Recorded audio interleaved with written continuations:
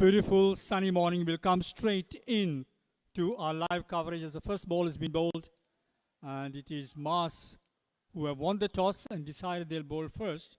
Talking to my co-commentator, Iran, he said this wicket has a little bit for the seamers, a bit of grass on the pitch. The ball can skid through. And talking to the groundsman as well, he said that there could be, on hindsight, a bit of seam movement up front. So Bodyline taking first lease and is Gayan the batter. The bowler is Dinat Disnal. Tries to tuck it off his pads towards mid-wicket. But there is a fieldsman in pursuit, as you can see, onto the onside. Remember, this is a 50-over game and we are having a bright and a sunny day. Here goes the team card, Mass Bodyline. Isuru, Chandrasiri, Amita Manoj, Damit, Pandita Ratna, Emindu, Sudasingha Gayan, Sepalage. We'll come back to that later. As Iran has joined me, but he won't be joining me on commentary. I'm sure he will. Part of it. Did you enjoy your stint giving the pitch report? Very good morning, Brian.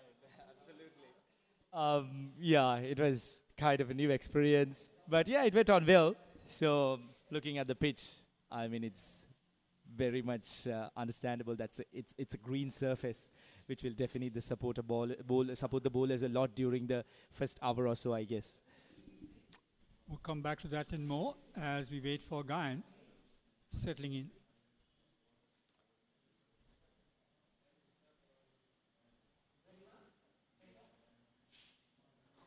Good delivery, just swung back. Now, this is something that the groundsman was telling me tends to move a little bit. That's because of the grass that's kept on the pitch. Now, this is good for cricket. You have to cover the line. You didn't have a bit of a brain breakdown doing your pitch report in Sinhala. Exactly. It was actually my very first time, Brian, to be very honest. So, not that we are not familiar with the language, though, but you know, you need to use those cricketing terms to add that color. But unfortunately, I need to apologize from the spectators if I got something wrong over there. This is ball number 5. Lunges forward, lets it go to the wicket keeper. That's the line that he should bowl at, the 4th stump line. I think he must go for some classes to Roshana Bessingham, because he's very good in doing the pitch report in Sinhala. Yeah, I need to develop that skill in delivering the pitch report and maybe the toss as well in both languages. Unfortunately, it was a sudden call though, but yeah. Exciting day actually. I mean, the distance of this ground is 65 meters all around. As we watch the final ball of the first over. Well left yet again. So that marks the end of over number 1. And Bodyline putting to bat are yet to get off the mark.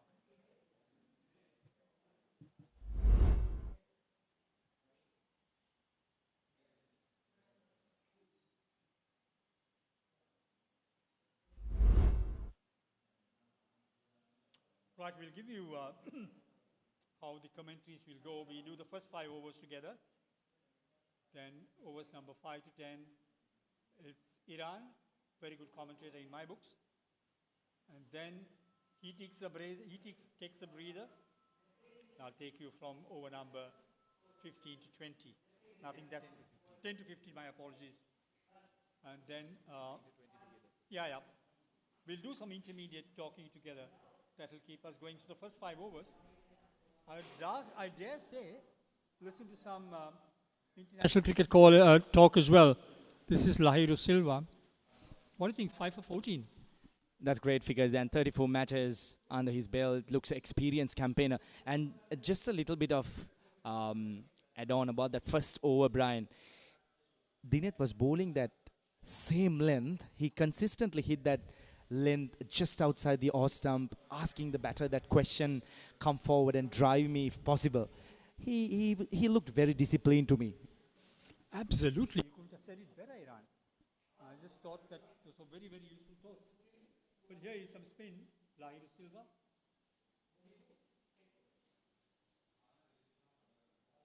That's the wide. Cardinal mistake. Limbs are not loose, son. Just happened. Trying to do a little bit of warm-up after bowling their first delivery, but he needs to be warming him up right before the first delivery. You can't afford to give away freebies. That's a better delivery. Almost beat the eye line. Lunges forward. Lets it go through to the wicket keeper. Emmudu Sudasinghe is the batter, and this is a 50-over game, mind you. Beautiful, bright sunshine here at the BOI grounds. That's taken on the half volley, played rather uppishly, and he's gone. Got an extra cover. Now, this is what the doctor does not order for you. That's outside the off stump. You took it on the half volley, but you notice, we'll try and watch it on the replay around. You try to reach for the ball, just watch it. Now look at that. That's a harmless delivery. Saw that trying to reach for the ball. Get on top of the ball when you drive that new ball. Brian, looking at that replay, what I figured out was, once again, basic cricket rules. You need to bring your feet to the pitch of the delivery, which he really did not do. He played away from the body, and that actually ended up getting the outside edge almost. He tried to go over extra cover, but unfortunately getting the outside edge, and he was caught down at point. Let me tell you a story. Let me tell you a story about the late Bertie Vijay Singer. When I was playing under 16 cricket back in the day, though, long time ago, and I was facing a fast bowler called Sherry Phillips. At that time, I was playing for Trinity College, Kandy, and then Sherry was from St. Thomas's College, Mount Lavinia. I nicked the ball in the fourth ball I faced off Sherry, and when I got back to the dressing room, Bertie said, "Cardinal rule, son, don't reach for that ball, especially when it's new." Now, you saw the way that Pathum Nissanka was out yesterday after scoring 158. Your thoughts on that? Reaching for the ball. That's how he sort of like was caught at short extra cover. On the other hand, Gayan Sepalagi, even though he could not get off the mark using his first 6 deliveries, I would say he realized how the surface is behaving in the first 6 deliveries, and he made sure that he let go almost all of those deliveries, where unfortunately the batter who got dismissed did something completely against it, and he threw his bat outside the off stump. And looking at the surface, Brian, it's a very, very green surface, and you know that the ball will move around during the first hour or so. So you need to be very, very cautious while you're throwing your bat outside the off stump. Yeah, I was surprised to see so much grass on the pitch, and I just thought, are they using dry grass? Doesn't look like dry grass, looks like a live grass. Wrapped him on the pad up. That's going down the leg side. No, it's good to see cricket, even though it's C division cricket, to be played with a bit of grass cover, isn't it? I mean, it is challenging for the batter, no doubt, but more often than not, I think in Division 3 cricket, here in Sri Lanka, we come across very dry surfaces, but we'll come back to that after the next delivery. That was punched into mid-wicket. Yeah, I mean, we come across a lot of dry surfaces here in Sri Lanka, especially in Division 3 cricket. So this is a new dimension. Your first time at the BOI grounds? Yep, it's my first time. And Brian, I'm telling you, it looks really, really beautiful. The grounds and the surrounding, it looks absolutely beautiful for me. A nice place to play some good cricket. Oh, the ambience looks absolutely good. And you know that Sri Lanka cricket have a lot of A-team games being played here. We'll come back to that soon after this delivery. That's the idea. Fuller in length, but you see, he got to the pitch of the ball and played through the line, keeping a check that he doesn't sort of poke at it, you know. Did you tell your viewers about, I'll come back to that just after this delivery. Up outside the off stump, above the high line.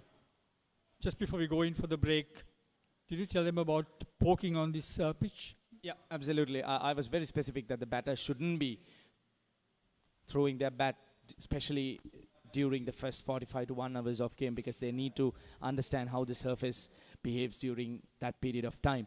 And I believe as time passes by, Brian, do you think things might settle down? Well, it really should. In all honesty, it really should.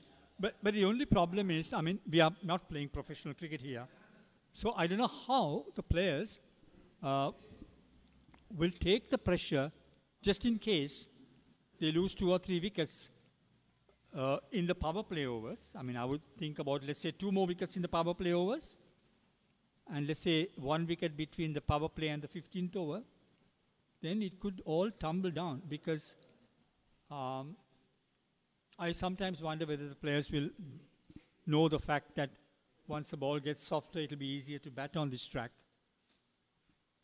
But this is pretty speculative by me. I'm really looking forward to this over, Brian, because Dinath has been bowling really well, especially the first over he was spot on. And we have Amila, who is a left-hand batter, and a left-arm bowler against a left-arm batter is always good to watch. So this is going to be an interesting over.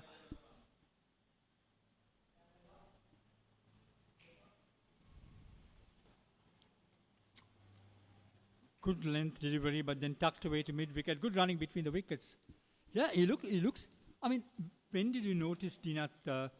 You always had time for him, isn't it, Iran? Not really. It's just that the first over, I kept a close eye on him. And the way he was bowling, especially using the new ball, he was hitting that length outside the off stump continuously, which he should be really doing. And he was getting the ball to move away from the right-hander. I think the 4th stump line is magical to any seamer. I was talking to Chaminda Was some time back. We'll come back to that. Outside the off stump, the batter just lets it go. Yeah, I was talking to Chaminda Was, and he said that he sets up batsmen. The one thing he does is the 4th stump line. And he says he keeps watching where his feet move. Now, that's the hallmark of a good bowler, because, as you know, in international cricket, it's a case of you setting up your batter, Iran, right? And these are little things that we can learn, because, I mean, look, from this level, you go to a higher level. We'll come back to that talk, which is pretty interesting, after Dinath executing his 3rd delivery in this over. Swing and a miss, yeah.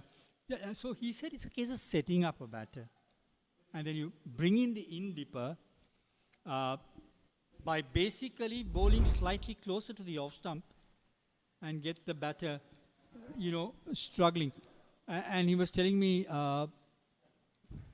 he used to call me Uncle Brian. I said, no, call me Brian. And then he said, Brian, okay, if that keeps you very comfortable, I said, yes, that will. And then he said, it takes a lot of work in the nets to actually execute that type of bowling. We'll come back to a little more. Oh, that's down the leg side. As he nicked it, loud appeal, umpire says no, must be off the thigh pad, otherwise it could have been signaled the wide. No, then because see, look, in international cricket, if you don't outthink the batter, Iran, you and I know it very well, you can't get them out. You're talking about setting up the batters. In the recent past, one of the bowlers who have executed it really well, I would say, Mitchell Starc from Australia, the left-arm pacer. He used to, especially during the test matches, he used to set up the right-hand batters beautifully, bowling that 4th stump length, and he suddenly brings one in, and he obviously gets the batter wrapped on his pads, or maybe even castle the batter. He was deadly, wasn't he? And he is still deadly. I never had the opportunity of saying hi to Mitchell Starc, but talking to Glenn McGrath in the STR, because we used to call him Pidgey, and he was pretty close to me.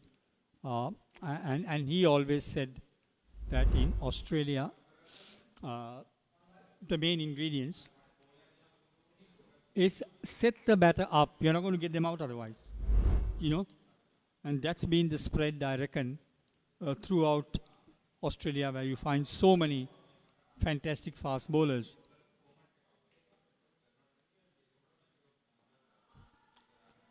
That's picked off his toes. You can't bowl at the pads.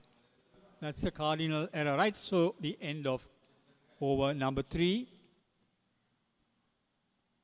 It's 3 for 1 wicket.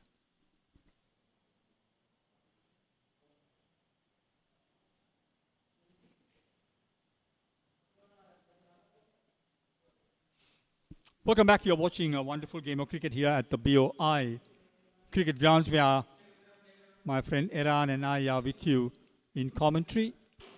We'll be having dual sessions, individual sessions, because you know a 50-over game is very long, especially when you have only twin commentators. I can tell you with all my experience in the commentary world, I don't want to tell you when I came into box commentary, but then it was in the early 70s, so I think you can guess my age. A day's play is a day's play. Umpires concentrate, everyone concentrates in a game of cricket. Silva. Eye line onto the pads, yeah. Brian, Lahiru Silva recalls me the memories of Angelo Matthews starting off fast bowling from the other end for the Sri Lankans during the T20 era back in 2009, if my memory serves me right. He was very deadly during those first few overs. He used to get the ball swing around. If you look at the action of Lahiru Silva, it just feels that he's trying something very similar. Slow through the air, but he's getting the ball to swing a lot. Do you know that Angie was very quick when he was bowling for his alma mater? I watched him as a schoolboy, Iran. I guess I told you this somewhere down the line. We'll come back to that after this delivery.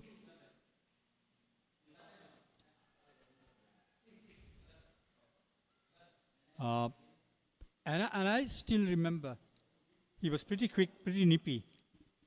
And it's amazing, right? I mean, from a bowling all-rounder to become a batting all-rounder. That's talent, absolute talent.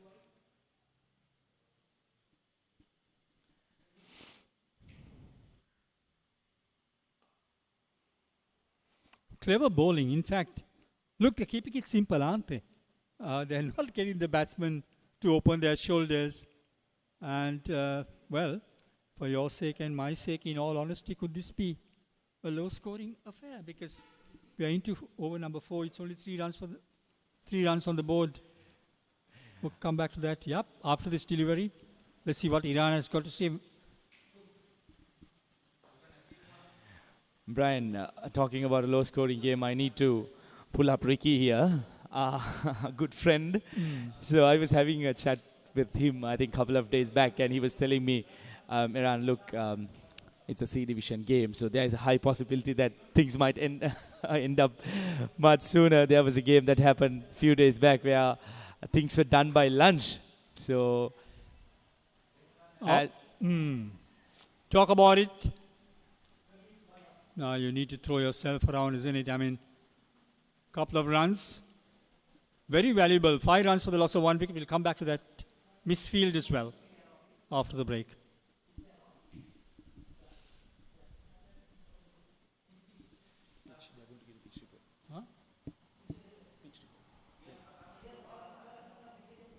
Here's a quick look at the surface today. Looks a lot greeny, Brian. And as you correctly said, it will move around during the first 45 to 1 hours time. I must lead you into a secret. I always have a chat with the groundsman before the pitch report. I don't know what happens in the international arena, but I've seen lots of pitch report specialists having a chat with the groundsman. And over here, the groundsman was very specific. I asked him, why do you leave so much of grass? Gave me a gleeful smile and said, Brian, it can zip through. It'll swing a little bit here and there. And it could be pretty low scoring. That's another good delivery, just outside the off stump, trying to cut it hard, but fails to make any kind of proper timing, I would say. Guyan Sportylk, Brian, struggling out there a little bit, 14 deliveries, yet to get off the mark.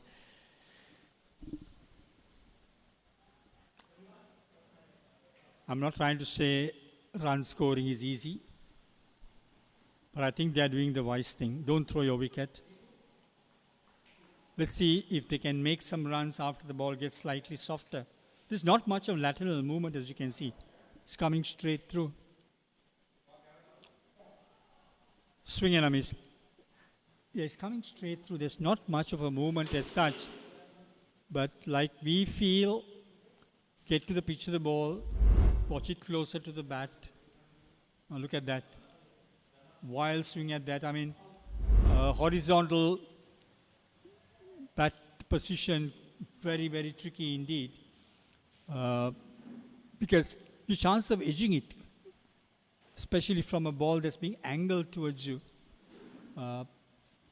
looks a possibility. So I think he'll start angling the ball, knowing that the batters are getting slightly frustrated. That is exactly the delivery you were talking about, Brian. Bringing that into the right-hand batter, setting him up with two deliveries up front, just outside the off stump.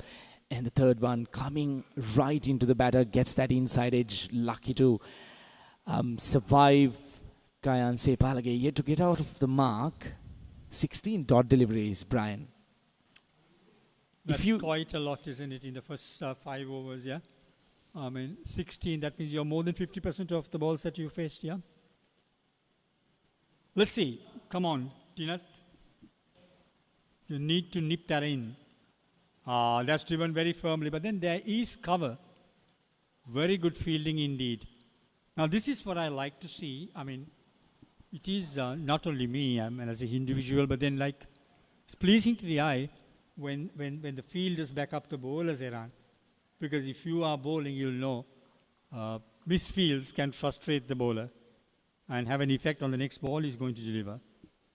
That's why in the dressing room, I know when I was, I'll come back to that with the Sri Lanka team as the media manager, the captains and the coaches emphasizing on fielding. Looked a dolly drop, unfortunately not made use of. Right, so I'll be with Iran for just one more ball. Then you can listen to his sweet, melodious voice for the next 5 balls, 5 overs. Then I'll come back between the 10th and the 15th over. You have to pardon me if I sound a little bit hoarse. Bright sunny morning, nothing happening. 5 runs for the loss of 1 wicket. Trying to add some humor. We'll do our best as much as we can. And here is the final ball of the 5th over. Punch down the ground, but then there again, and wonderful single like gold dust. 6 for 1. Take a short break. When you come back, Iran will take you through the next 5 overs.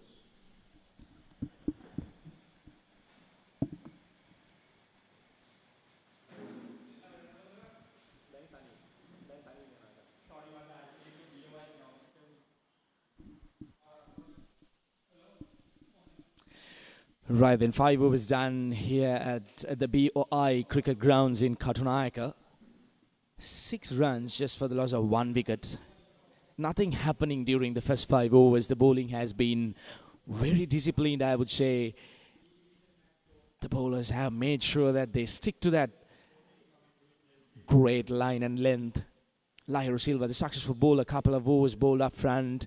He managed to grab that first wicket. He has been consistently bowling that 4th stump line. It's been really impressive.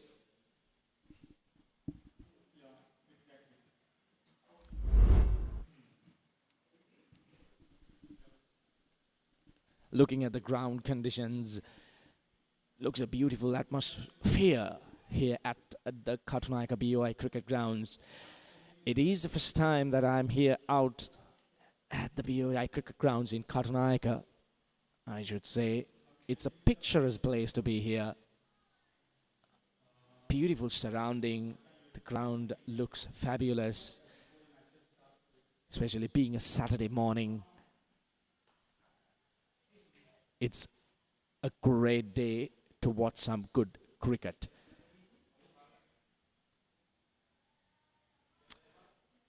Mars Bodyline were put into bat first by Mars intimates after they won the toss this morning. Correctly, I would say. As myself and Brian were discussing, during the first session of play. It looks a green surface. It looks a bowler-friendly surface. But just looking at the first 5 overs, we hardly saw any kind of movement. But Lairo Silva, it looks more productive. That's a full toss delivery driven down the ground. Not utilized, I would say. Gayan Sepalagi has been out there for 24 deliveries and he's just managed to score the 1 run. 35 deliveries bowled in this innings and 24 deliveries already faced by him. That's a quick single. Very well run. Appeal, but turned down by the umpire. That completes over number 6. And Mars Bodyline, 7 for the loss of 1 wicket.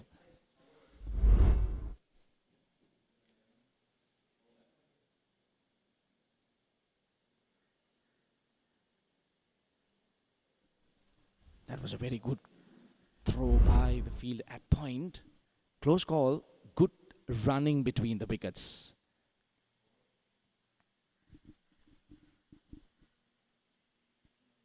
If you're just joining us, Mars Intimates won the toss this morning and invited Mars Bodyline to bat first. A correct decision, I would say. Looking at the surface, looks a very bowler-friendly surface. A little bit of clouds hovering around the grounds as well, which might help the fast bowlers during the first 45 to 1 hours of play. And now, talking about Dinath Disanayak, I'm really impressed the way he has been bowling out. Today he has bowled 3 overs, given away just the 2 runs. Even though he has not picked up a wicket, he has really kept things tight. That's once again a beautiful delivery, a pinch of a delivery by Dinath Disanayak. Gayan throwing his bat outside the off stump, fails to make contact. Coming in a little bit, no foot movement.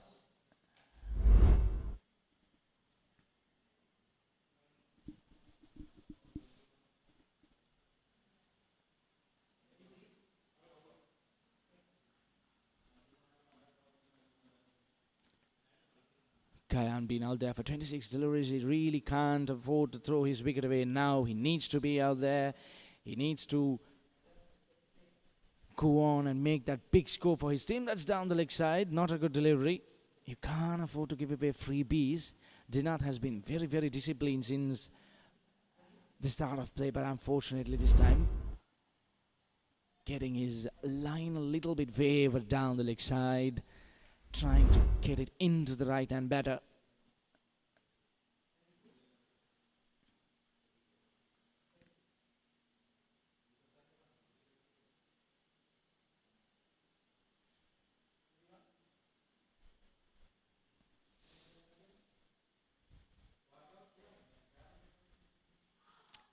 That's another beautiful delivery.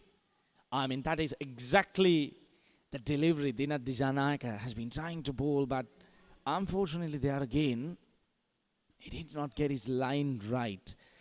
He needs to be in line with the stumps. It's the correct execution of the deliveries, I would say, but unfortunately, he was going down the leg side. Quick single taken, very, very risky single. I guess if it was a direct hit, would have been a very, very close call.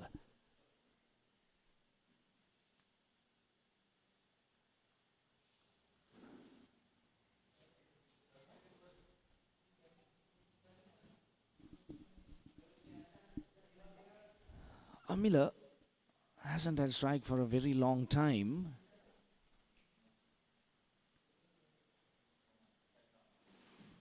The first 10 overs, the mandatory power play overs, they really need to be trying and going after the bowlers, but it's not the case of the day. The conditions are really favouring the bowlers. You can't take away anything from the bowlers, but I just feel the batters should show a little bit of intent as well. There are those loose deliveries which should have been put to the boundary were not. Especially a couple of full tossers were not given the deserved treatment.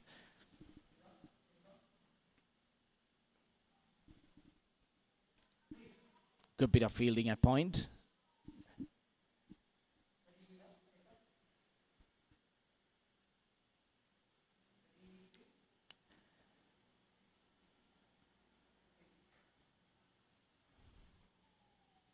Mass intimates. On the other hand, the body language looks very positive. Running around the field, supporting their bowler, throwing themselves around. Good bit of fielding. Looks like they are committed to what they have decided up front.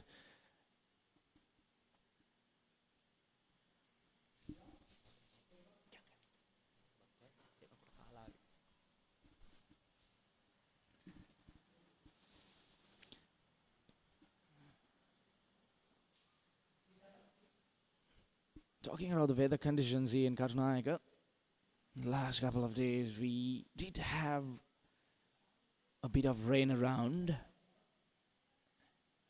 during the evening session of the day, and the weather prediction says there might be some rain during the evening session of the day.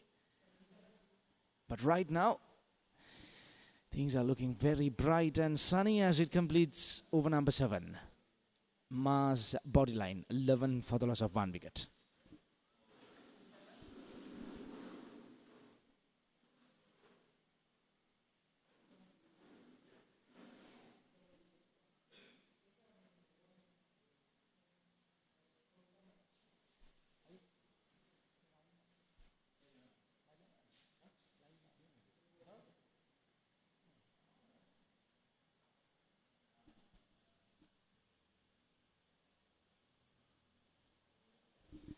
Seven was done, 11 for the loss of 1 wicket.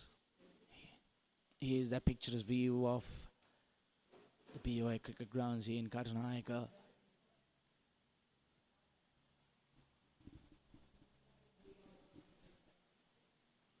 Lairo Silva to continue with his 4th over. The successful bowler considered just the 5 runs and managed to grab that most important wickets. Just outside the off stump. Once again, Sportylk, no foot movement. I just feel that is the downfall of Sportylk, because I hardly see any kind of foot movement. He's just lashing outside the off stump. He needs to bring his front foot in line with the delivery. Once again, play and a miss.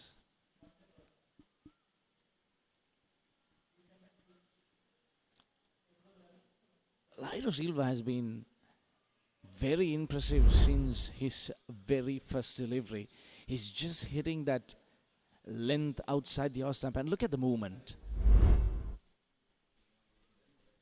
He is getting the ball to move outside the off stump this time. That's the 2nd wicket down.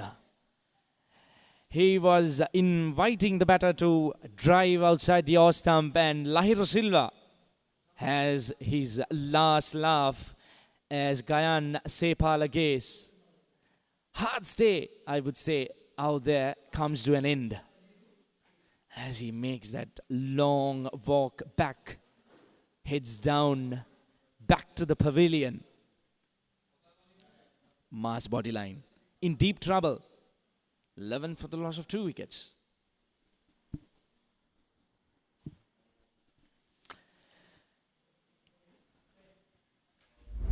3 of 32 deliveries.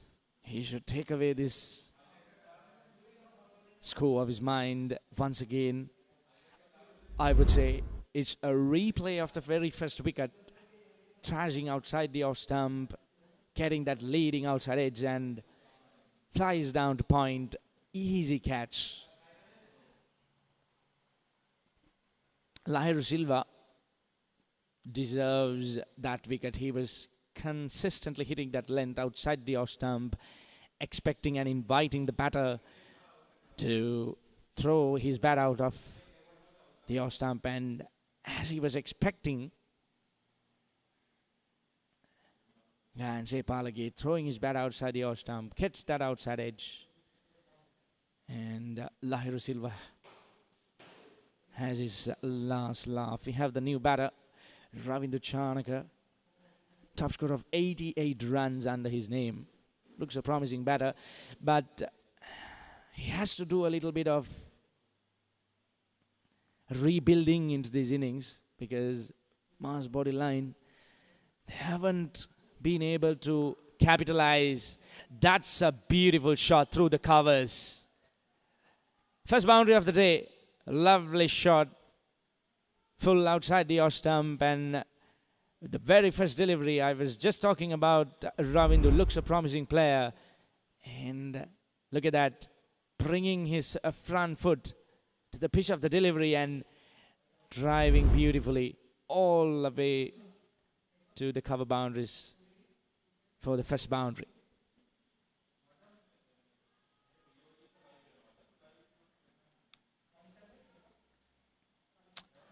Lahiru might have just lost concentration as he was continuously bowling to right-handers, and this tend to happen usually when you have a right-hand batter and a left-hand out there batting. The bowlers used to lose their concentration. Lahiru Silva completes another successful over. 8 overs done. Mars Bodyline 15 for the loss of 2 wickets.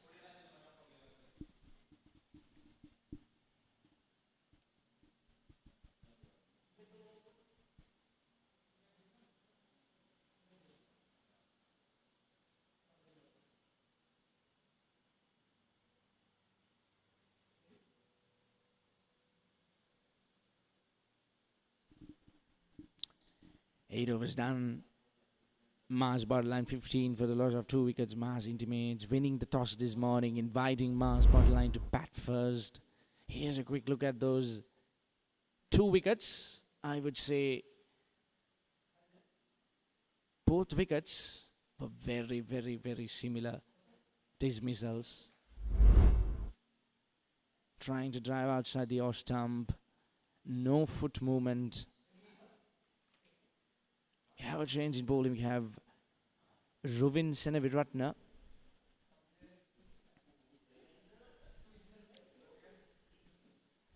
The right arm medium pacer.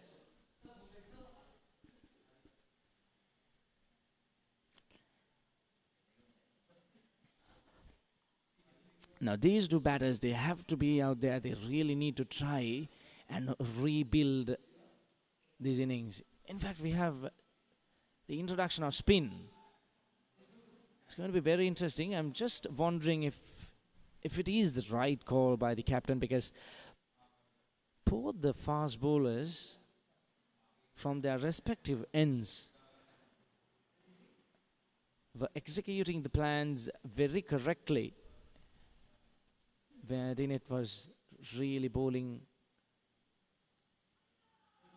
with a plan, and Silva on the other hand managing to grab both wickets. We never know, but being a fast bowling friendly surface, I just feel, is it too early to bring on a spinner? But things can go other way around.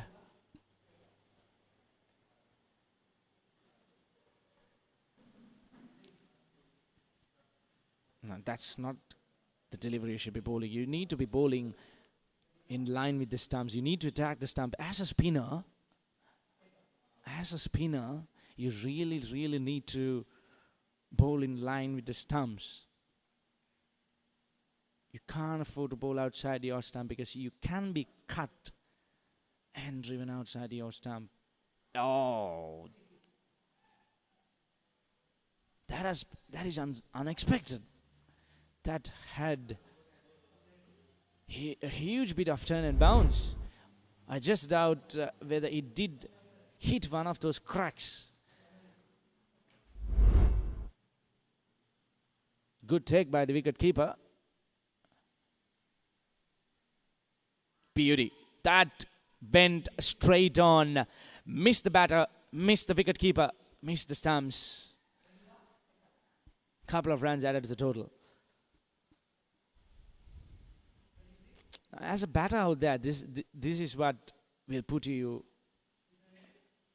in danger. One delivery, turns and bounces, and look at that delivery. Just went on straight with the arm. Just kissing the bails.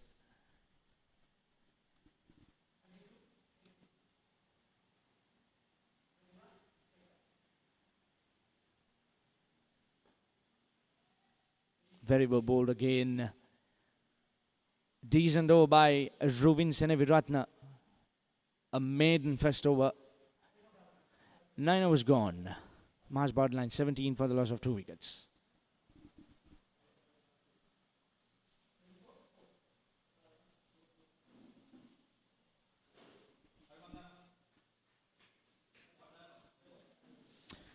Right, here's a quick look at the bowling card.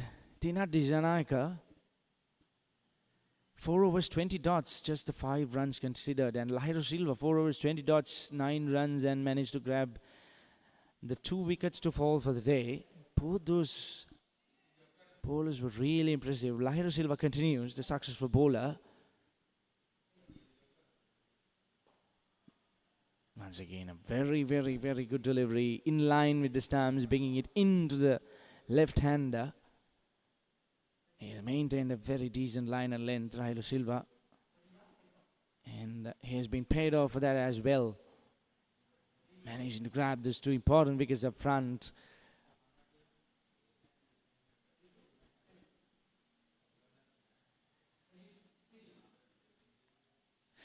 Right, then I have an interesting fact for you. There is one catching fielder. You can't kind of a short leg fielder. You can't call him a forward short leg. He's kind of a catching square leg fielder. So they have a plan in mind. Maybe inviting the batter to go across the line and try to flick onto the leg side. Maybe a mistimed shot might end up into the hands of that fielder at short square leg.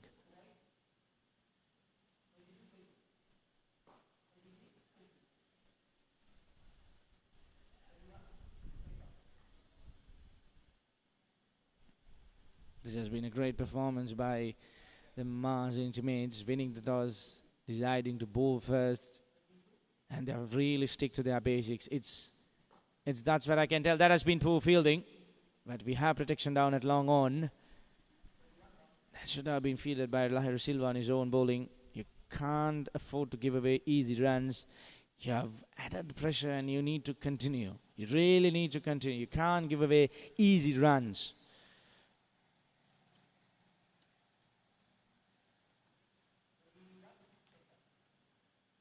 Not a healthy run rate though.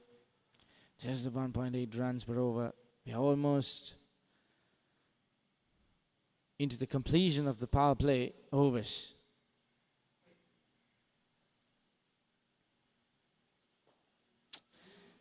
Another good delivery to end the over. Just the 1 run considered. We are done with 10 overs. 18 for the loss of 2 wickets, and we will have a change in voice, and we have Brian Thomas joining us in commentary. Thank you very much indeed, Iran. It's not easy, isn't it? 5 overs, 18 for 2. Not easy for the batters, but of course, like what Iran said, we have a bit of a cloud cover, and that eases, I think, the pressure basically for the fielding side. They are out in the park, but certainly run making in this particular pitch doesn't look all that easy. 10 completed overs, 18 runs for 2 wickets. Now it's Ravindra Chanaka.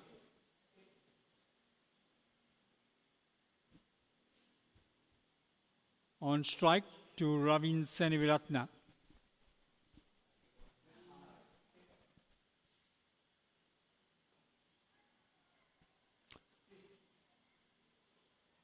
That will get him a single.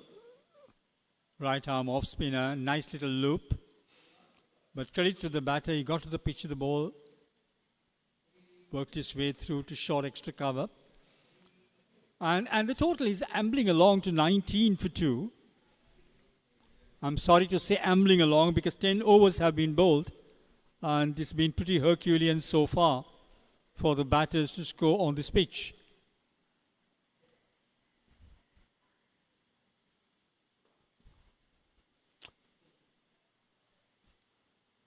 Tell you what, once the ball gets softer, I reckon that run making could be pretty easy. But what Mars has to realize is, Bodyline has to realize is, we'll come back to that after this delivery outside the off stump. Well, that's within the tramp line. They have to realize is, you need to play with patience in here. Hope that the bowlers will get tired, the ball gets softer. Run making could be easy. So it's the art of playing for time. That's what it should be.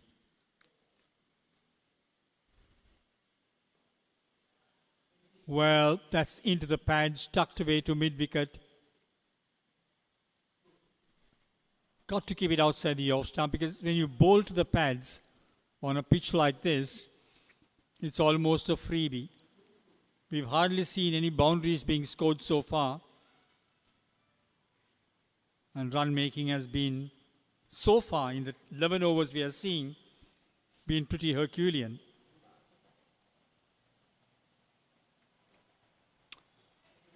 That's the delivery that the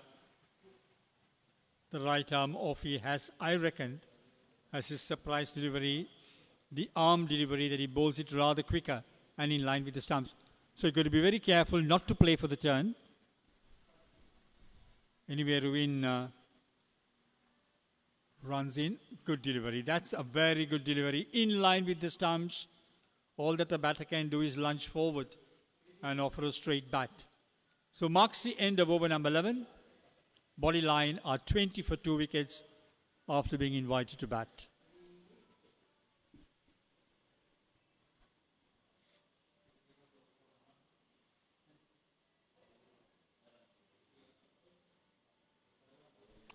Sporty.lk, breath of fresh air, brings in all these matches for your viewing pleasure. We've got excellent camera crew here. We've got a wonderful production staff.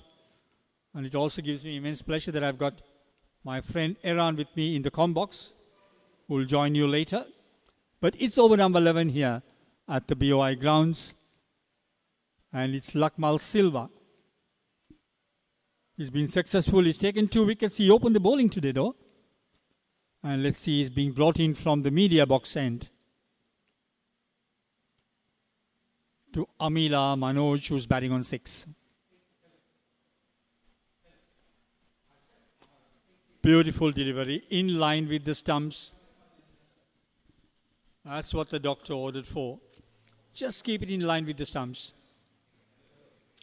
Don't give the batter the room that he's looking for.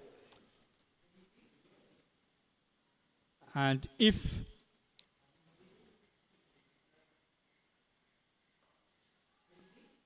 cut away but can't beat the man, I reckon, at short extra cover. Now, if they could maintain this line and length, just bowl back of a length, don't give the batsman room to free their arms, they could really curtail this batting and put the pressure.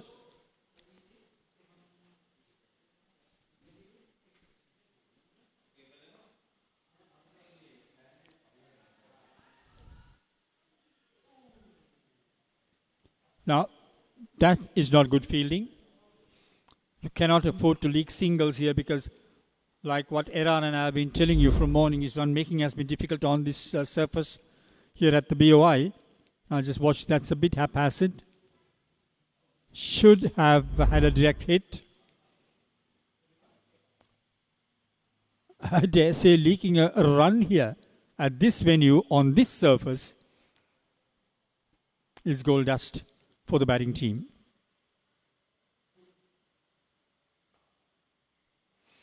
Tidy line, tidy length, bowling it back of a length, trying to beat the eye line of the left-hander. This is very good economical bowling.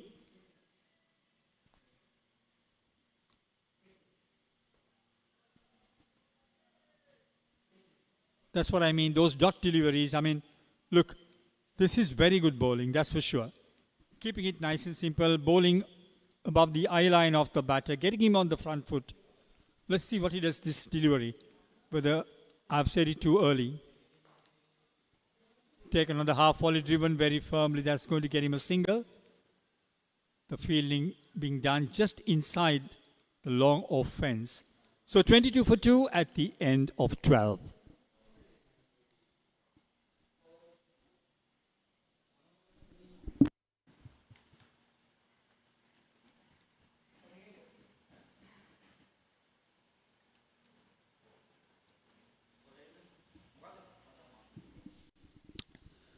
Right, thank you for being in our company. We are watching this 50-over game between BODYLINE and Mars being played here. Mars winning the toss, inviting BODYLINE to take first lease of this pitch. That has assisted their bowlers to a great extent.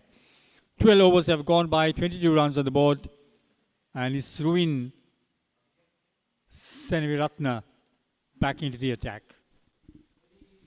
Spin being introduced very, very early at this venue, despite the fact that could have aided very good seam bowlers given the pitch conditions. But let's see what Ruin, who's bowling his third over, get out of this pitch.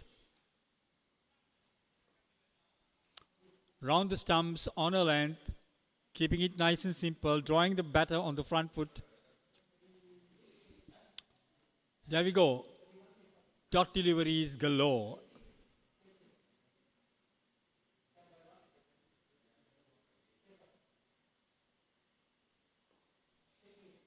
This is very good bowling, very good bowling. He is testing the batter's patience, getting him on the front foot and being consistent on that line and length. And this is why run making has been not all that easy.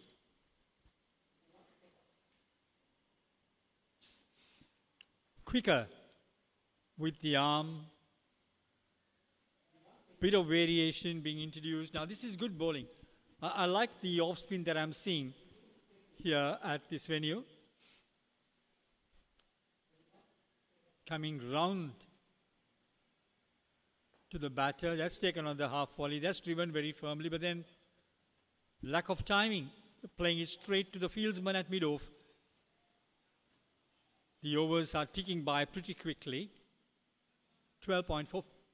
The fifth ball of this over. So far, 4 dot deliveries. Now that's drifted down the leg stump, but then Ravindu Chanaka on check here.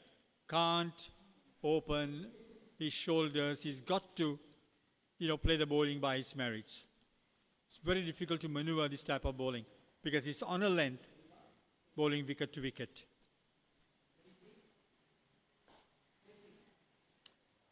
That's driven very firmly, but there is cover at deep mid-off.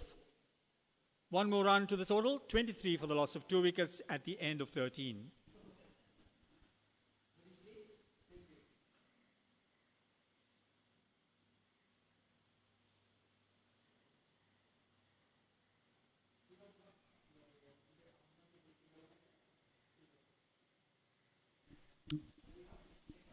Thank you, Biff, for being in our company. It's a great pleasure to have all of you joining our telecast here on Sporty.lk. We had the pitch report this morning, and what we noticed was there was some grass on the pitch. Run making obviously looked pretty difficult. We expect a lot of seam to be brought into the bowling attack, but then with limited seamers, I reckon, Mars has used the spinners who've been very tidy, miserly in their lines and lengths. Slip in place. This is Rashmika Hirushan, 4 for 27, his best bowling figures. He's got 25 wickets up his bank. He can bowl, mate. He can bowl. That's for sure. And let's see whether he can exploit the conditions here. Yep. Yes, the leg spinner. That's just clipped away off his pads. He'll only get a single to short fine leg. I always get excited when I see leg spinners bowling. Now the umpires might have missed out on the leg stump. The leg spinner has to keep it tight. They are wicket taking, but at the same time, they could be the ones who could be leaking. This also happens in the international arena. Amila Manoj on strike. 13 overs gone by. 25 for 2. Tried to sweep across the line. Did he get a nick? The umpires will have a little bit of a chatter. The umpires are walking across. The batsman thinks he's got a nick. So he'll take the long walk back to the pavilion. I guess he's taking a long walk back to the pavilion. And the third wicket comes by. We'll have it on the replay shortly. Just watch this. That was a bit of a fumble by the wicketkeeper, but he held on to it. Now, this is what I said. What happens when a leg spinner comes? He can be expensive, but nevertheless, leg spinners are used because they are wicket takers. 25 for 3.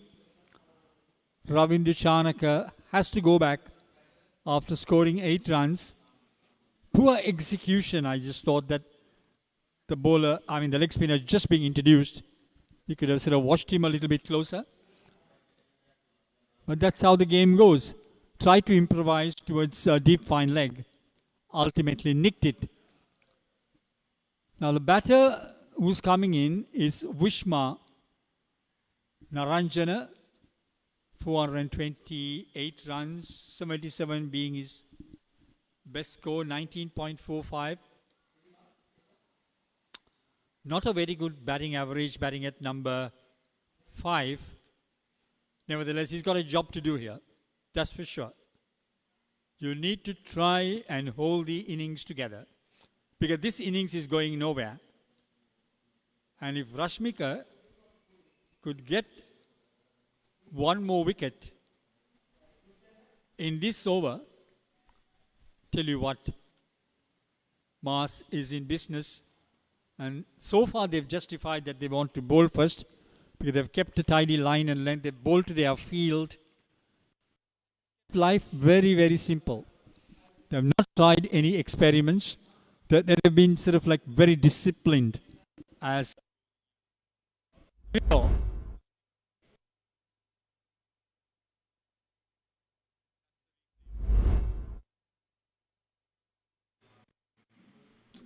quicker delivery, waits for it, opens the face of the bat, runs it down, but then there is a fieldsman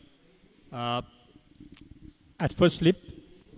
As I have a change in the mic today, I hope the audio is clear now.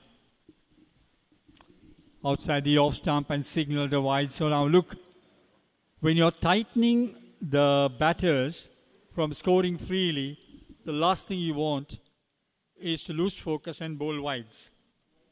Keep it within the stumps is the call. That's driven pretty firmly. Batsman will get a single. Short extra cover. Score moving on to 27 for 3. I guess there are, let's say, 2 more deliveries in this over. But what Rashmika has to do bowling leg spin is to keep the batter quiet. That's another wide. You can't bowl down the leg side, son. You are leaking runs. You're bowling extra deliveries. And this could, end of the day, bring in so much of pressure because this looks a low-scoring game so far. That's a better line, a better length, angling across the right-hander. But there again, there is no significant turn. He's sort of rolling his fingers, pushing the ball through very quickly. Rashmika. Up, that's wrapped him on the pad in the air for a while, but then safe. Batsman will go through for easy single. Doesn't matter how it comes, as long as it comes. That's what we see in here. Just watch it on the replay. Lunged forward, he took the pad, ballooned in the air for a while. And the batsman took the risk. Oh, they've not taken a single. Ah, that's good news. Outside the off stump, that's pushed into covers.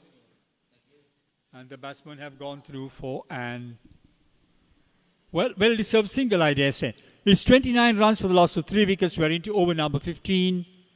After which we'll have a change in voice. But remember that once we come to the end of 20 overs, it'll be a twin presentation between Iran and me. And what we will do in these twin presentations is we'll talk not only of what's happening in this particular game, but also cricket on the whole. What's happening in the international matches. We'll also be going down to the SSC for a while to take a look at what's happening out there. So now let's concentrate purely on this game. MCA Division C tournament being conducted here at the BOI. 14 overs gone by. Appalling score to read the least, 29 for 3. Yep. Now it's 30 for 3 as you come back off the scorecard.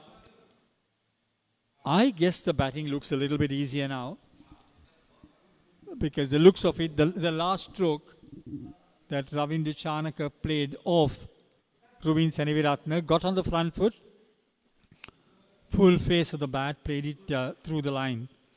So I think it's coming on to the bat a little bit better. You got to capitalize. You got to capitalize when you see the ball coming onto the bat, when the ball gets a little bit soft. You need to make your runs then. Vishma Niranjana on strike.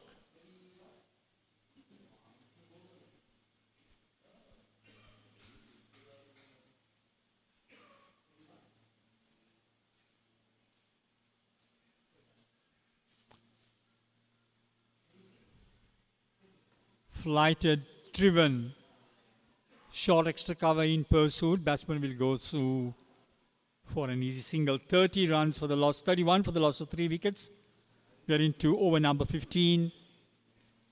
14.2 overs. Now look, the commentary works like this. Now, the next 5 overs, it'll be Iran, and then Iran and me together will give you 5 overs of international talk.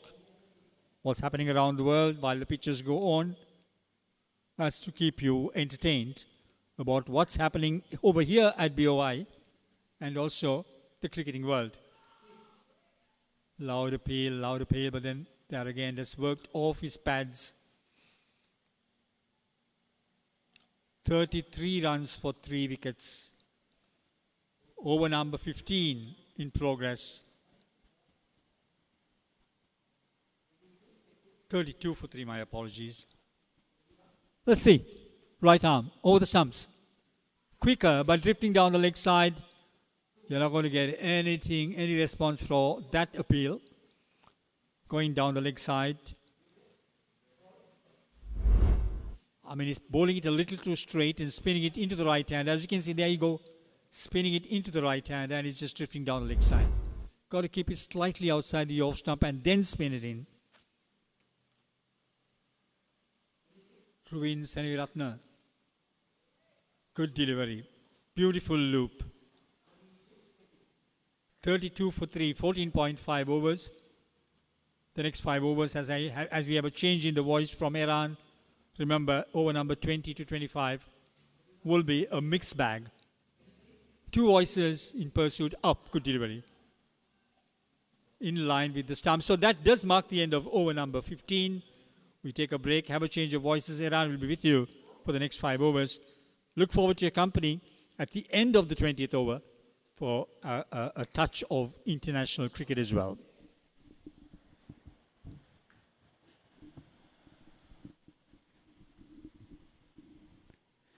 Thank you, Brian. 15 overs done. March Bodyline 32 for the loss of 3 wickets. Things haven't been that great for Mars Bodyline since they were put into bat by the Mars Intimates.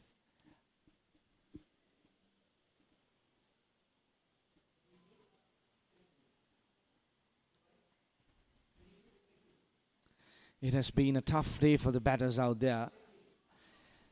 It was very evident that the fast bowlers would get some kind of assistance out of this surface, but on the other hand, look what Rashmika has been doing.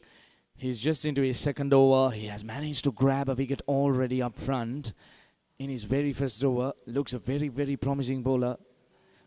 Bowling some decent leg spin out there. A very, very good action. A very decent follow through as well. Now Ravindra Chanaka is the key batter for me. He has been out there for 26 deliveries. Looks a technically correct batter to me. He played some delightful shots, especially the first shot that he played when he walked out through the covers.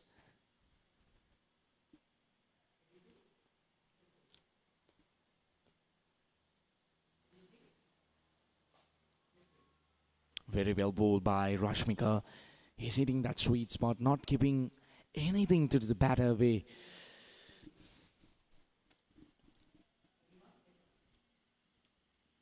The run rate, touch about 2 runs per over.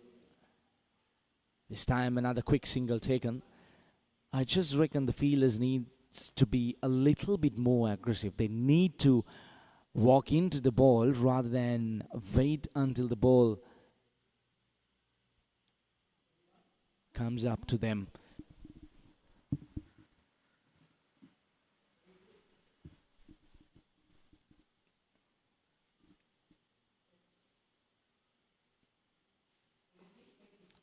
It's been kind of a phase where the batters have to rebuild these innings because they have been going nowhere. They're really finding themselves hard to score runs since they have walked in, so they really need to rebuild these innings. But unfortunately, every single time they have tried to do that, they have lost a wicket. So Mars Intimates, they won the toss, decided to bowl first, and they have managed to grab wickets during very, very short intervals. That marks the end of over number 16. It's 35 for the loss of 3 wickets.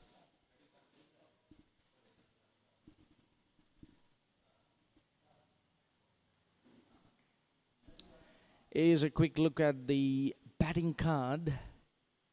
Nothing much to talk about, to be very honest. Gayan Sepalage, he had a really, really hard stay out there. Here's a quick look at the bowling. Lahiru Silva, the pick of the bowlers for me though. 12 runs, 2 wickets. Rashmika Hirujan managed to grab that 1 wicket couple of overs back. Tinath Disanayaka has been very impressive as well. The left-arm fast bowler who opening the bowling for Mars Intimates. Right then we have spin operating from both ends now. That's another good delivery.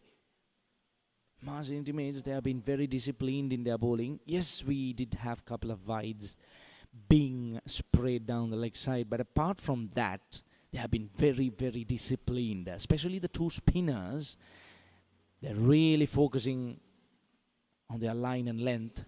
Especially Ruvin Seneviratna, he's into his 5th over and considered just the 6 runs. He's been very disciplined. He's making sure that he's bowling in line with the stumps, not giving away any kind of room to the batter to free his arms. A very, very decent bowling action, I would say. Tries to sweep, makes good contact. That's a welcome boundary to Ravindra Chanaka. I was just talking about Ravindra Chanaka the previous over as well. He has been out there for 30 deliveries. Looks a technically correct batter and going down on his knees and sweeping that behind square. We do have a deep square leg fielder. but that looked like a very, very good shot from Ravindra Chanaka. Welcome boundary for Mars Bodyline. A boundary being scored after quite some time. It has been really hard working for the Mars Bodyline batters out there. But especially this duo, they really need to be out there at least until the 35th over, I would say.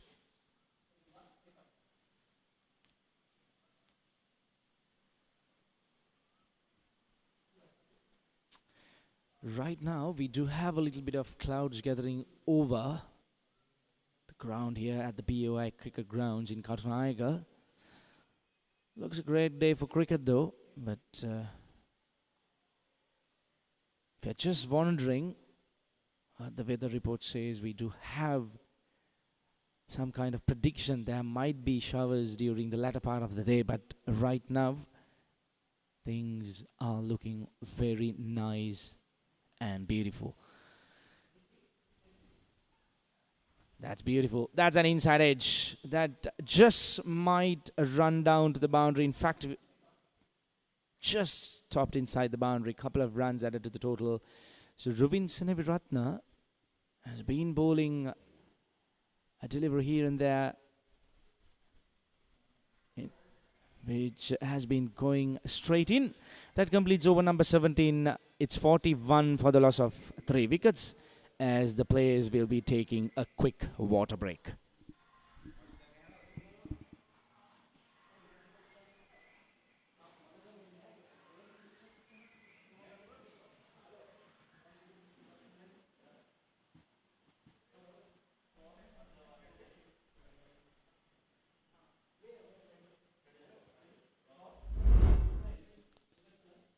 Right, here's a quick look at the 3 wickets to fall for the day. The first couple of wickets by Lahir Silva. They're very much similar shots played outside the off stump. No foot movement by both batters. Those are prize wickets. But that one, that was a beauty. Trying to play across the line. If you're a batter and you watch that replay, you shouldn't be trying to hit across the line. This is a quick look at the bowling card. Lahir Silva managed to grabbing those 2 wickets, opening gates for the Mars Intimates. 11 extras, I would just say a touch too much considering the low score of 41 runs. Here's a quick look at the batting card as well. Ravindra Chanaka, unbeaten on 16, is currently the promising batter for Mars Bodyline. He needs to be out there with Vishman Niranjana. They need to really anchor this innings at least until maybe the 30th or the 35th over. They can't afford to throw away their wicket because a wicket here will really make things hard for the Bodyline.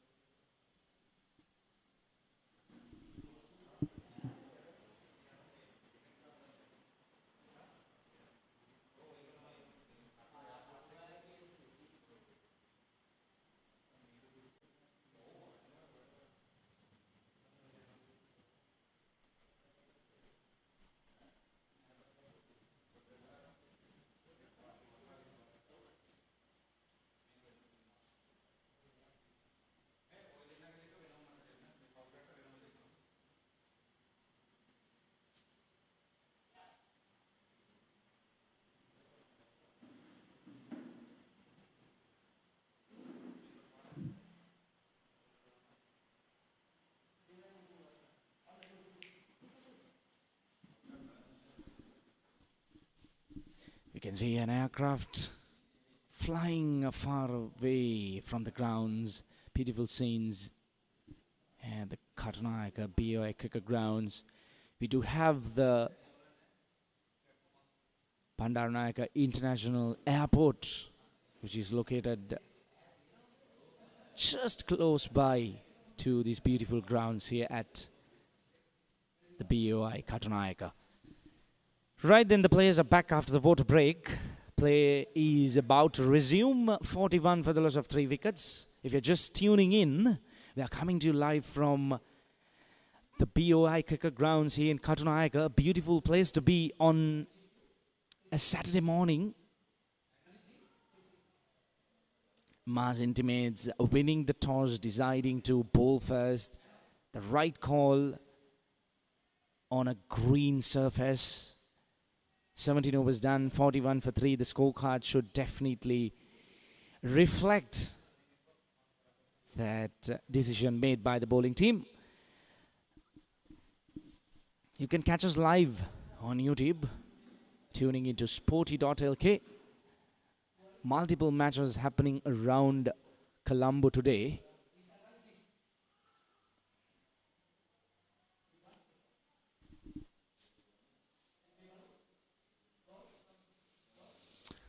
Rashmika Hiroshana. Look at that previous delivery. Beauty. Beautiful deliveries. Giving a little bit of flight. Expecting a little bit of support from the surface as well. Getting a little bit of drift and turn. That's short. We do have protection down at deep square leg. Just a single added to the total. Right now, these two batters looks a bit confident. They have been out there for some time. They have spent a little bit of time.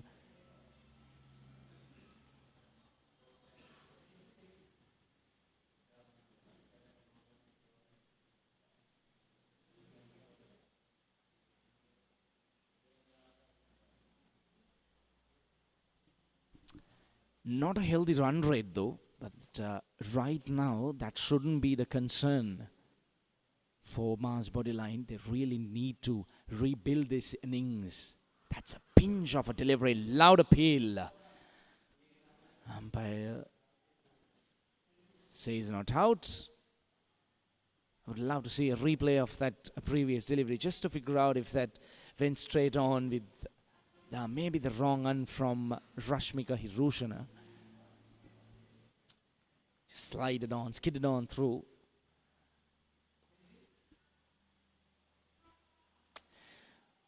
At the moment, these two batters are doing the correct thing. Couple of runs added to the total. That's a decent over with one delivery left. 4 runs added to the total.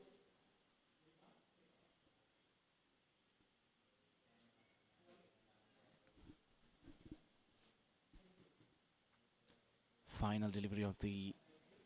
Oh, that's again a beauty. Looks like the wrong one that completes over number 18. Mars Bodyline. 45 for the loss of 3 wickets.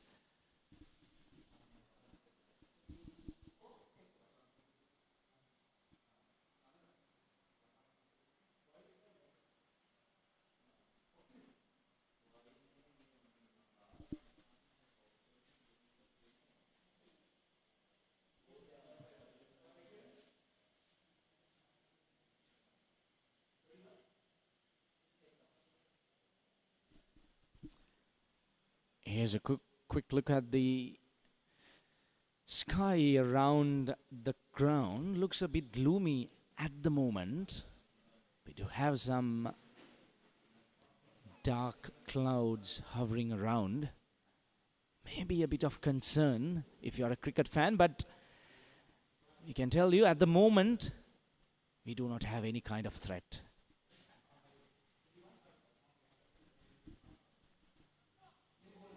We are into the 19th over. We do have a change in bowling.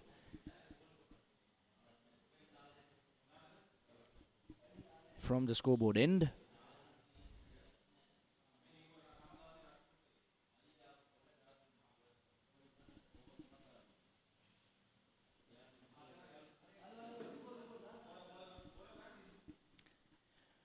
Rats Ravitana.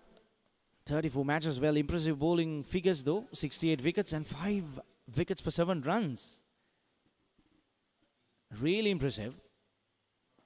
And the skipper would be expecting a similar performance in this match as well.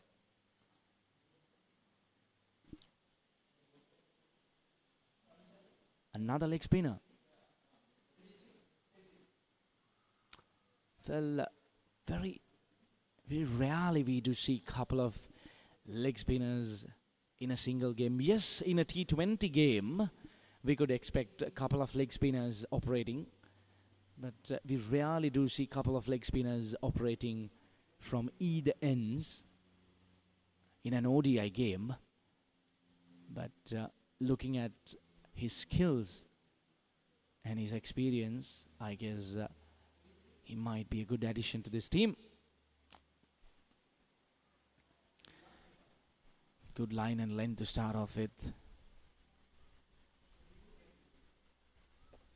45 for the loss of 3 wickets. We enter the 19th over. As we were just discussing, it's a pace of rebuilding for the Mars Bodyline. They really can't afford to go for those expensive shots. We do have mid-on and mid-off up in the circle. This is a really good from the Mars Intimates keeper. He's inviting the batter. If you dare, you can take a chance, go down the ground. But I really don't think this is the correct time to do it. And what it does additionally, it adds a little bit more extra pressure to the batters, because when you have extra fielders inside the circle, you find it really hard to get those quick singles.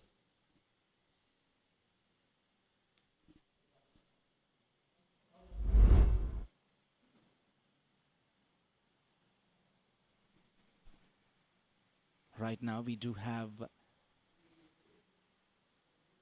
a mid-off,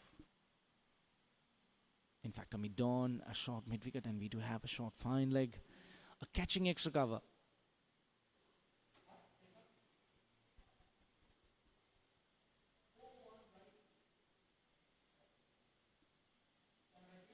Oh, that's a beautiful delivery. Castled him. Timber disturbed. That's the 4th wicket down. This is what I was talking about. You can't afford to go for those expensive shots at this point. Unfortunately, I really doubt if that was the right shot to be played. And this is exactly what I was talking a couple of deliveries ago.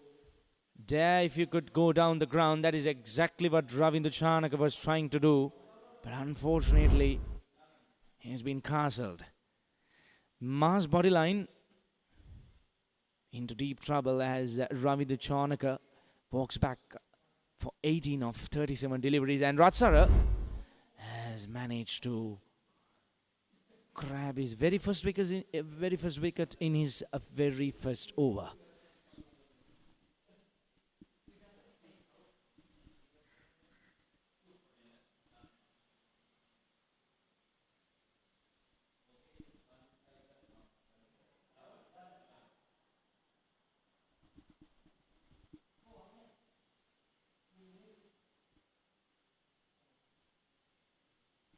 Damitra Panditratna, the new batter, just the 5 matches.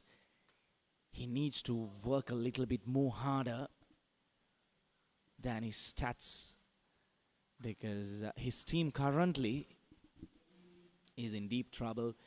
And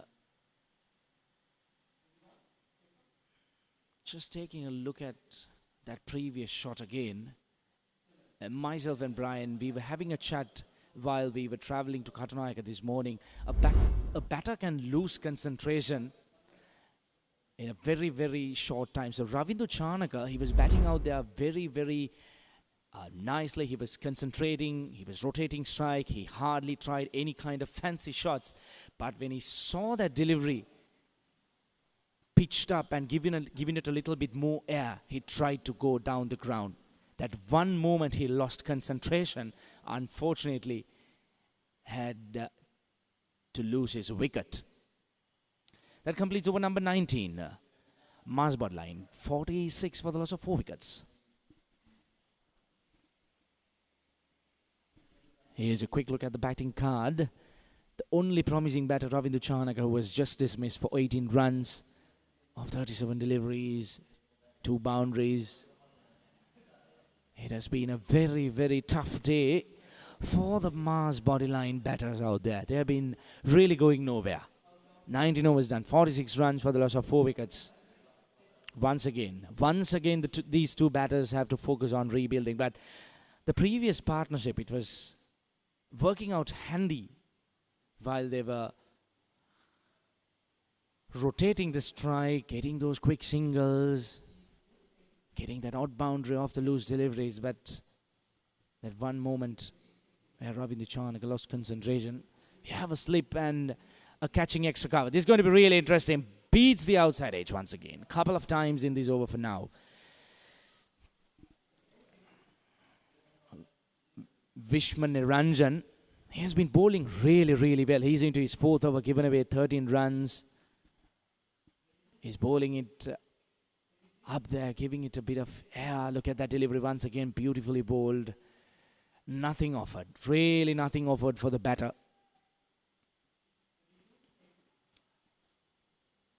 This has been a collective effort from the Mars Intimates as a team goes for that expensive shot. I'm really not sure if that's the right shot once again, trying to hit across the line.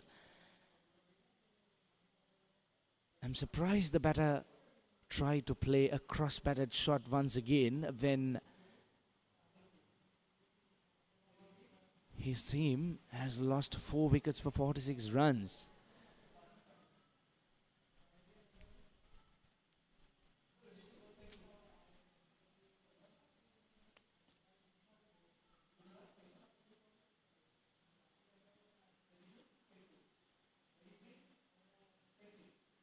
Once again, a beauty outside the off stump.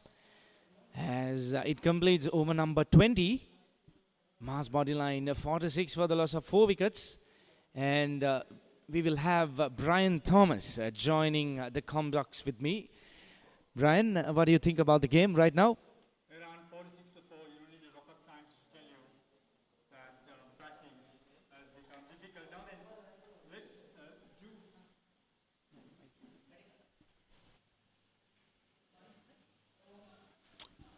Welcome back. Yes, of course, you don't need a rocket scientist to tell you that batting has been very difficult on this pitch. 46 runs for the loss of 4 wickets. Now then, Iran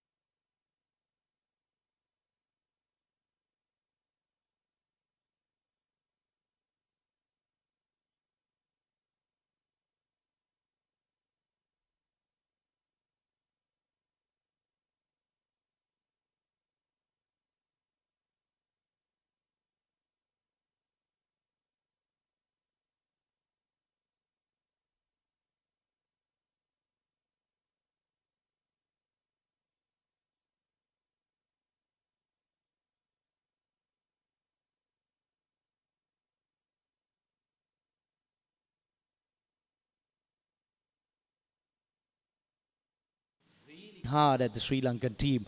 I mean, it was a win for them. In fact, I think we discussed this last week during our commentaries as well, that a draw in goal is a win for any team who is visiting Sri Lanka. I'll tell you what, talking to Ramesh Raja, I mean, long years back in the commentary box, Ramesh was once telling me, two things happen with both Pakistanis and Bangladeshis. They are brilliant cricketers, there's no doubt about it. In fact, everyone knows that Pakistan has the most talented cricketers in the world. But sadly, we'll come back to that after this delivery, because I've got this as an interesting conversation, a part of our telecast here. Short outside the off stump. Now then, he said that Pakistan, and I fully agree with what he said, endorsed, and this was during the time that Inzamam-ul-Haq was playing, that Pakistan has one of the most talented sides or players in the world, and Bangladesh follows suit. But the trouble is, they either blow hot or they blow cold. Now, this is something, I don't know whether it is hereditary or it's a virus, or call it what you may. Now, you see the way they played the first test in goal. And Iran, I think I did make mention of this last time when we were in commentary. I think, if my memory serves me right, I told you it's wonderful to see Bangladesh do very well in goal, and see what they do today at SSC. I mean, correctly said, Brian, because any team walking into goal, they have their doubts that how better their their batters would be out there, because it's a spin-friendly wicket. We'll come back to that after the break of this over. 21 was done, 46 for the loss of 5 wickets.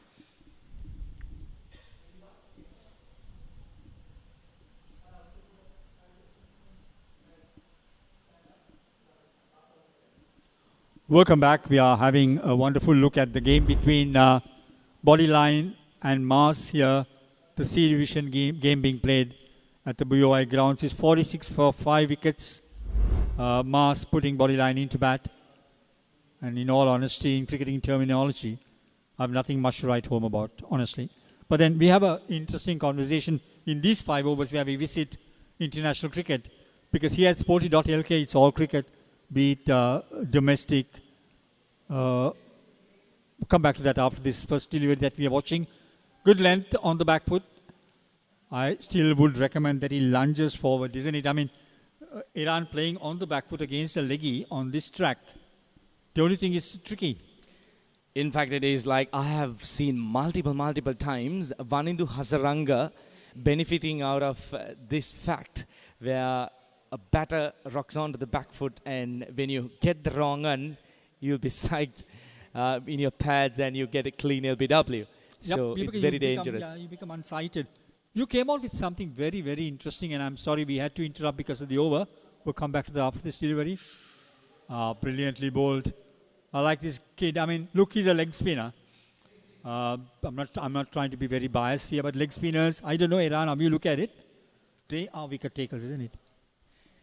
They leak and they take. They tend to buy wickets. I mean, they invite the batters to go after them, and that actually ends up in the batters throwing their wickets away. So I was actually highlighting another fact, Brian, during my previous session, that we do have two leg spinners, twin leg spinners operating from both ends, where we very rarely see in an ODI game. Yeah, I mean, it's unique, isn't it? But sometimes it's got to be. Now, but then you had another conversation on international cricket. I want to come to that after this delivery. Quicker down the line. That's going down. Well, you can expect runs to be stolen off a leg spinner, but it's intercepted just inside the boundary line. And the batsman will take 3 runs. Take everything you can.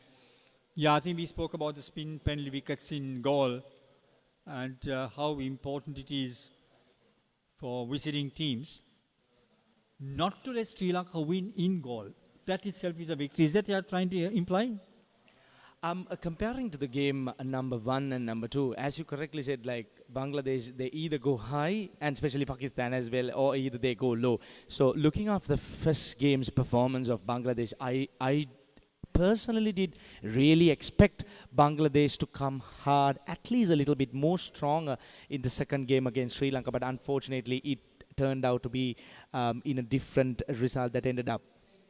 Come back to that. Very interesting way to leave a conversation. We'll take a break, come right back when the next over starts.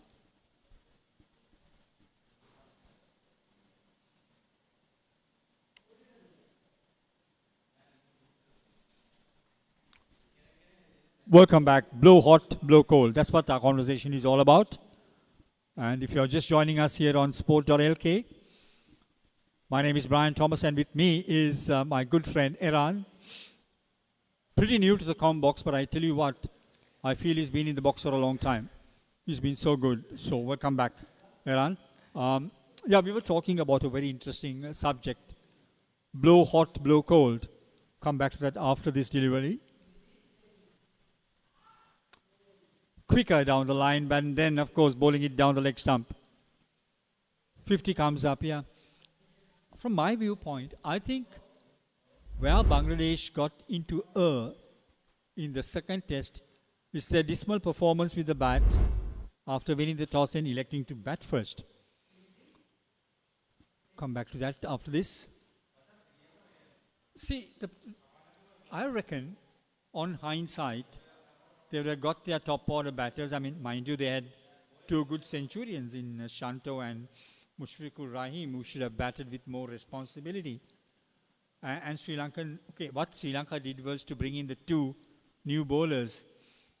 They brought in Vishwa Fernando and Sonal, right? And brilliantly bowled. This leg spinner, tell you what is a wicket taker. He's just look, pivots very well. I mean, look at the loop. Wonderful to watch. So easy on the eye. Now, let's see as to how he bowls. He took me off an international conversation as well. No, don't let me down. Don't let me down, son. Go back. You're doing a favor to the batter. You're letting him think a little bit more. Everything is in the twos, isn't it? Up, played. Yeah, and I think that was where they leaked the match away to Sri Lanka. They were sitting, I think, and reckoning, look, how can we win the toss and be bowled out for 247? So it's a psychological game, you know. I mean, psychologically, they would have had a very, come back to this, yet again. This kid can bowl. 50 for the loss of 5 wickets, 22.4 overs. A glimpse of this game. And here at the BOI grounds, I spoke to the umpires this morning, and one of them recognized me. I don't know how he recognized me with my age, but then he said, yeah, I know you. And he said that the grounds was 65 in diameter to all four sides, right? So I think they would have been very uncomfortable in the first session of play when they lost so many wickets on day one of this test match run. Yeah, you win the toss and you bat first in goal. You need to be putting up a good total, especially against Sri Lanka, because they love goal as we speak. That's a couple of runs added to the total. I'm sorry, I made a mistake in what I said. In the first session, they lost 2 wickets for 70 runs. So they might have had a decent stake, I think, at lunch. But I reckon it all turned the other way around. When they started, I reckon, getting back to ball in the second session, and we all know that one of the problems that Bangladesh has had over the years is that they tend to press panic buttons very soon. They are a very good test side, very good cricketing side. Look at the talent they have. They got one of the fastest bowlers in world cricket today, Naeem Rana. Nahid Rana bowls at 147, and that's pretty quick. And that young off-spinner, the tall Naiheen Hassan, who took a fifer, I think, in goal and took 4 wickets in the second innings for 87 runs here at the SSC. They've got some very good cricketers, very talented cricketers. And into it, that's off his pads, tucked away. Need to try and bowl it just outside the off stump. Get the left-hander playing at you, because the ball is definitely going to spin into his pads, you know. So let him lunge forward. This should be the tactic. We'll just watch this because a leg spinner keeps my senses like a night in the forest. You know, I mean, good delivery up, pool beaten, even beaten the wicket keeper for that matter. So getting back into this conversation, I don't know, Iran, you might have your own thoughts, and I fully appreciate the way that each commentator looks at the game. I thought they pressed the panic button too early, you know. What do you think? Even though they lost a couple of wickets in the first session, they should have continued on their merry way, because losing a couple of wickets and 70 runs on the board, it's not a bad score, Brian, to Definitely be at not. lunch. No. Yeah. So right after lunch, as you correctly said, they pressed the panic button too early. Absolutely. And then, you know, we all know what Sri Lankans are. I mean, I'll tell you, I've spoken to so many international cricketers. I'll tell you about what Ian Healy once told me after this delivery. Right arm, round the stumps, the leg spinner. He is an exciting bowler, that's for sure. Let's see what he does. Beautiful. You saw the way that he drifts that ball in, trying to get the eye line of the batter as he comes lunging forward. Well, this is good bowling. I mean, this is, I would say, competitive bowling. That's for sure. Sumana Dasa has his work cut out. Now look at that, but that's drifting down the leg side.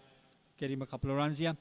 So I think, see, they depend too much on Mushfiqur Rahim, Liton Das and Shanto.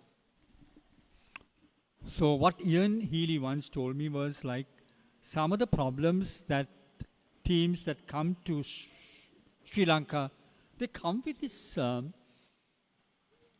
pre-planned idea, not a prerequisite idea, it's a pre-planned idea, a pre-planned speculation that's going to spin all around.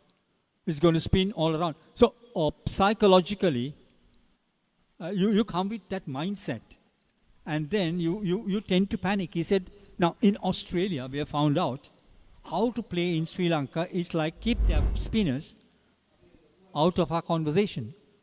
Be it Murali, be it Rangana Herat, be it anyone. We are here to play our game, mate. You understand? So I frankly feel that SSC has been, a fortress of Sri Lanka's cricket for long periods of time. That could have been one psychological effect. They would have thought, right, look, the two new bowlers that Sri Lanka have introduced, one is a part-timer. They would not have thought of them much as the two bowlers.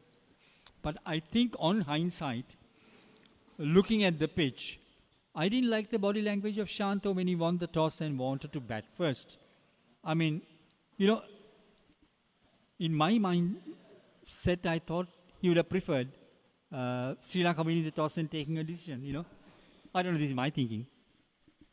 Yeah, exactly. And one of the points that you highlighted was they walk in with a pre-planned idea. So when that plan doesn't work really, it's then when they really press that panic button, as you correctly said, too early. Because when you come out with a plan and when the plan does not work, then you obviously get panicked.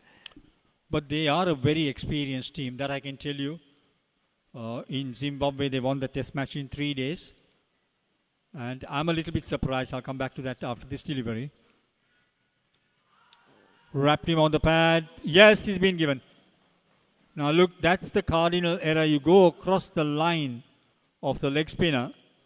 And when you do that, more often than not, Iran, the long arm of the law comes against you if you get wrapped on the pad in line with the stumps. What do you reckon?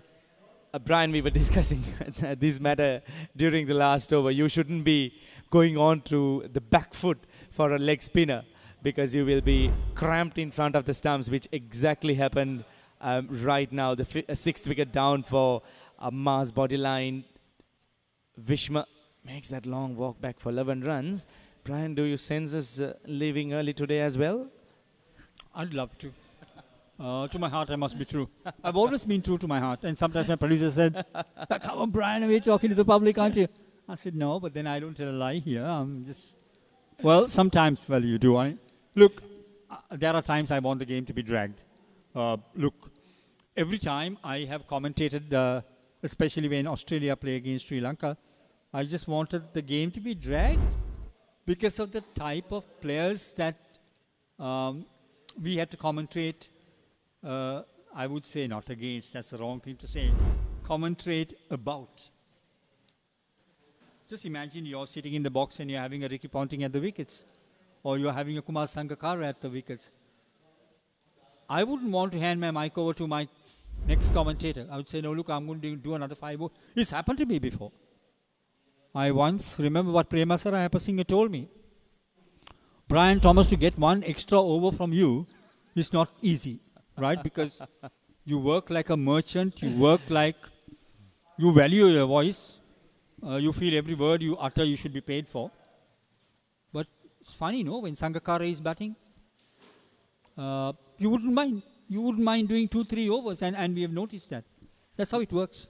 No matter, you could be supporting any country, but as commentators, we do play that equal game. But no matter which country you support, but when you have a classy batsman or a great legendary bowler out there, just as we speak, that has been smashed down the ground all the way for 6, Brian.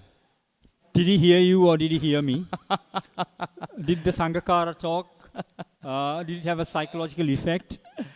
What do you call that when you have a psychological effect? You call something. It's a spiritual word. Let me try and gather what it is. Did Sangakkara's spirit get into him all of a sudden? I mean, look, all this time they were all sitting and lunging in front, struggling to get back to bowl. And all of a sudden, he decided he'll open his shoulders. Brilliant, mate. I mean, yeah, best form of defense is attack. Don't you think so? Against the run of play, though. But I really like that intent. I think it's the skipper out there. So do you think the skipper is trying to take a little bit of responsibility onto his shoulders? Leave alone responsibility. I also think, Iran, that he's got to hit himself out of trouble, isn't it? I mean, you can't keep on going. Approaching the game from a negative angle from here. See, one more time. Gets to the pitch of the ball, punches it down the ground. That's the way to go, mate. I mean, look, 2 more runs to the total. 65. And all of a sudden, I mean, a few shots like that can turn panic buttons. And I've seen it even in international cricket. I mean, we should call it turning point. It could be a turning point somewhere down the line, you know. Yep, respect the good ball, play it on its merits, like what we just saw. I think when you talk international cricket, you don't even feel the 5 overs going. Looking at where Bodyline is right now, Brian, do you reckon they should be targeting at something at least around 130? Oh, that's an outside edge. That'll run away. It doesn't matter how it comes, as long as it comes. In all honesty, with the outfield being slightly sluggish, hate to say this, 100 could be a luxury.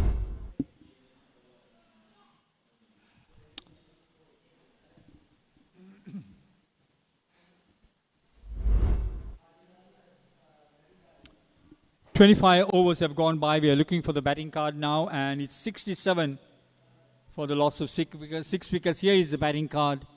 In all honesty, if I just run through these batting cards, I can see more telephone numbers than cricket scores, in all honesty. But then, wicket is very difficult to score off, and 67 for the loss of 6 wickets. And my co-host here is the bowling card. Now, this is something. We'll wait for the bowling card to come back again. Here it comes. Disanayaka, very miserly, 20 dots. We'll come back more on that. 67 for 6, we are into over number 26. Leg spinner, Rashika Hirosh, who's taken 1 wicket, 21, back into the attack. And the left-hander, flighted, wrapped on the pad, no harm done. 67 for 6. Thank you for being in our company. This is a C division game. Tries to sweep. Has he nicked it? Umpire is having a very close look. The umpire doesn't think so, but the fielders are holding their helmets. Did we hear something? Let's watch it on the replay. There it goes. Nah, I think he played underneath that. Definitely, well, there is no nick. Very good umpiring.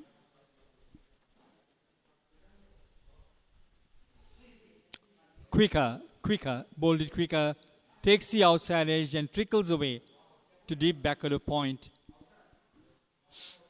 So 2 more to the total, 69 for 6. Runs have been very miserly here at the BOI grounds, and if you're just joining our coverage, I did speak to the groundsman, and he was telling me that this wicket has something for the bowlers, and rightly so. In the air for a while, has he cleared it? Oh, it's straight into the hands. Wicket number 7 goes, got to the pitch of the ball. Sumanadasa trying to go over the top. All that he does is skies it to the safe hands of the fieldsman at deep mid-off. Wicket number 7 scores 69 runs, and the looks of it is the 100 runs Iran was talking to us about while he was on commentary. Looks far-fetched. And the batter has to walk back to the hutch. Sumanadasa Vithanage. Shade disappointed, obviously. As the 26th over is in progress. And I'm sure what Bodyline would want to, what Mars would want to do is to ensure that they wrap this up as quick as possible so that they don't have to chase a big total. Because what we've seen so far at this venue, run making has been that much difficult. Now here he got to the pitch of the ball, but there again the guilt of playing slightly away from the body. The spin actually turning into his pads got him to get to the pitch of the ball, but then what he did was the execution just reached for it a little bit, and that's what cost him the wicket. 10 matches, highest score of 15, strike rate 40.63. Kavindu Iranga, the leg spinner. Rashmika would be licking his fingers thinking, can I have another scalp? Very well bowled indeed. That's good bowling. Above the high line, getting the batsman to come on the front foot. This is what you call good bowling.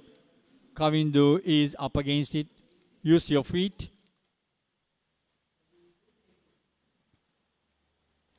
Quicker.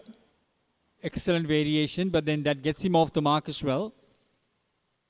Quick to the task, onto the back foot, just tucks it away towards mid-wicket. And the total just rattles on to 70 for the loss of 7 wickets at the end of over number 26. This could finish faster.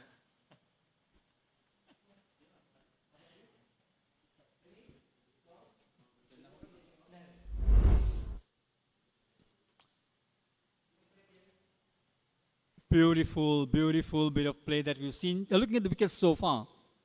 And look at that, reaching for that ball. That was the first wicket. We also have a look at another wicket where trying to sweep that ball.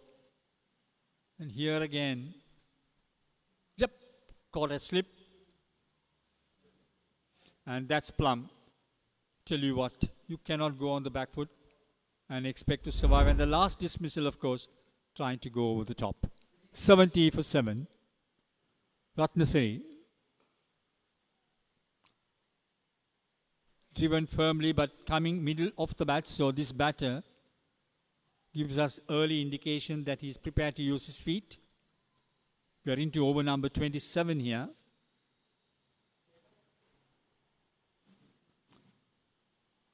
Swept and swept well.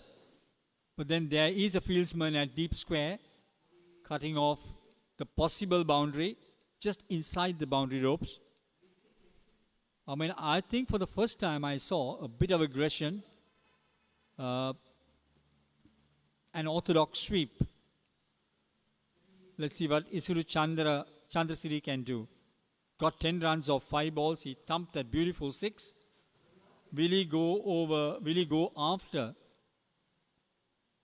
Ratnasara? Big question. Slip in place.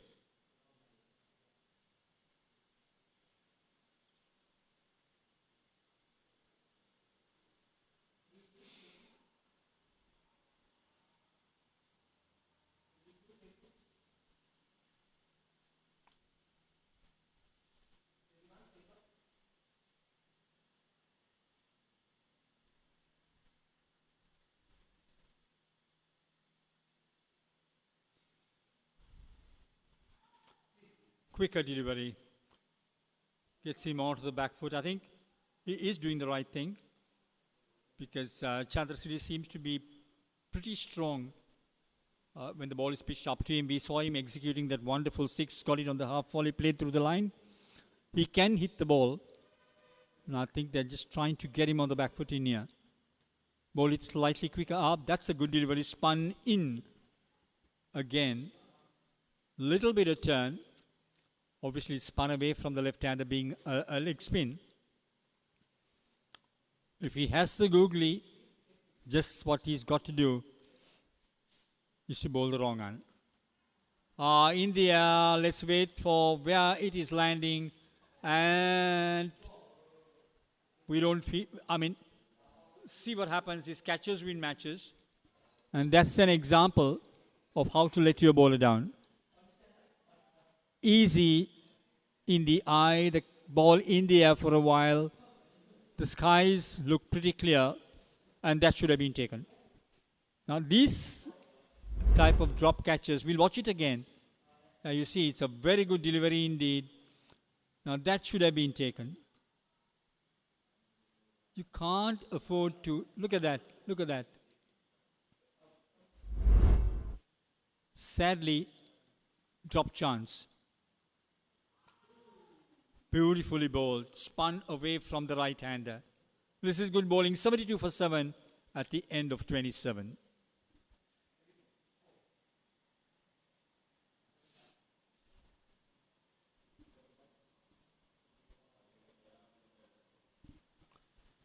Right, we are going through the batting card yet again. I mean, none of the batters actually got bat to ball because it's not an easy pace pitch, that's for sure. With all due respects to the batters.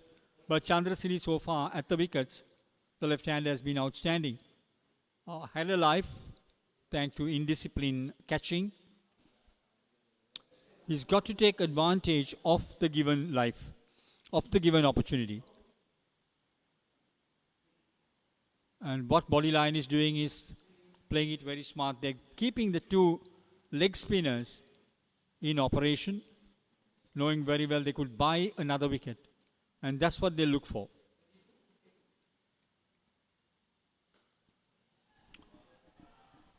That's a huge, huge 6. Tell you what, this man can bat. Now, that was in the slot. Chandrasiri says, thank you very much indeed. Now, you see why I talk about missed opportunities. The problems it creates. You're putting the batting side on top. You're putting the bowler under a bit of a pump. Now, the chance he gave to that fieldsman was very catchable. I think that's just got a few of the fielders thinking, because this batter can go over the top. Let's see what he does now. They have a field spread a bit, a deep mid-on towards cow corner. He goes again, and in the air, where is it landing now? It's gone for another 6. Where were you, Mr. Chandrasiri, all this time? You come and thump 3 big sixers, 84 for 7. And this is where Bodyline can be under the pump a little bit. All of a sudden, the tide changed, and that too very quickly, because 3 big sixers and the 100 runs we are talking as a target looks more of a reality now. 27.2 overs, 3 wickets in hand, and a left-hander who seems to be having no problems at all in getting ball to bat. Right, a mini water break was taken. I know it's pretty humid here in Colombo at Katnaika at the moment. 84 for 7 being the score. Rashmika all of a sudden looks expensive. He leaks 36 runs. Where is this going?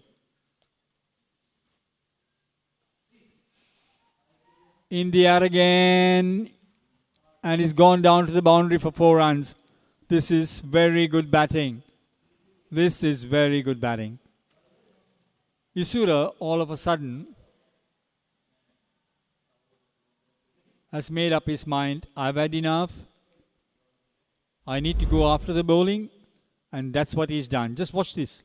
On the back foot, punched, good cricketing stroke into extra cover. Into deep mid-wicket. And the mid-wicket not getting his hand to the ball, letting it slip by for 4 runs. 88 all of a sudden looks very competitive now. Cut away, but this time he can't beat the man at back of the point. I think what Marsh should do is try and keep the left-hander off strike.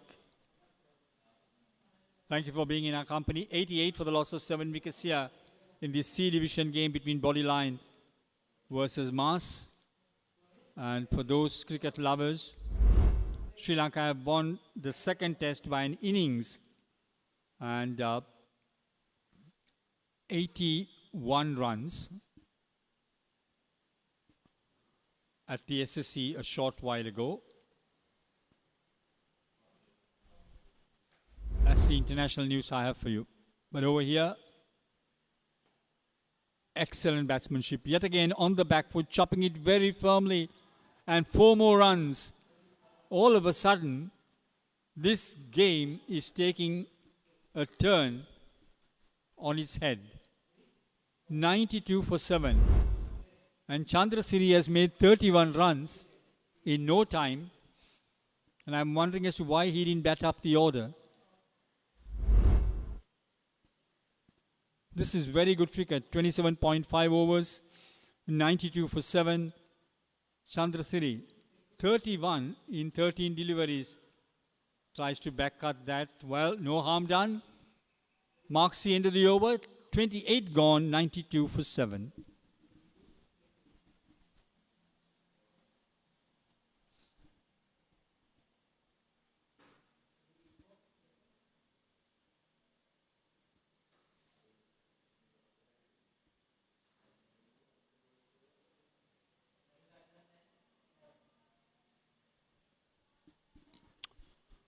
.92 for 7.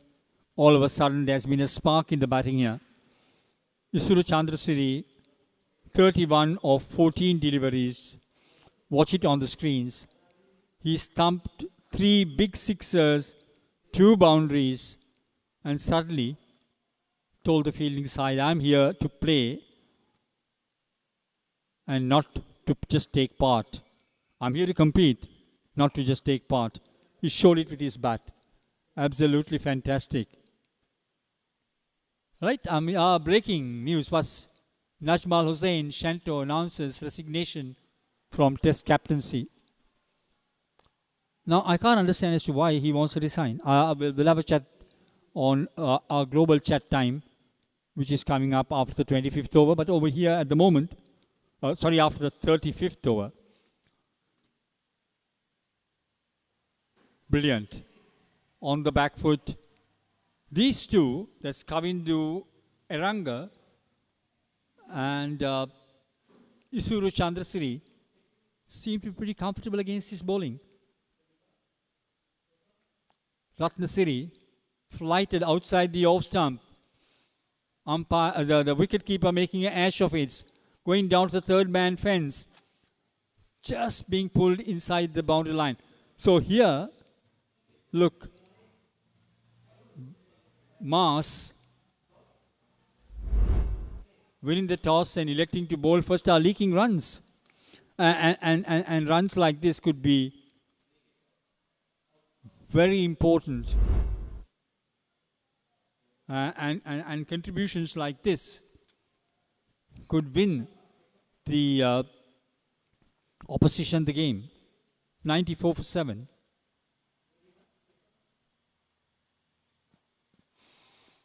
Good line and length. That's the only delivery I've seen within the last 3 overs that was played with some sort of respectability by the batter, coming on the front foot, but then full face of the bat.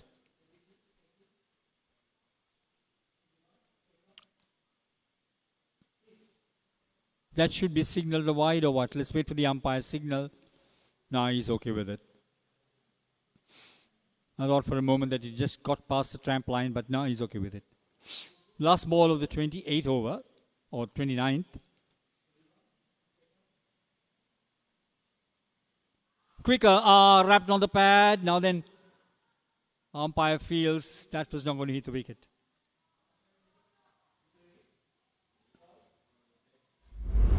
"29 overs gone by." Let's see what happened here. Fuller in length. No, that's wrapped him a little bit high, I thought. Just above the thigh pad. That might have saved him. I think it's a very good decision by the umpire. Just wrapping him just above the thigh pad. And with the bounce that we saw, I think the umpire was spot on there, giving him in. Right, Kavindu Iranga is on 2. Isuri Chandrasiri, the left-hander, on strike. He could go big here. I think about 3 overs ago I said 100 runs looks like a luxury. But now it's more of a necessity. Because if they can get to 100, they'll feel they are in with a chance in here. 94 for 7. Chandrasiri looking excellent with his 31 runs in 14 deliveries, thumping 3 massive sixers and 2 fours. So there's a change of bowling as well from the commentary box end, the press box end, call it what you may. It's going to bowl around the wickets to the left-hander.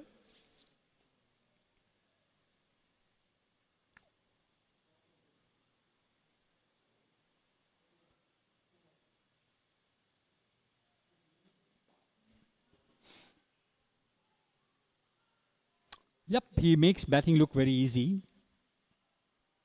I can't understand as to why Chandrasiri should not have batted earlier. Because he looks a very composed batter. And let's see whether Kavindu Iranga could support him. Because this pair are definitely taking the runs away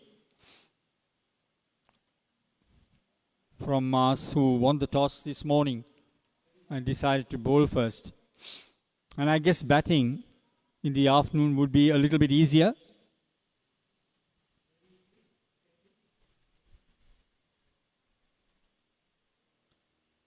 So they have to make 100% sure. They've had control of this game from the get-go.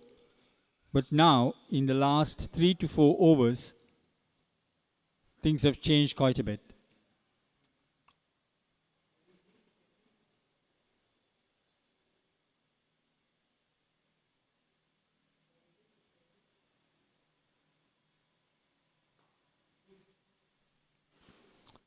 I think batting looks very easy now. The ball coming out of the bat beautifully. Like the sound of the bat. And also, I mean, both players are middling the ball. That's the quicker delivery. Swept. It's going to get a couple of runs. Good running. Yeah, runs are coming thick and fast now. It looks, the complexion of the game has changed completely. There were 67 for 7 wickets when the catch was dropped. And I think that has had a huge factor in turning things around here.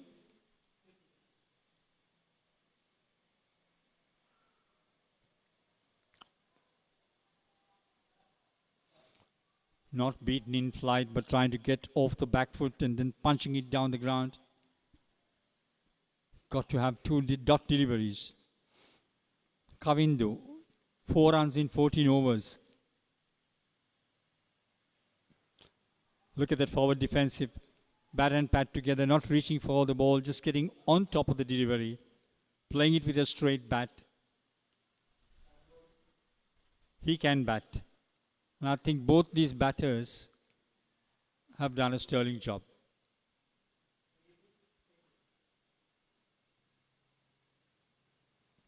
Quicker, no problem, gets his bat to it on the front foot, so that does mark the end of over number 30. We'll have a change of voices with Eranga. And remember, at the end of this over, we'll be having the twin presentation of international outlook as well.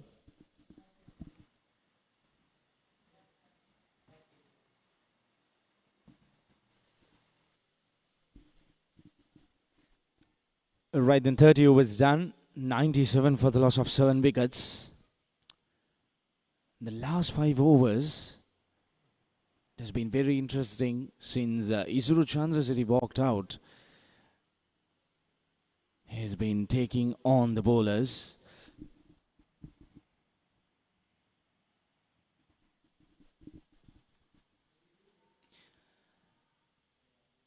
There was a catch that went down, which has really costed the Mars Intimates team. They really ran through the batting lineup of Mars Bodyline during the first couple of hours in the morning session. But since then, since the catch was dropped, things have turned around. 30 runs added for the 8th wicket. Isuru Chandrasiri, the skipper of Mars Bodyline, has played his part, I would say, outside edge. Should be at least a couple of runs added to the total. Right, then it's 99 runs. At one stage, we were just thinking if Mars Bodyline would be able to cross that 100-run mark. At the moment, things are looking really good for that. Just the 1 run away from getting to that total of 100 runs, which is a psychological win for the Mars Bodyline team. Comparing to where they were, this time he hammers it down the ground, and that's 100 up for a Mars Bodyline. Great recovery, I would say.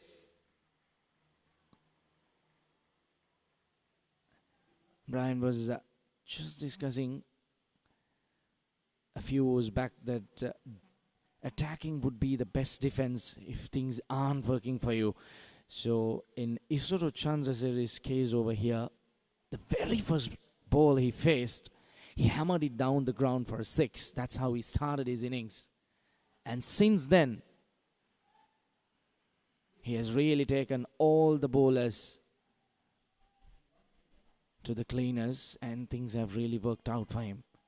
Striking currently at 200 runs.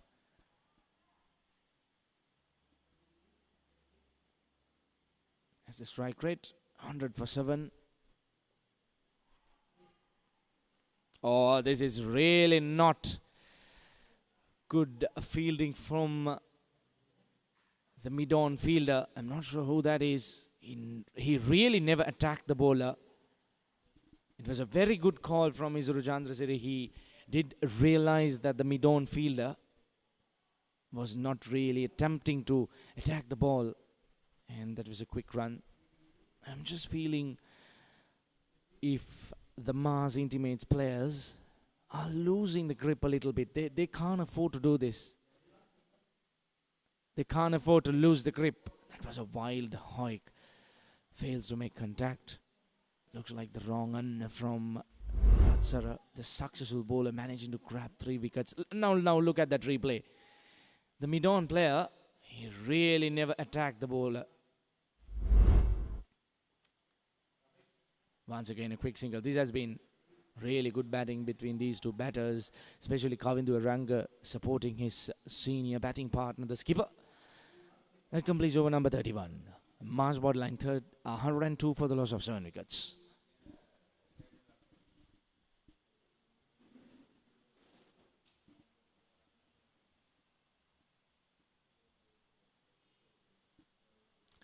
If you are just tuning in, we are coming to you live from the BODYLINE cricket grounds here in Katunayaka. Looks a very promising weather here today. Looking at the skies right now, looks very bright. A little bit of clouds around the ground, but nothing threatening right now. We did have a little bit of dark clouds which were hovering around the grounds during the morning hours, but right now things have cleared up. Looks very bright.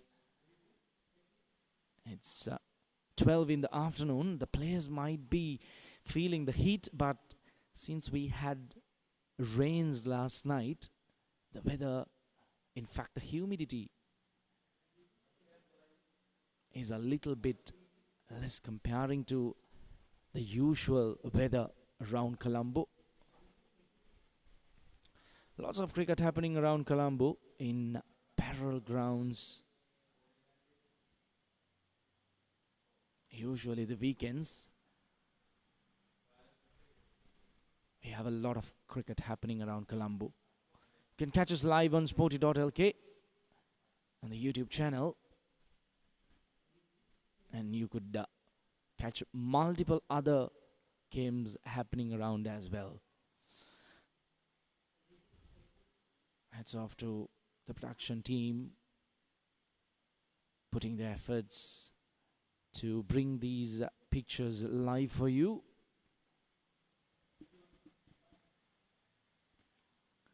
(102) for the loss of 7 wickets. Current run rate sitting at 3.24.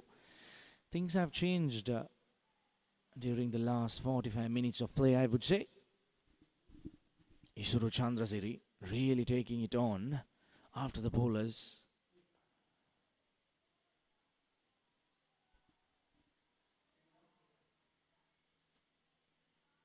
It just slowed down a bit. I really don't reckon him doing that, because things have worked out well for him when he has tried to go after the bowlers.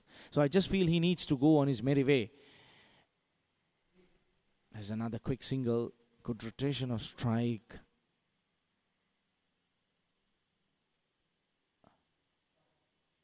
(36 runs added to the total since the fall of the 7th wicket. And usually as we speak about drop catchers, catchers will definitely win you matches. And since that catch was put down, we haven't had a single chance by these two batters. And if that catch was taken, you never know. Bodyline might have been even bowled out by now. That completes over number 32. 103 for the loss of 7 wickets.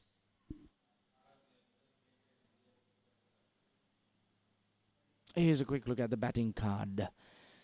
Right on top, we have nothing to talk much.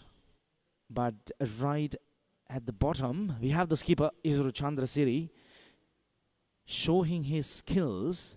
37 unbeaten of 24 deliveries at a strike rate of 154, 3 sixes and 2 boundaries. And Ravindu Chanaka managed to grab 18 runs. I thought he was a capable batter, but unfortunately threw away his wicket. Right then, Isuru Chandrasiri back on strike. We have the key bowler, Ratsara, who has grabbed 3 wickets for 21 runs in his 7 overs.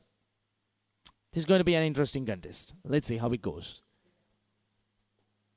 Good there to start off with, giving it a little bit low.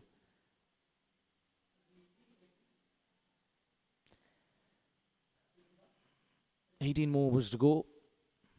That's around 107 legal deliveries left.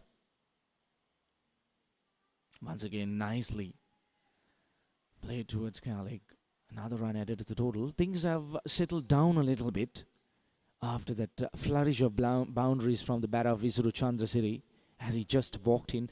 I mean, he tried to do the right thing because the team was under tremendous pressure. 7 wickets down for 67. It wouldn't have really made sense if he had tried to defend, but rather he did think the other way around. He took the bowlers to the cleaners, and which has really shifted momentums. I would call it the momentum has just shifted as we look at that replay. That was a beautiful delivery. The bowler almost celebrated and turned back for the appeal, but turned down by the umpire.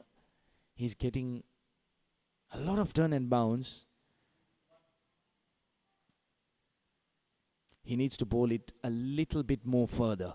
If he's looking to maybe get that outside edge or get the batter in front of the stumps, look for that LBW, he needs to bowl a little bit further.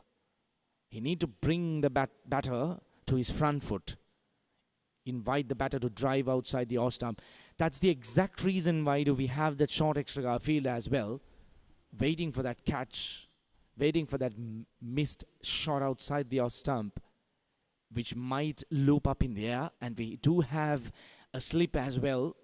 Waiting for that outside edge. That is the delivery. That is the delivery he really needs to be bowling. Just manages to get that outside edge. 33 overs done. 104 for the loss of 7 wickets.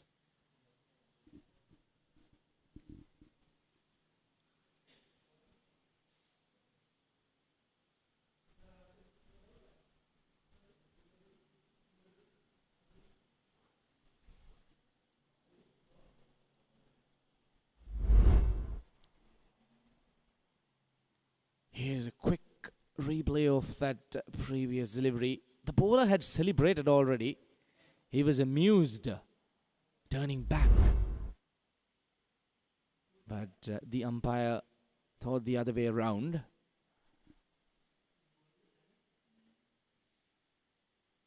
$104 for the loss of 7 wickets. I just feel that Bodyline have recovered from where they were. 67 for the loss of 7 wickets. 37 runs added for the 8th wicket. A healthy partnership. Isuru Chandrasiri doing the bulk of the scoring. 38 of 26. We have a change in bowling. Sangit Sankalpa, 14 matches, 18 wickets. 3 for 10 being the best bowling figures. Kavindu Eranga, on the other hand, has really supported his senior partner, Isuru Chandrasiri, who's currently on strike.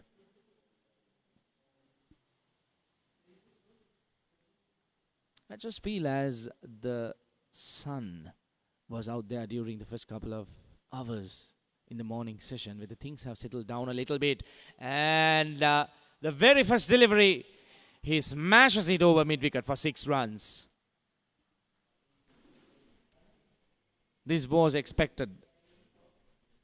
Isuru Chandrasiri, no stopping him back. We did have a little bit of quiet time, but he has decided it's time to go. And welcome to the crease, mate, Sangit. Just reminds me of the way how Tisara Pereira used to bat.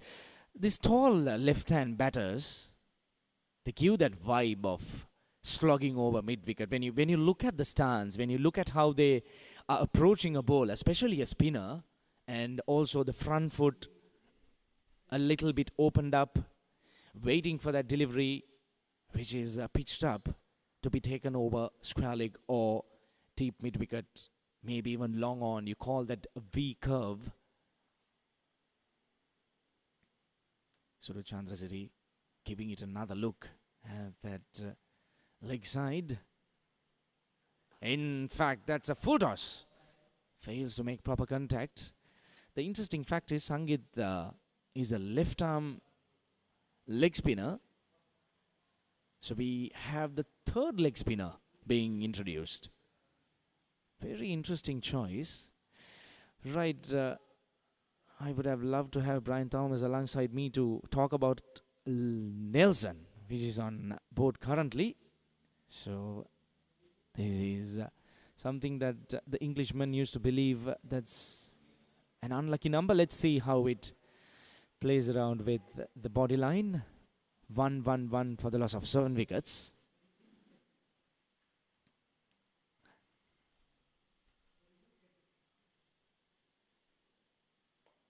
Beautifully bowled. Beautifully bowled. This is what is expected, but especially Kavindu Eranga taking on strike. He has been really supportive. 25 deliveries, 5 runs. That's beautiful. Beautiful again, inside edge.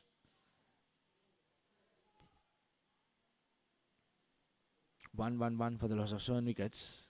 Looking at where they are currently, if Isuru stays out there, maybe until the 45th over, that's about 11 overs away, long way to go. Maybe another 60 to 70 runs added to the total. That'll end up at 175. We'll come back to that after the water break. 34 overs done. 1-1-1 for the loss of 7 wickets as the players takes a water break.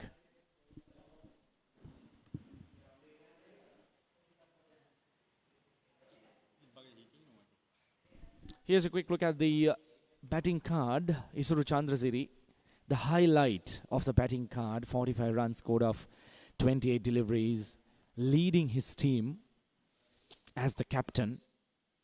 He needs to be there at least for another 8 to 10 overs if they're expecting a total at least around 175. And the bowling card, really promising. Lairu Silva opening gates, managed to grab up the first 2 wickets. And then we had Rashmika Hirushan, who followed up with a couple of wickets. And Ratsara Vitana, I would say the pick of the bowlers for the day. 3 wickets in the middle, considering 36 runs.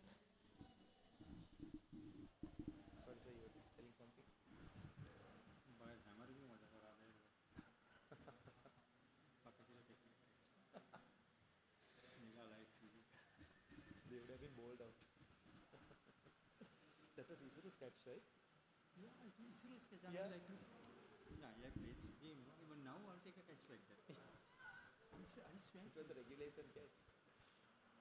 Hands here like a mud.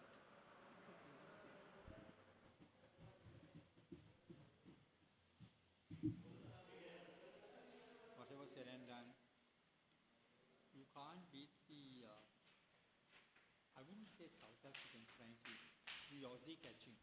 South African catching was good, I mean, during John Tees time. But look at the Aussie catching today. I mean, how they develop those techniques. No? They're the ones who develop the scoff. You call it the cup like this? Yes, they take it in this way. Yeah. My little granddaughter who's going for swimming, trained in Australia, but she's Aussie. I mean, you talk to her about swimming, how professional they are in their approach. You know, like she just tells me, Grandpa, I need to ring off because I got my swimming tomorrow and I take it seriously. They're very disciplined about it. Exactly, your passion. I mean, end of the day, imagine you, and you just started from this level. Yeah, from the young age. Yeah. 34 was done, 1-1-1 for the loss of 7 wickets. We are back live from the BODYLINE cricket grounds here in Katunayaka. 1 hour's drive, I would say, from the capital city, from Colombo. A nice place to be in a Saturday morning. Beautiful pictures. First ball after drinks. Just falls short in front of that square leg fielder. The leg side field has been spread out for Isuru, especially expecting a mistime shot maybe. as they go past Nelson. 1-1-2 for the loss of 7 wickets. Just wondering what might have been the discussion of the respective teams during the drinks break. I guess it would have been a nice time for the Mars intimates to just gather again as a group, get their spirits up, get that positive mindset back in. Yes, they have managed to score 47 runs, in fact 45 runs for the 8th wicket. But a wicket here would open gates. As we speak, that has been beautifully driven through covers. Should be a couple of runs. The rains that poured down last evening here has made the outfield a little bit sloggy. The ball just stopping inside the boundary line. Couple of runs added to the total. Good looking stroke from Kavindu Eranga. Brave call made to drive the leading leg spinner outside the out stump.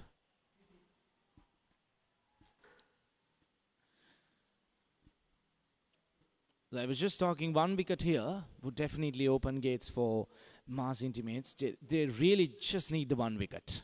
They need 1 wicket, and you'll be almost into the tail enders to wrap things up. Izuru might be eyeing that leg side. Oh, that's the wicket I was talking about. I just feel that Ratsara might have heard my voice. He has castled the skipper. So that was the threat they were aiming at, and a 48-run partnership being broken by Ratsara. He has really helped the Mars Intimates team to run through this. Look at that delivery. Beautifully flighted. I mean, a batter who has been out there smashing the bowlers out the park for the past 45 minutes, 46 of 30 deliveries, and you really need to have that gut to throw the ball right up under the eye line of the batter. I just recall how Vanidu Hazaranga does this. No matter, he gets pumped out of the park couple of times, couple of sixes in a row, but still he goes again, the third delivery, right in front of the batter's eye line, inviting him to go after the bowling. Just what Ratsara did. Paid off. 4th wicket. Look at that replay. Look at that. Inviting. Beautiful, isn't it? Beautiful. Lovely turn. You can't ask for a better delivery from a leg spinner who is expecting to get a wicket. He actually bought that wicket. I would say that is exactly the word that I should be using. He bought that wicket. Beautiful. Very well done, mate. 4 wickets grabbed under his name. We did speak about his bowling figures. Right then. A fresh batter. And immediately we have another slip being brought in. We have a couple of slips. A catching extra cover. And a catching mid-off as well. Will Ratsara manage to get his 5th wicket, in fact? Peary, that's a loud call. Turned down by the umpire. Right. Right. Beautiful. Kids have been open mates. Just a couple of wickets required. He has 1 over left, and interesting. We have Brian Thomas joining me alongside for the comebacks for the next 5 overs.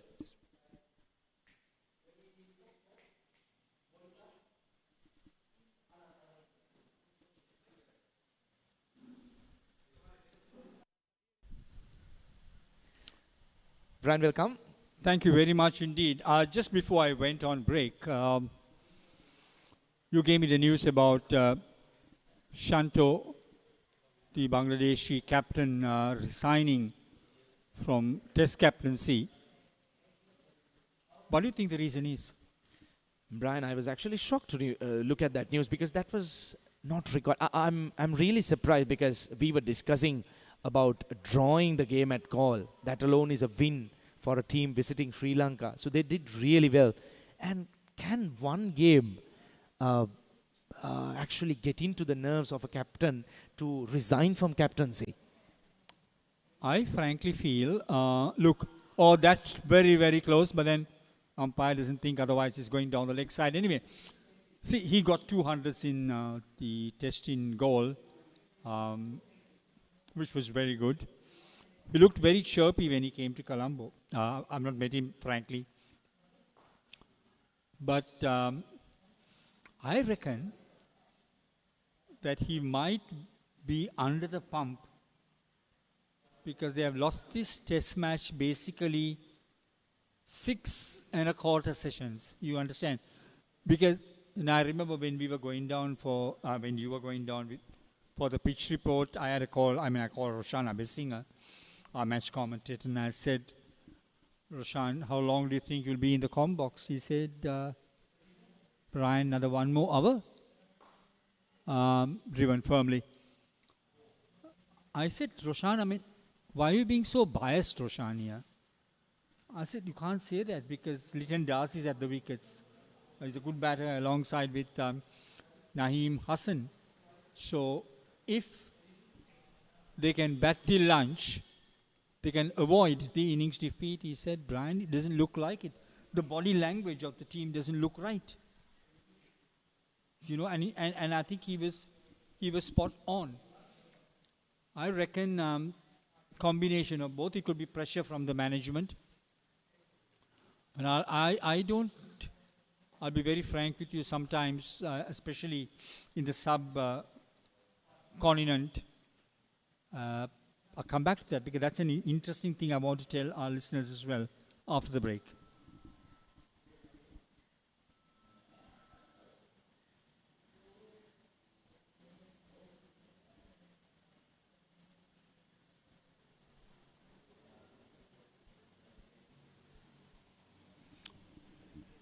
Welcome back. Getting back into that conversation, Iran. In the subcontinent, I'm not trying to name any country here. I'm sure our listeners can read between the lines. When things are tickety-boo, the coach is the darling. You understand? Exactly. When the players go and make an ash of things out in the center, the coach gets the telling off. I'm not trying to name anyone here, but let me tell you, I remember Dave Watmore once telling me, Brian, there are no ifs and buts in cricket, mate. There are no ifs and buts. It doesn't work that way. I keep telling my players, the 1996 World Cup, even Mahela's time, winning is a good habit. Don't lose that habit because then it becomes a bad habit. Now, Dev was born in Sri Lanka, but then nurtured in Australia. And I remember the famous, I would say, producer of Channel 7, a gentleman by the name of John Barton, who was my boss when I was at MTV, telling me that he's done many productions, television productions, when Dev Watmore played his cricket. And he said, the one thing that Dev will never do is to throw his wicket. He will never, ever throw his wicket. And as a coach, he will never, ever discourage any players. And he said there are times when players get into a bit of a zoom. They're human, they're young. They want to win everything. But in the same breath, he said, sometimes people that matter can be critical. About captaincy, you should have done this, you should have done that, you should have done the other. You know what I mean? Pick holes in the captaincy. So that could be a possibility because I'm surprised. Yeah, in fact, I didn't say any reason that Shanto should be resigning from captaincy. Comparing to the Gaul game, yes, there was a downfall, but as a batter, he did play out well in the first game as well. So I really don't understand any viable reason that he should have stepped down as captain. But just another topic, Brian, because we will come back to that actually during the next over. 37 overs gone, 117 for the loss of 8 wickets.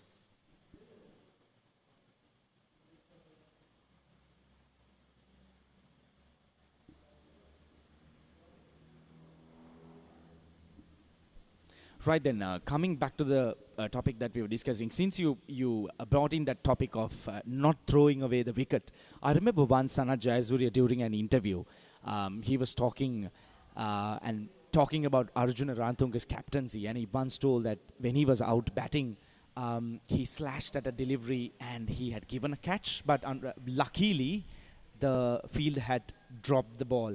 So he went on and scored 100, I guess. But even when he walked into the dressing room after getting dismissed, Arjuna was not happy. Even he scored 100, he was still talking about the shot that he played and where the field actually dropped the catch.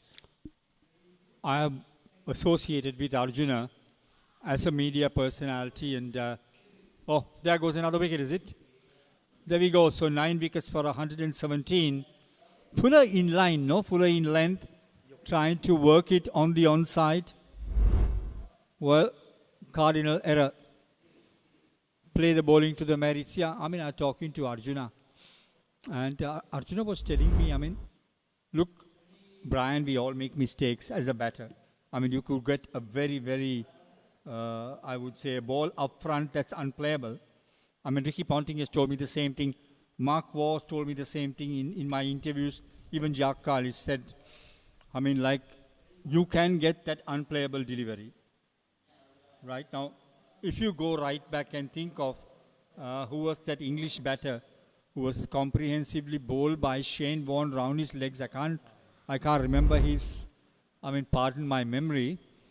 Now, you can never get back to ball on a delivery of that magnitude. That's fine. But I think Arjuna was very critical mainly when you get your eye in, and he gets very critical and angry when you get your eye in. And okay, we'll come back to that. Yep. Some of the replays of the dismissals, as you can see, dancing down the track. Watch that. That's a good ball. That is plumb in front. And this one, well, bingo. Didn't get bat to ball, but then he batted very well. Yeah, so getting back, it is an interesting topic of us. Like, he always would get very annoyed. He wouldn't get annoyed if you sort of go up there and you get a very good delivery and, you can get undone. I mean, it can happen to Peter, it can happen to Paul, it can happen to anyone.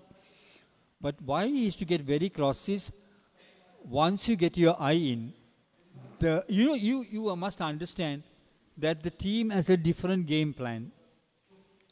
You understand? Now, look, yesterday was an example. 290 for 2 wickets. What was Sri Lanka planning? If you read my script I sent to you this morning, yes. Sri Lanka was planning around 600 runs because Sri Lanka would have then thought, look, day 3 of SSC is a very good batting track. And what we'll do, we'll bat the Bungis out of the game. We have got the batsman in the hutch. We've got an informed batter in Pathum Nissanka batting on 158. Fine, he has a night watchman, right? Okay, they would have also assessed the new ball coming in 2 overs, right? Fine. All that is assessed. But end of the day, 600 would have been the target. But you see how it all turned from the dismissal of,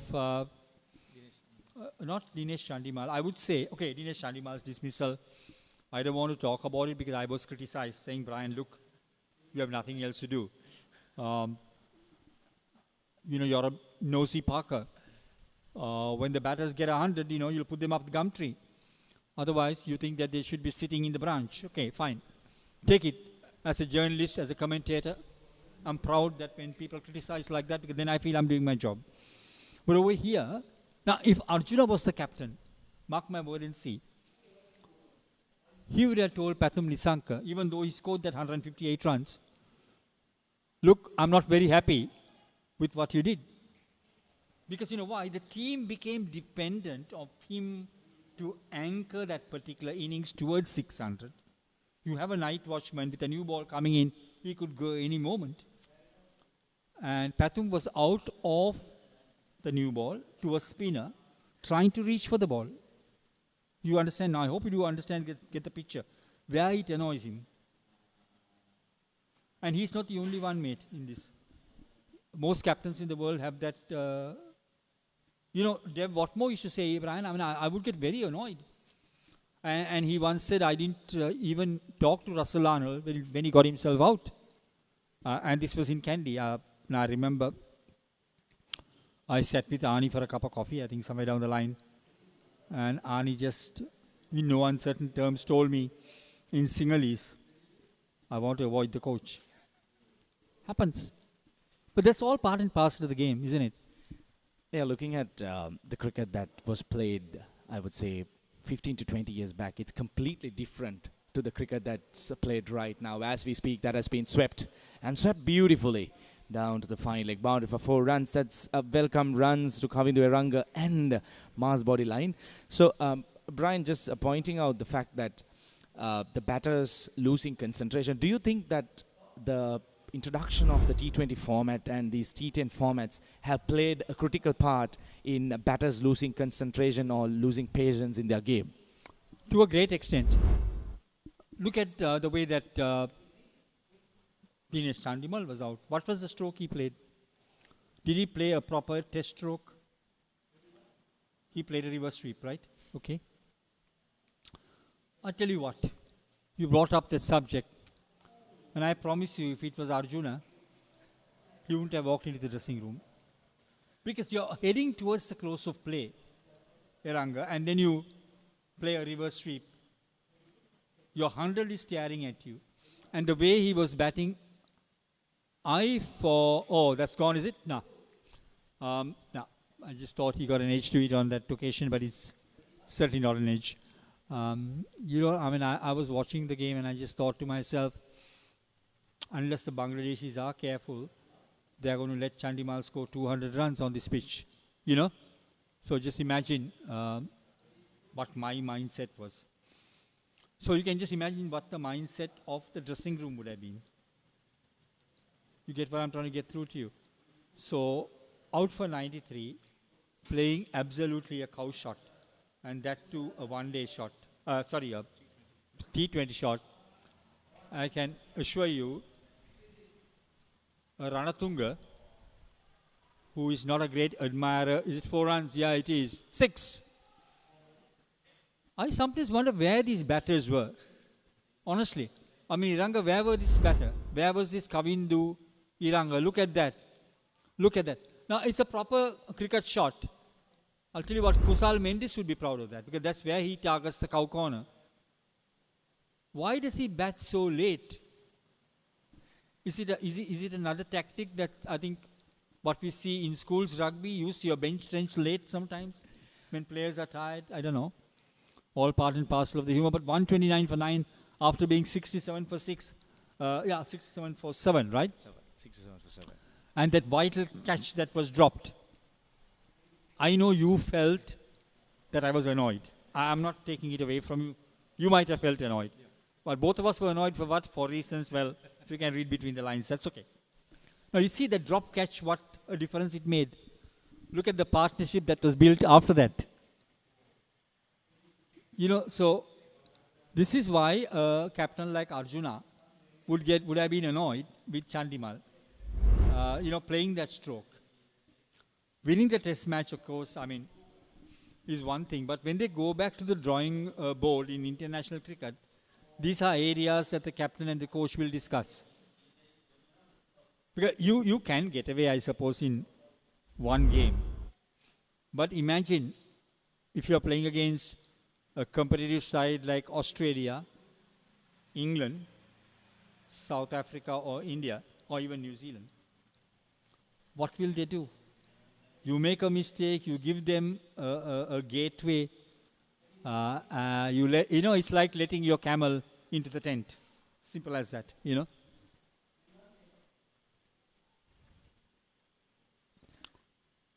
I think that's why Arjuna used to be, I would say, very pokey against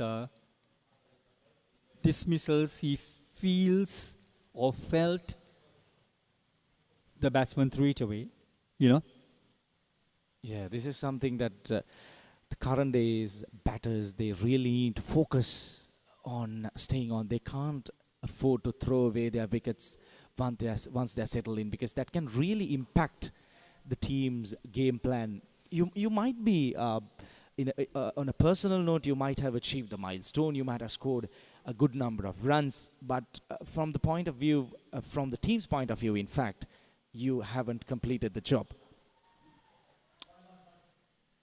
Oh, that's a good stroke, is it? It is. This is good batting. Iranga, don't you think I'm justified, Iran, in asking where was Kavindu Iranga all this time? Was he kept in the freezer?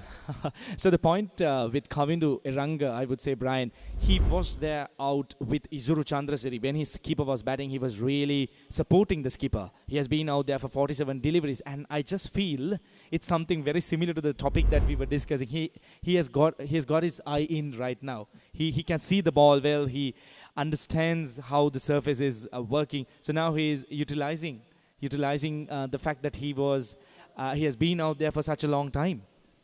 That looked like a typical Javed Miandar deb. Well, that's what Miandar used to do. I mean, you saw the way that the last run was made. You would wait from the crease, just open the face of the bat, and just play it a little bit finer off the man at back of the point, and take a single, and that would annoy a lot of players. Because, I mean, that is his fantastic skill level, you know. I used to enjoy the batting of both Javed Miandar and Salim Malik in the yesteryear Pakistan. Because Ramesh was very, very close to me. Ramesh and I go back a long way. As friends, as commentators,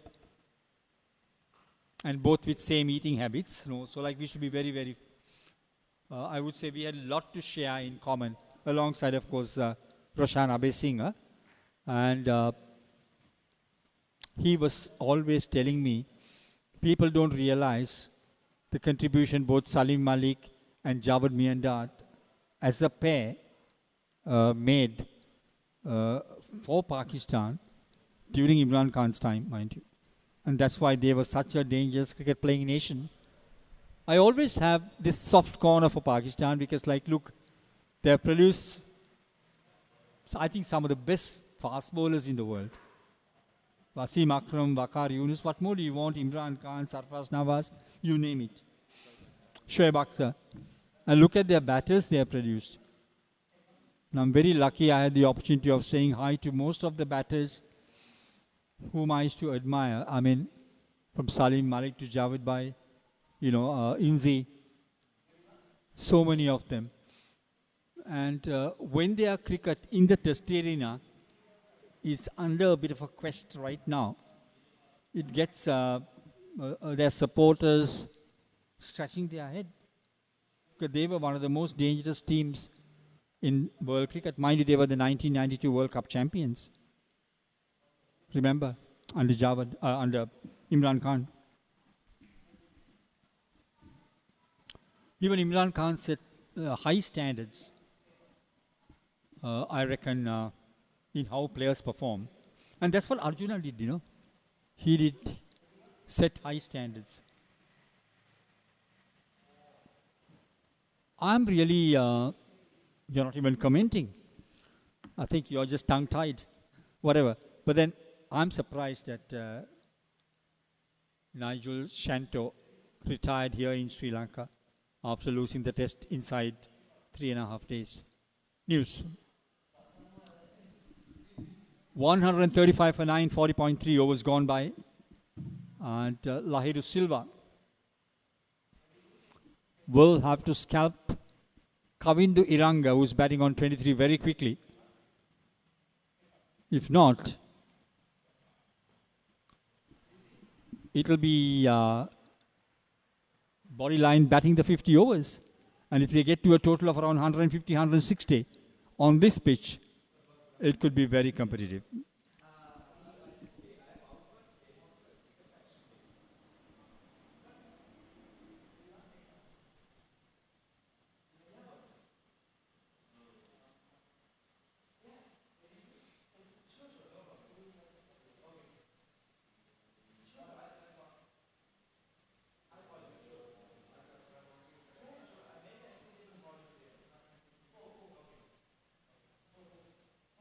$136 for 9 at the end of 41.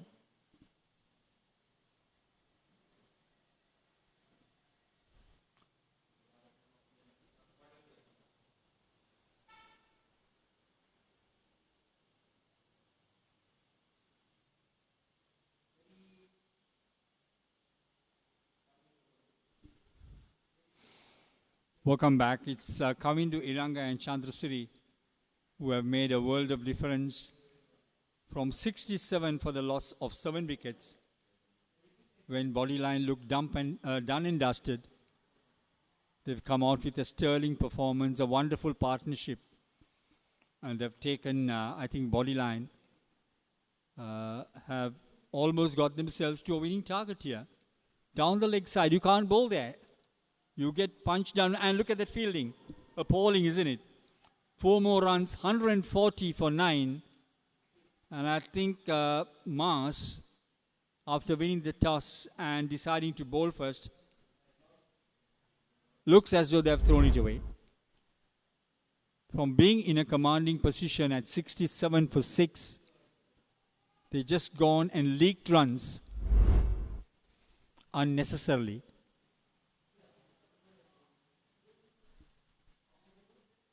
Our super on the screen shows is 136 for 9, but then it's 140. Again down to mid-wicket. This is very good batting. Batsman will take a single. Kavindu Iranga gets off strike. 29 from 56. He's batted beautifully. I'm looking forward to seeing this man play a little bit more in this tournament. Looks a very exciting player. Yeah, batting looks very much easier. The ball coming onto the bat. Unlike in the morning session where the ball did a little bit. But right now, with conditions getting a little bit easier, the ball's softer. I think 150 is in the cards.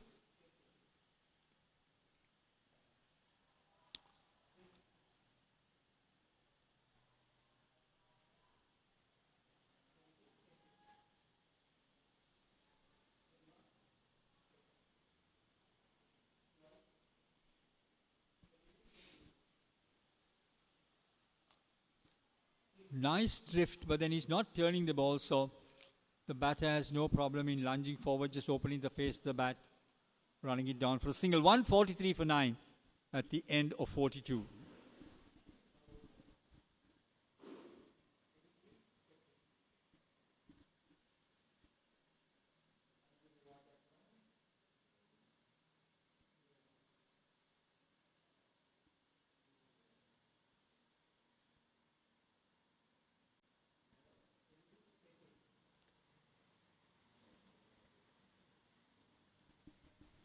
Right, Lahiri Silva being introduced back into the attack.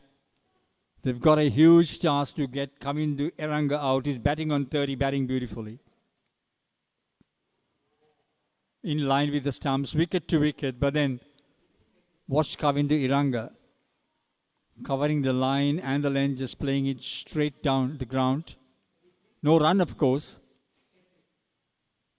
I think these bowlers are finding it difficult to beat his defense. Look at that yet again. Nice use of the feet.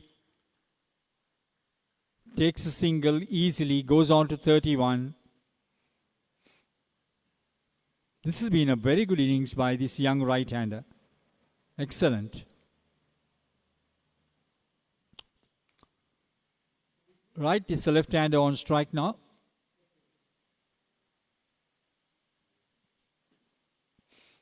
$143 for 9.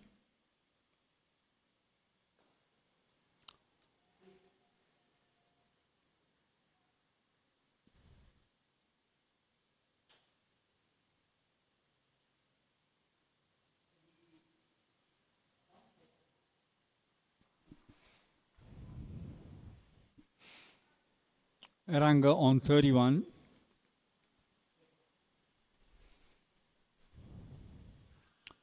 Beautifully bowled. That's the line to bowl. Get the batter to come on the front foot, lunging forward and then reaching for the ball. This is good bowling, honestly. I mean, this is what they need to do.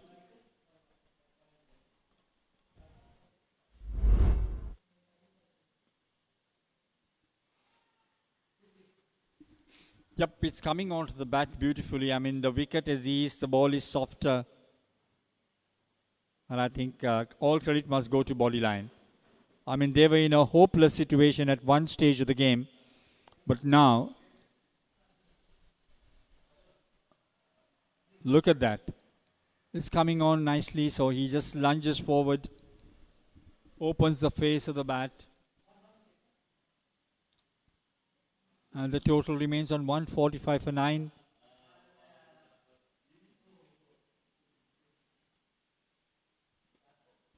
Time for dehydration, I reckon. Hot sunny afternoon here. Sorry, hot sunny morning, basically getting into afternoon at the BOI grounds, where this Mercantile C Division 50-over game is now underway. Bodyline in pursuit against Mars. If you're just joining our live coverage, Mars won the toss, decided that they'll bowl first. They had the opposition under the pump, 67 for 6. But that 7th wicket partnership of Chandrasiri on Tarindu Jayaratna. Sorry, Kavindu Iranga, my apologies, has brought about a new dimension into this game. Right, 44th over in progress. 145 for 9.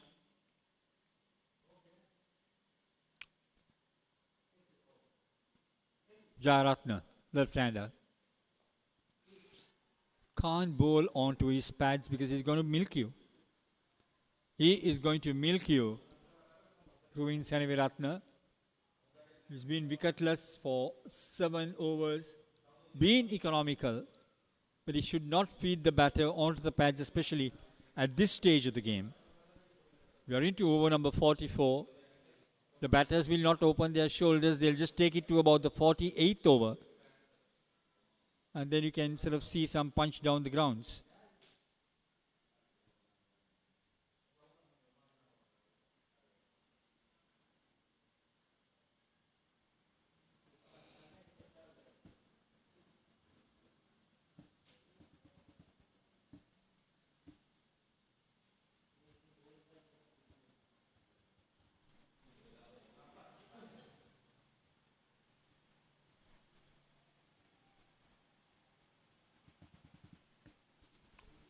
No slip in place. Brilliant, brilliant milking. This is what you call milking. Push for the ones and the twos. Wait till the right opportunity. We shall obviously come their way. 147 for 9. I think Bodyline are in with a chance to win this game.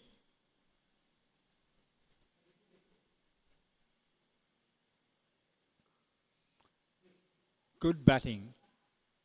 Very good batting. Easy paced wicket now. Ranga 32. And even the tail ender is having no difficulty up outside the off stump.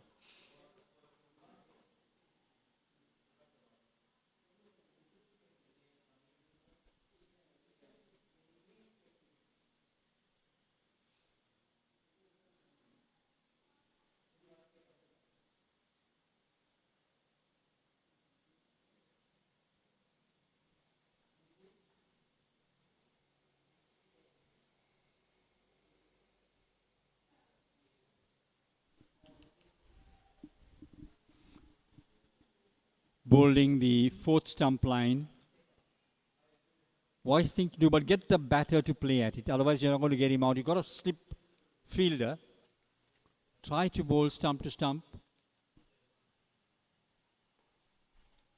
Great in defense.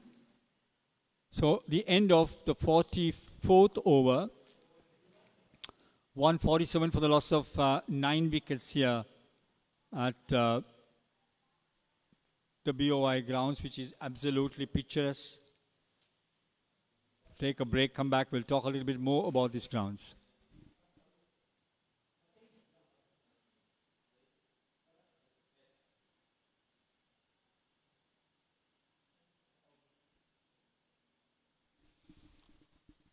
Welcome back, we're ready to go in for over number 45. Yeah, this ground is very picturesque, that's for sure. I've come here for the first time, in all honesty, but I'm absolutely overawed. This is wonderful cricket grounds. I think these grounds can even host a first-class game, that's for sure. We see the Sri Lanka A team playing here quite a bit. No slip in place.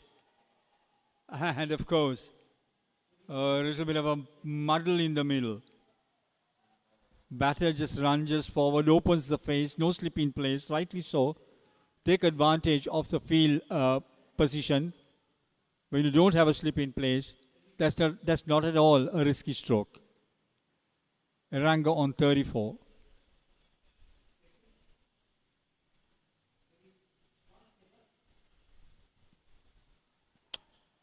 Ah, 5 runs, is it? Wide.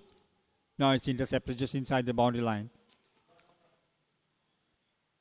So you see, you come into the 44th over with the score on 149 for 9. I even did make mention that 150 was never a problem.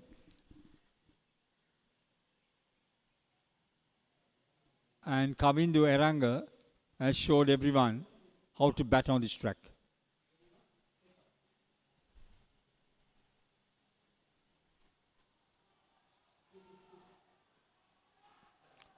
Brilliant. Absolutely brilliant. 153, is it?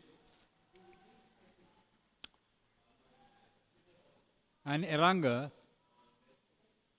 38 of 66 deliveries. Looks a very competent batter. Walked in late. I just thought at that time with the score on 67 for 7, Bodyline will go through the motions. But they have now got themselves a winning target.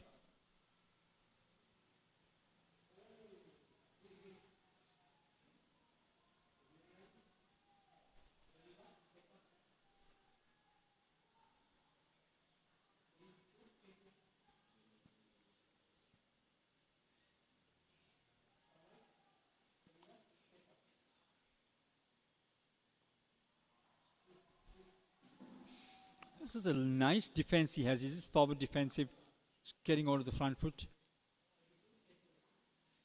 Watching the ball to his eye line when he plays the forward defensive. Great to watch. Now you see again, he's got a solid defense. He's very strong on the front foot. And he's lunging forward, playing the ball defensively over his eye line. Everything right in place.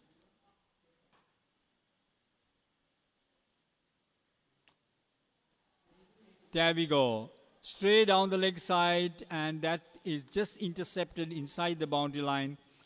155 for the loss of 9 wickets. Change of voices as we come to over number 45. And of course, Eranga will see you through till the 50th over.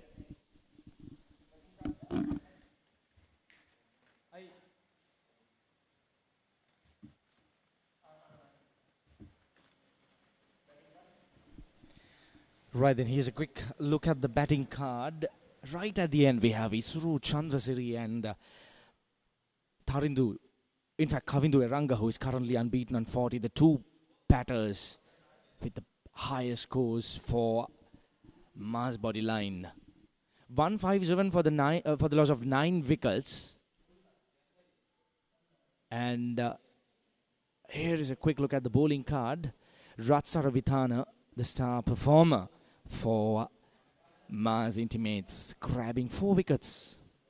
Right, then we are into the last 5 overs. Are we going to see some fireworks? That's my question. But unfortunately, they do have only 1 wicket left. That's an educated edge just to start off the last 5 overs. Should be a couple of runs added to the total. The outfield not helping the batters at all. The ball stopping almost in every occasion closer to the boundary ropes. 159 for the loss of 9 wickets. An hour and a half ago, you might have seen Mars Bodyline 67 for the loss of 7 wickets. And after that brilliant partnership between Tharindu Eranga and Isuru Chandrasiri, They have managed to crawl up to 159 for the loss of 9 wickets. I can't really call it crawl either, because there were some brilliant shots from Isuru Chandrasiri before he was dismissed for 47. And since the dismissal of Isuru Chandrasiri, Kavindu Eranga has played that role of a senior player, guiding Tharindu Jayaratne 40 of 70. Really valuable runs, I would say. 160 almost on cards.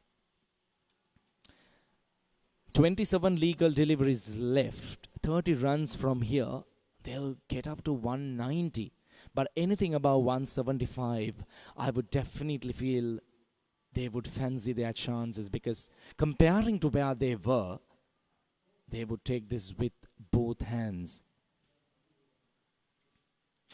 I was just talking about 175, and the projected score says 175 as well. They would really love to get past that 175 mark, which could be psychological as well. Brilliant comeback from Mass Bodyline, I would say. All credits to Isuru Chandrasiri, the skipper, who walked out with a positive mindset, really went after the bowling, took them to the cleaners, changed the course of the game. And since then, Kavindu Eranga, what a brilliant knock he has played. You shouldn't be really matching the runs versus balls. You shouldn't be comparing that, because looking at where they were, and right now the total of 159 looks great for Mass Bodyline. Right, we have Kavindu Eranga on strike for the start of the 47th over. 24 legal deliveries left. Kavindu Eranga, what would be running in his mind? Can he really go after the bowling? Because it's just the 1 wicket left. A wicket here will wrap things up. So he needs to decide whether he's going to go after the bowling or just try and bat out the 50 overs, try to get as much as possible runs. It's a gamble, I would say. It's a huge gamble. He'll need to decide. He will need to make that call.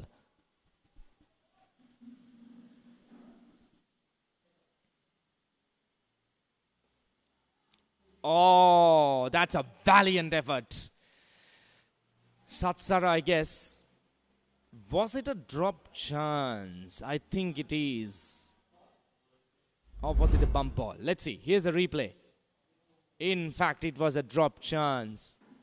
The bowler not happy, but I would say it was a valiant effort, throwing himself. Unfortunately, he did not stick on his palms. These are kind of catches that really need to stick.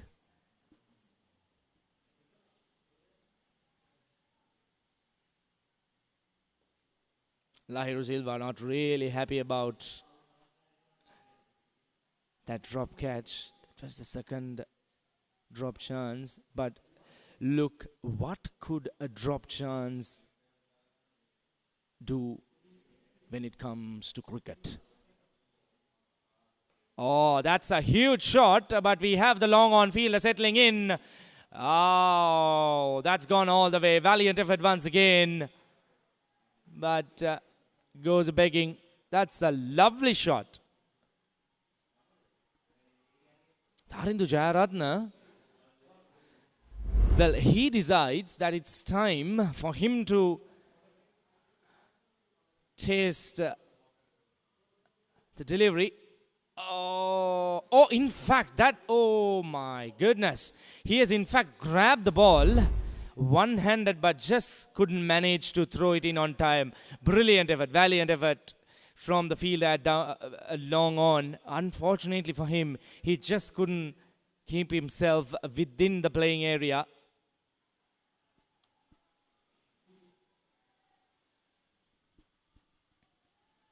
Couple of catches going down. 47 overs completed. 166 for the loss of 9 wickets. Would definitely love to watch a replay of that previous catch, I would say. Here you go, the production team giving us the best view. You can't ask for a better shot. Look at that, look at that. Timing the jump to perfection, landing within the ropes, but unfortunately couldn't keep himself. Rather, we do see a lot of this happening during international cricket as well, where players, they tend to grab the ball, go flying over the ropes, but they have the presence of mind to throw it back into the playing field. Unfortunately, it was not the case. 47 overs done. Kavindu Eranga defensively played. A very rare sight you could see during the last 3 overs of an ODI. A player defending, but the situation here, and the finger goes up really, really slow to wrap things up for Mars Bodyline. 166 runs as they get themselves bowled out within their 50 overs. 47.2 overs completed. Mars intimates will need 167 runs in their allocated number of 50 overs to win this game. Here's a quick look at that last wicket. Trying to go down and sweep. In fact, it was a half-hearted shot. And but looking at where they were, 67 for the loss of 7 wickets, 100 runs. In fact, 99 runs added since then. Mars Bodyline, they would grab it with both hands. Couldn't have asked for a better end after they were threatened to be bowled out even before scoring 100 runs.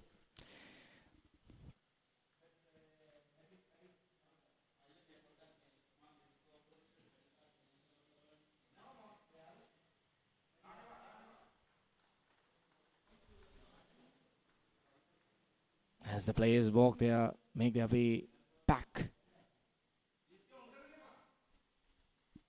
to the pavilion. Here's a quick look at the batting card. Nothing much to be highlighted until player number 8, where Isuru Chandrasiri walked in as the skipper.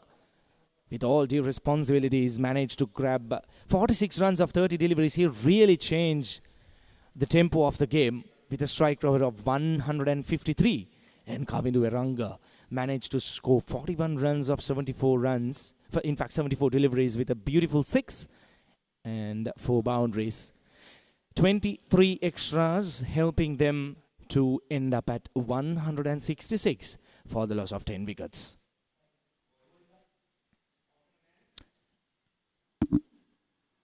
Here's a quick look at the bowling card as well. Ratsaravitana, who ran through the Mars Bodyline batters, managed to grab 4 wickets for 44.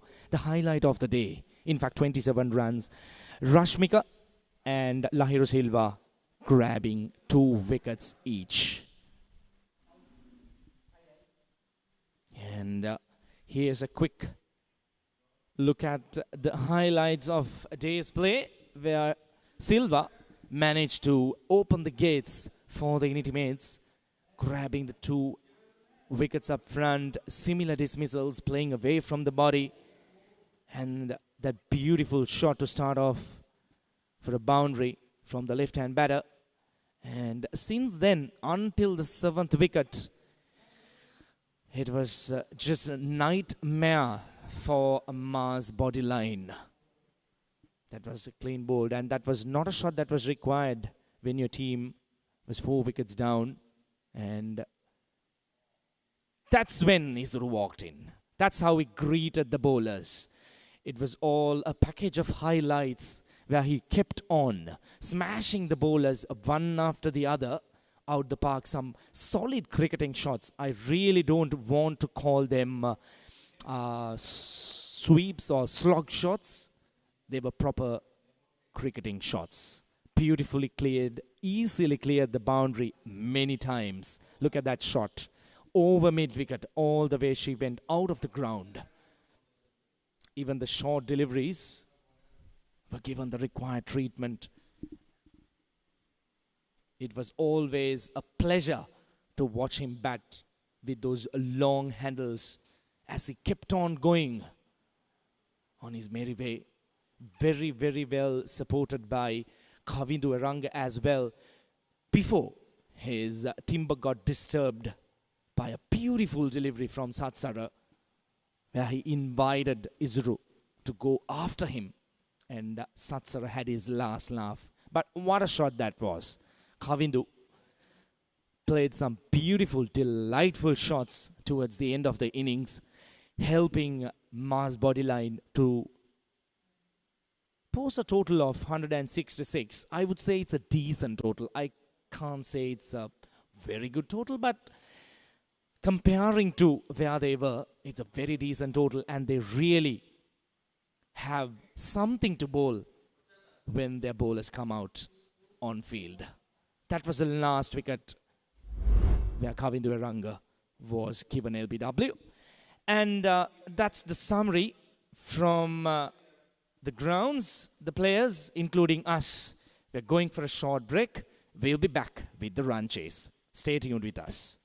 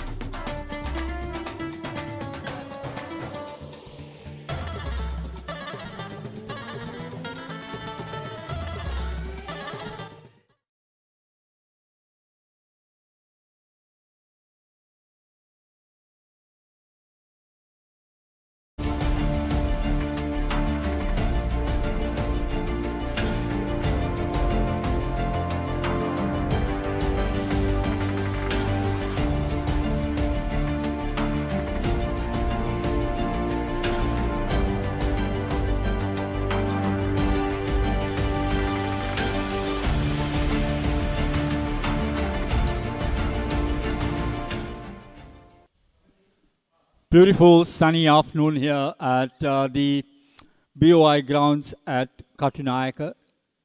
Very picturesque indeed, brings back nostalgic memories of some of the wonderful venues we have here in Sri Lanka.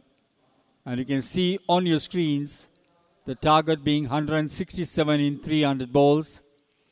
But the feature was MA's bodyline leaking those runs after getting the opposition into a little bit of trouble.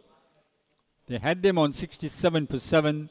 A vital drop catch at mid-wicket, very catchable indeed, has changed the entire complex of this game. Now, the target being 167 on hindsight, with the ball coming onto the bat very nicely, as we witnessed in the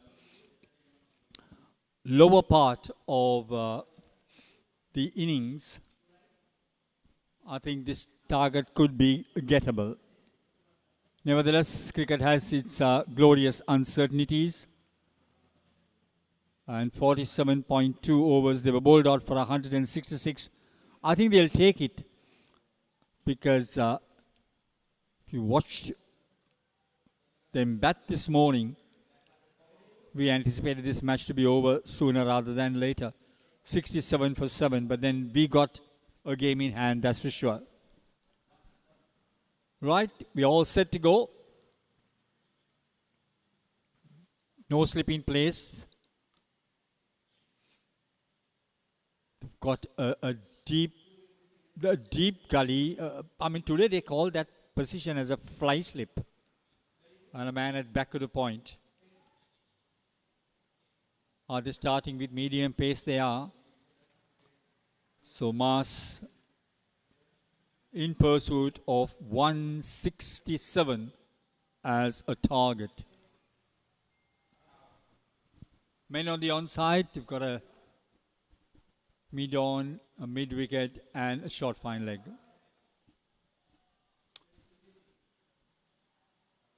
Yeah, I mean the new ball will do a little bit here and there, but I think the sting in the pitch is gone. So Gunaratne just angling the face of his bat, pushing it a very short extra cover. The bowler for Bodyline is Ramit Gunaratne.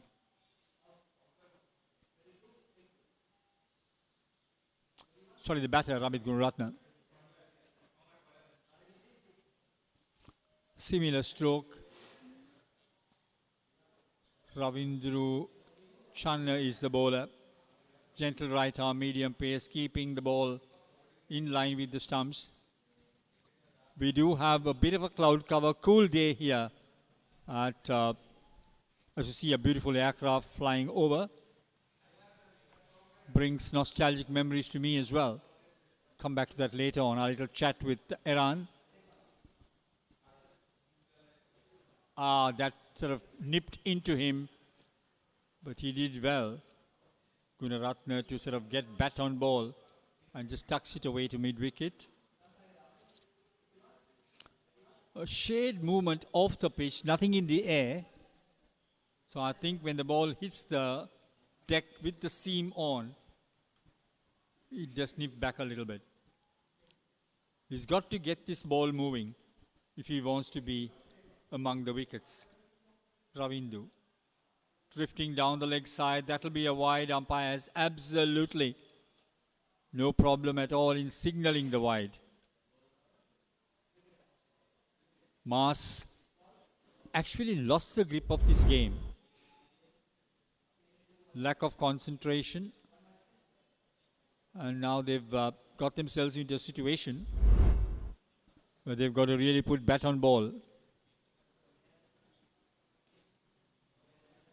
And that's not only a wide, I think. We'll wait and see what the umpire says.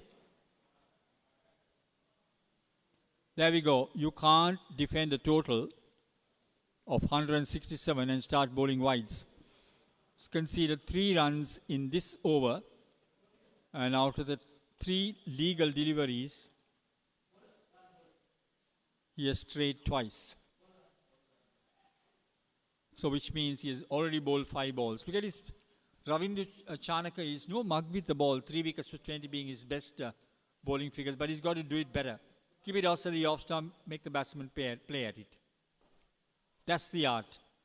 Bring him on the front foot, get him to push at you. And I'm surprised there are no slips in catching position. They just got a fly slip. A man at back of the point, short back of the point. A mid on, a mid off. Extra cover, short extra cover. And a man at mid wicket. And a man at short fine leg. Up, tucked away off his pads. That'll get him a few runs, I reckon. One at least. No, just one run.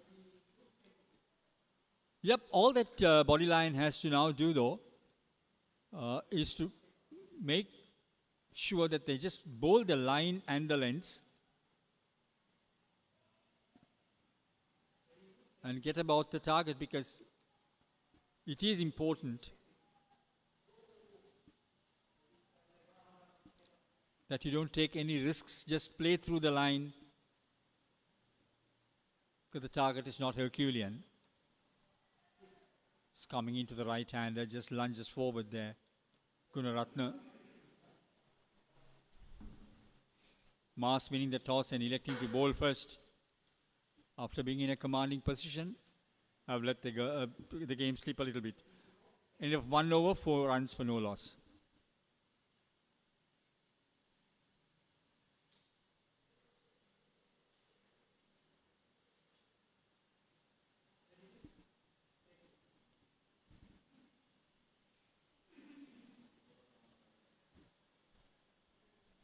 Welcome back. So here goes the target.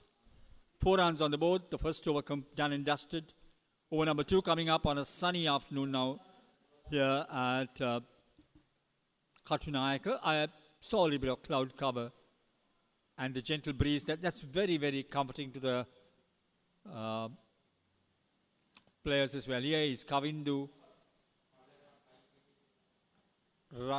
Yes, it's Kavindu Iranga, who batted brilliantly, who actually, in fact, turned the game around. He's got a 5 in his career, 5 for 32 in one of the matches he's played. Now, he's having a slip in place. This bowl left arm, I reckon. The looks of his body language. I've not seen some of these players before.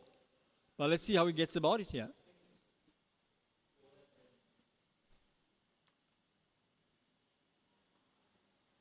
Good delivery. On a length, in line with the stumps. It's got a very attacking field, square on the offside. It's got a slip in catching position, a back of the point, short extra cover, and also a short mid off. Strong attacking field out of the off. That's going down the leg side. That's not where you bowl. And the umpire has no problem in signaling the wide. So, Mars International benefiting from a little bit of inconsistency so far in the Bodyline bowling. They've bowled 3 wide so far in the 2 overs we've seen them.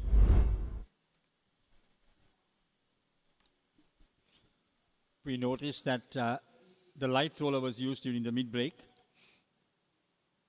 So they want to keep this pitch firm as possible. It was firm in the morning when we did the pitch report for you. But there was a bit of a grass, but then the sting on the pitch right now seems lost. Balls coming out of the bat quite well.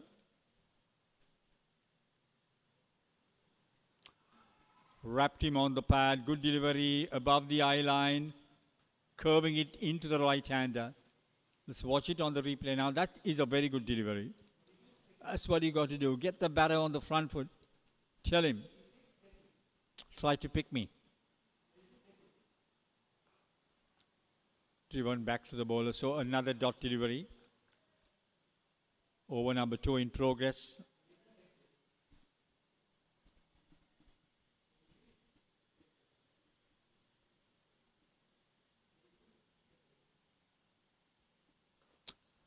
There again. This is good bowling because he's just keeping it in line with the stumps, bowling wicket to wicket. And all that he's got to do is to make sure that he gets his batter on the front foot. Don't drop it short, because left arm round the stumps, you can get, punched a little bit. It's a good delivery yet again. Nice little loop, curving into the right hander. And this is the last ball if it's a legal delivery.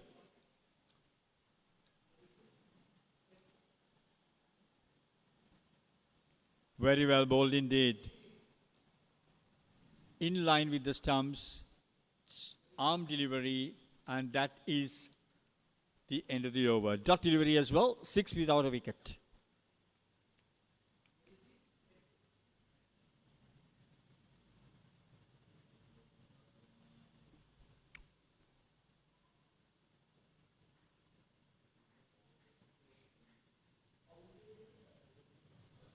Over number 3 coming up. And it's a medium pace attack from the scoreboard end.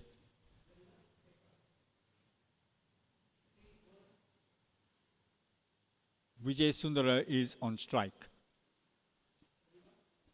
Ravin Duchanaka. Oh, it's another wide. This is, appalling. You cannot bowl so many wides, especially with the new ball.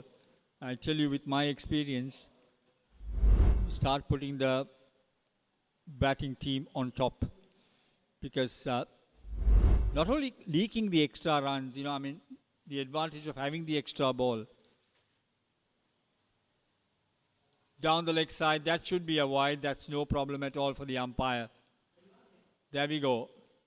The umpire signaling the wide.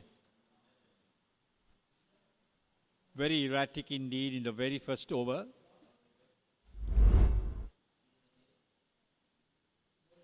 You can watch it on your screens now. Ball down the leg side, it will be called a wide.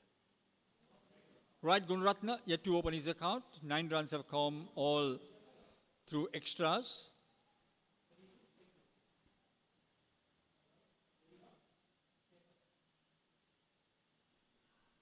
Outside the off stump, being called another wide. This is an over. We have not even seen one legal delivery so far. 10 runs on the board, and mind you, all 10 runs basically coming off extras. This is not a good start, that's for sure. Bodyline made an ash of their prowess in bowling after bowling so well up front, but now they are bowling to both sides of the wickets. At last, the third over, we have one legal delivery being bowled.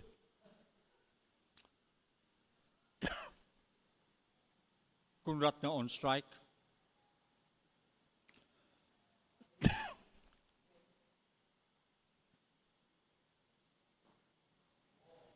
That's a good delivery. Well, he's getting his length now. Round of applause from the fieldsman at 5 slip. That was in line. That's the length to bowl. Get it up there. Don't let the opposition enjoy so many wides off the bowling. You need to keep it there and thereabouts, just outside the off stump. Ah, that's a brilliant shot. Fantastic. Back of a length. Just punched it straight down to the cow corner. That's a good start. Ramit Gunratna. Now opening his account. We'll watch it on the replay. Yep, on a length. Flicked beautifully. That's the stroke to go for. Got the field restrictions. Remember the power play overs. Try to maximize. Beautifully driven again. This is looking very good. That'll get him another 4 runs. Moment he pitches it up, Gunaratne up to the task, using his feet, beautifully drives through the line. It's in the slot, so obviously you get the treatment.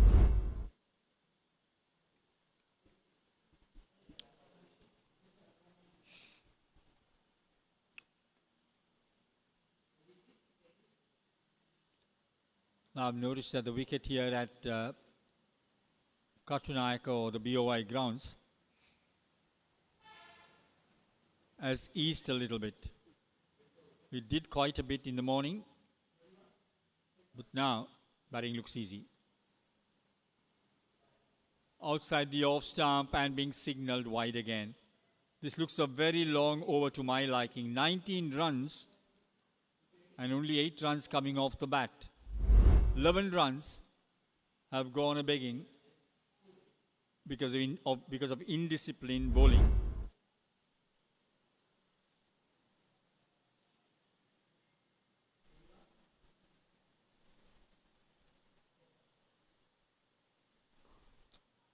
It's played rather uppishly, but then straight to the man at mid-off.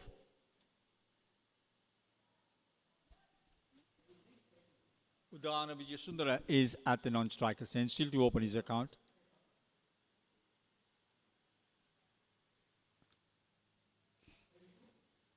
The ambience of these grounds is breathtaking.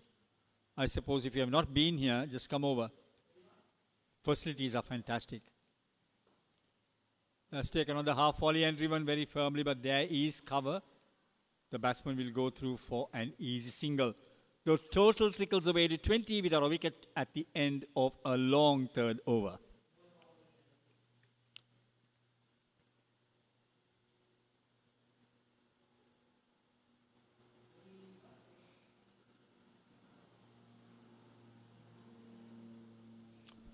Well, the location of this particular venue is close to the airport. So more often than not, you can hear the jet engines rowing. And sometimes they fly past these grounds, which is, what can I say? Good to see. Gunaratne retains the strike on 9. And let's see Kavindu Iranga, who batted brilliantly. I thought he was one of the mainstays that helped his team get to the total of 167, bowling round the wicket left arm. Good delivery, in line with the middle and the leg stump, getting the batsman to play forward.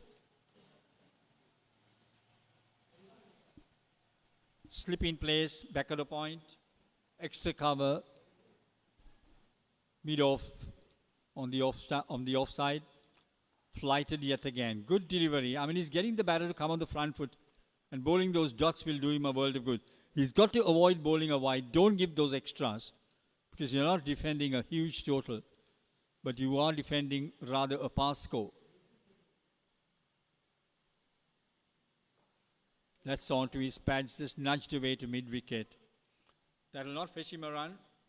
So far, 3 dot deliveries. This is pretty good. Keep it quiet.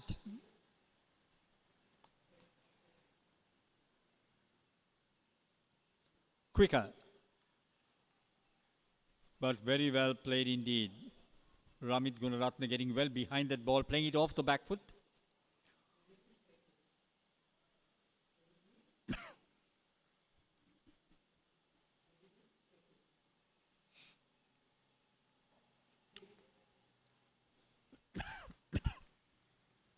These are good. These are good passage of play because he bowled 5 dot balls. I'm sorry, 4 dot balls, is it? This is very good. Good comeback in his second over, Iranga. There again, off the back foot, nudged to the fieldsman at mid-on. And the umpire hands over the cap to the bowler, completing 4 overs. And Mass International are 20 without a wicket.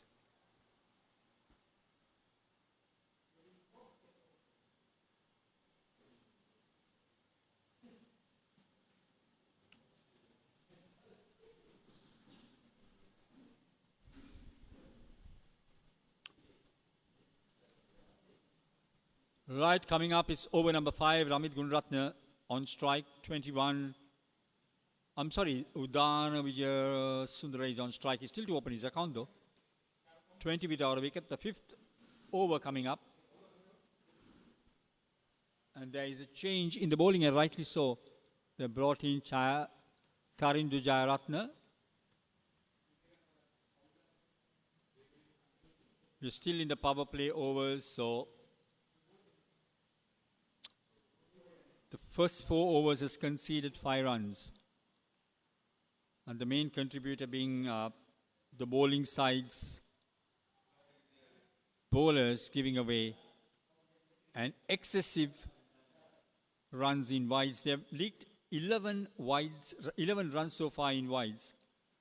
Karindu has taken 32 wickets, 4 for 14, his best bowling figures. He'll be expected to get among the wickets. That's what his captain will be hoping for.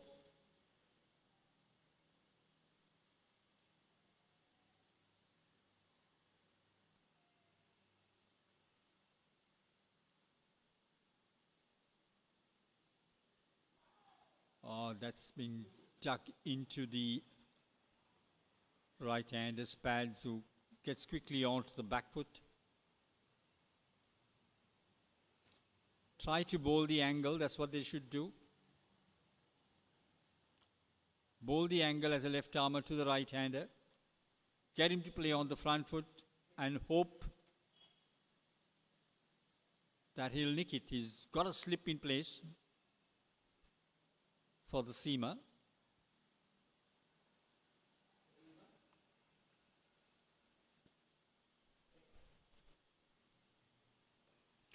That's a good delivery. Back of a length, outside the off stump. The ball darting back into the right-hander. Post him on his back foot. Udara Vijay Singh still to open his account. That might be playing on his mind right now. It does happen till you get your first run. Tend to be tentative in all forms of the game.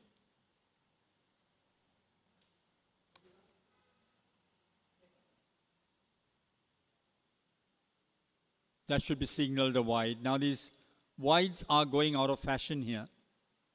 Imagine 12 runs conceded by bowling wides. 4.2 overs. This is indisciplined bowling, to state the least. Now when you start bowling wides, you'll be under pressure because you are expected to control the new ball. That's flicked away off his pads. That'll get him a run, so he gets off the mark. We're pretty happy with that. 22 on the board. So good to see Vijay Sundara toiling a little bit, getting off the mark after facing his 7th ball. He too was a recipient of a lot of wides being bowled by the Bodyline bowling unit.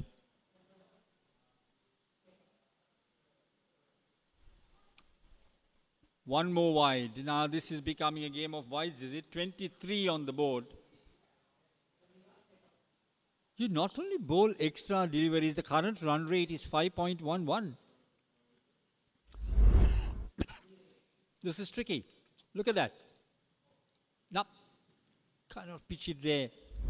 Try to angle the delivery. Let the batter come on the front foot. That's what you got to do.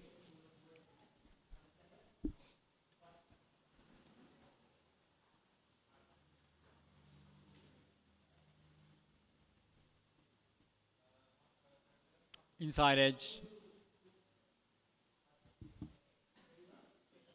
24 runs on the board. No terrors in the wicket. The ball coming nicely onto the bat. I somehow feel that this particular target of 167, the way that Bodyline bowlers have been bowling so far, this looks a target that MI or Mass International will be able to overall. That's the angle. That's the angle I was talking about. Just keep it there and thereabouts. Bowl at an angle. Get the batter to come stretching for you. This is what you should do. Avoid bowling at the pads. You know, back of a length is fantastic, but it's not going to do you any favors here. What you got to do is to try and bowl the angle. Get the batter. You just have one man in catching position. So get him out of the front foot. And drive those runs up. That's important. Short delivery. That's a good variation. Marks the end of the over. 5 overs gone by. We're going to have an international chat now with my co-host Eran. It's coming up just after the break.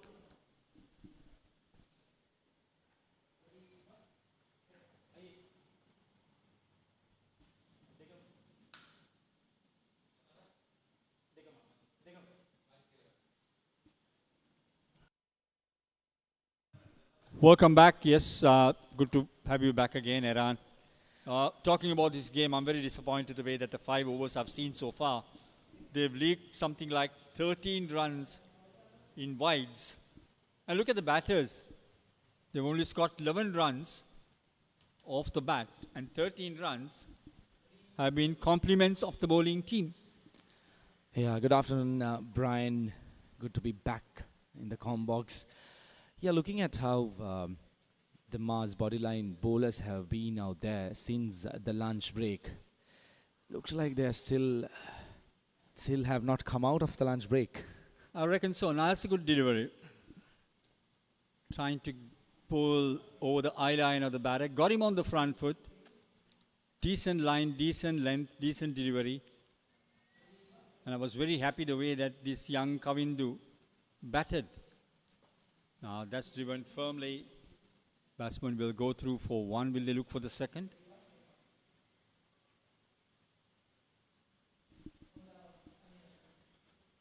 Lots of cricket around the globe, especially England versus India, the second test coming up. We'll touch on that subject a little bit.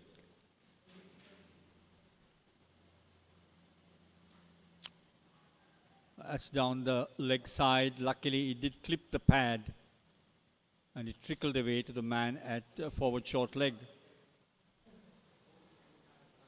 Or thereabouts. Is he at forward short leg? No, he's basically at mid wicket.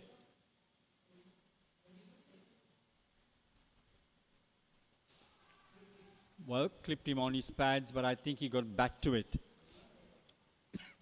Doesn't seem to be any kind of threat to the batters at the moment. They just keep moving on. Hardly any kind of deliveries that have created any kind of concerns in the batter's mind. Exactly. Keeping it tight a little bit. That's what they're doing. Now he's bowling his line and length. It's not getting any purchase, not getting any turn. Just lobbed into the batter.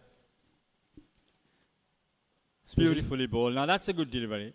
In line, wrapped him on the pad as he came lunging forward. But that does mark the end of over number 6.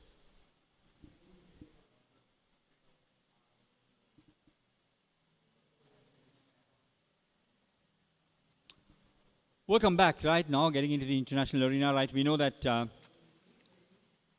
India are preparing for their second test, and the news I have is that Jasprit Bumrah, India's premier bowler, will be rested because of the workload he has.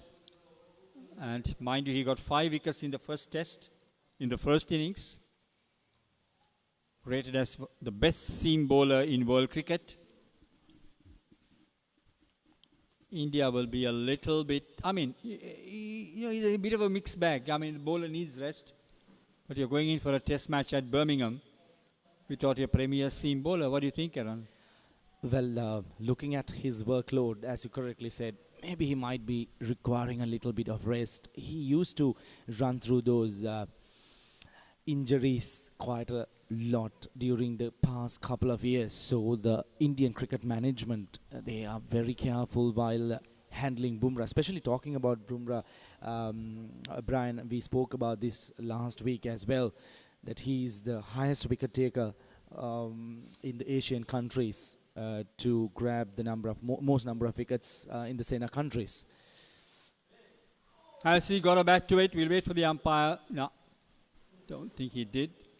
Yeah, and the other factor is, I mean, he's been injury prone because of the action.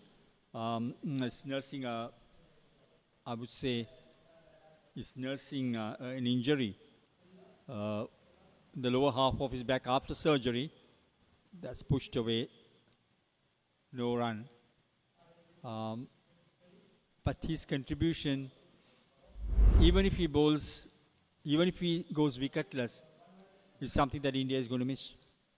Yeah, very true. And also, talking about his injury, it's very much acceptable that he's... Oh, that's a poor bit of fielding, Brian. He's going to get 4 runs, is it? Is it running down? It is, yep. The outfield is dry a little bit more. And this is what I was telling our viewers, that batting has got a little bit easy.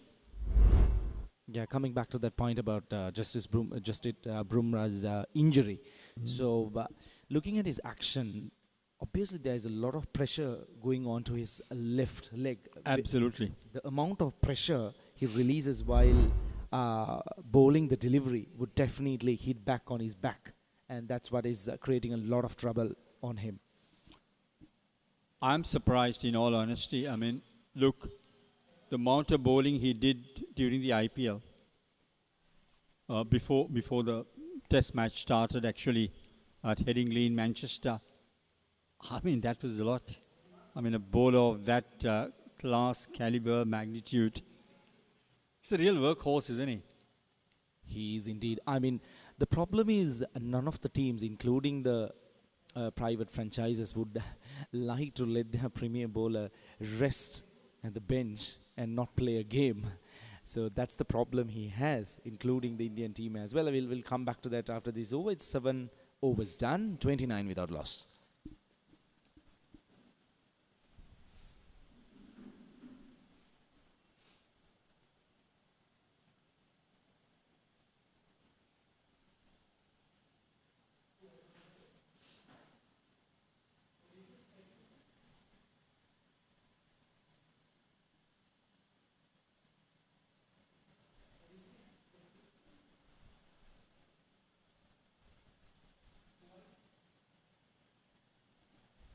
Right over number 8 in progress.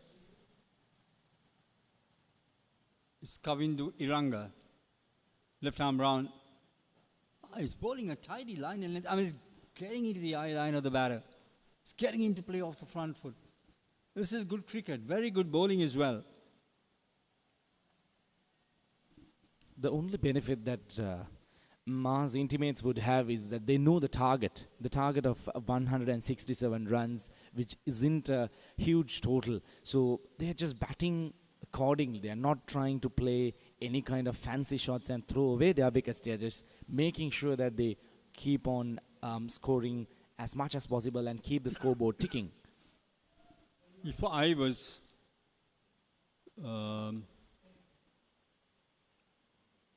played rather uppishly, but then into the gap, that'll get him a few runs, I reckon. At least a couple. Well, Brian, I'm just noticing the non-striker. In fact, Ramit, who is at the non-strike right now, is finding it a little bit hard. He's niggling around. I'm just wondering whether he's getting out some kind of injury, because clearly there was 2 runs in the previous shot. Could be an eagle. Could be an eagle.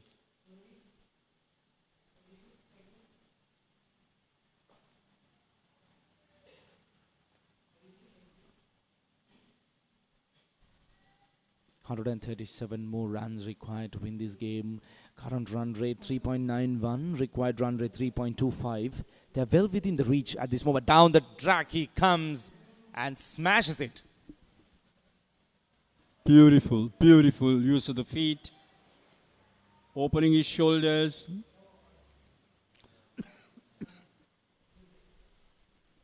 That's one of the shots that I love to see, Brian. Come down the track and go over the offside field. Absolutely.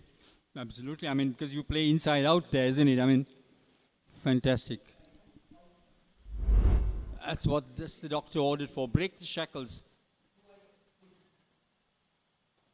That was a brave shot, Brian, because we had Absolutely. a long off in place. He just made sure that it's onto his left side. Yep. Super shot. 8 overs done, 34 for no loss.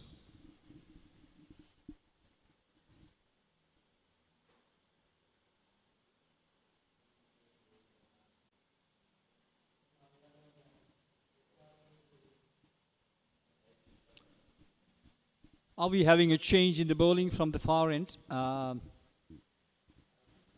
Yes, it's Wishma Naranja brought into the attack.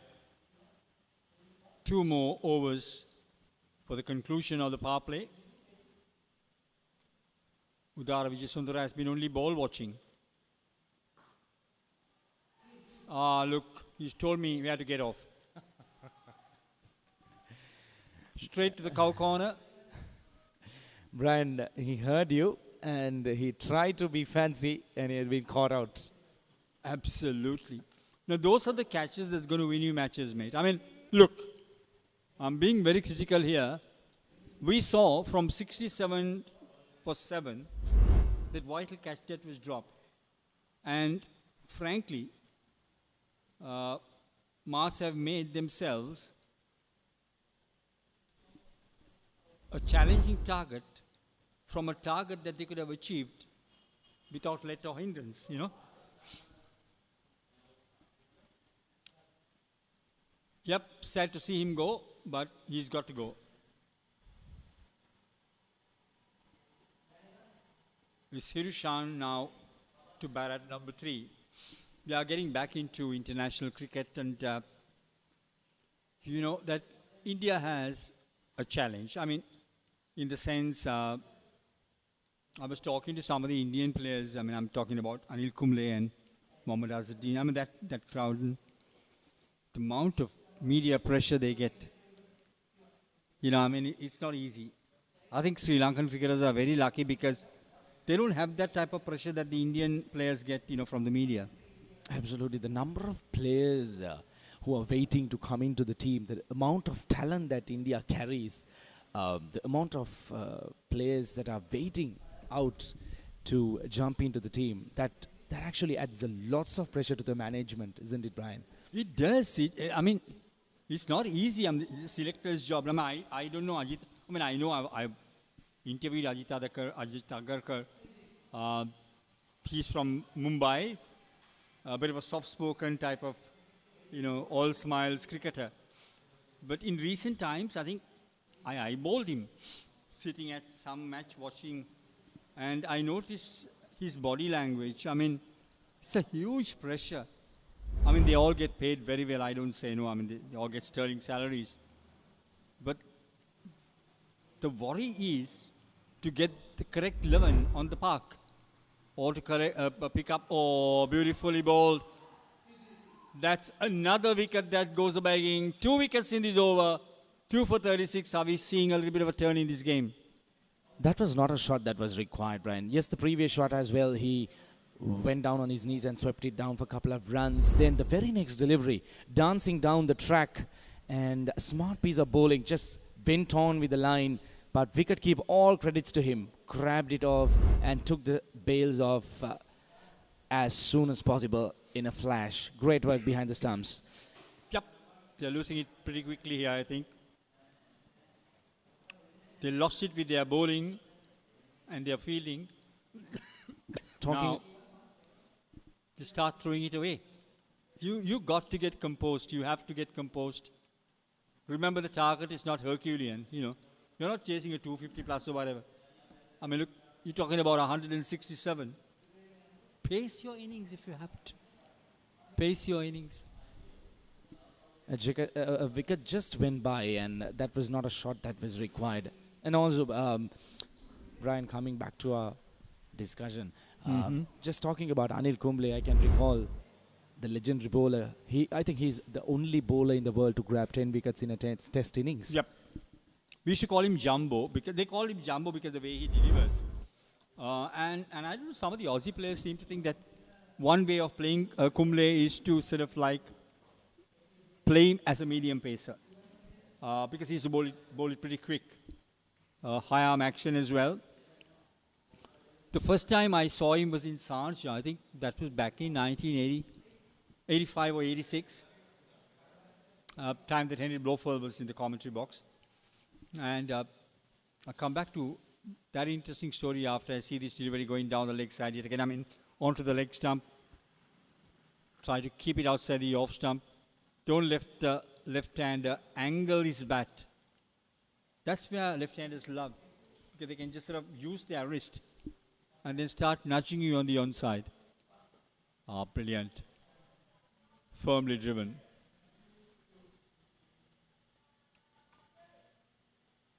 And I remember watching, getting back to our story, in Sharjah, I mean, he used to wear spectacles, obviously, but I'll come to you after this particular delivery.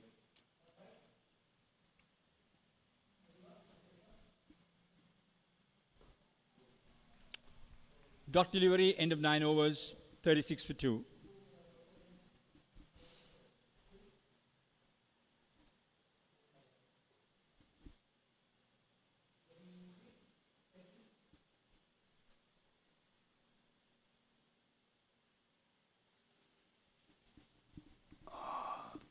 Breezy afternoon.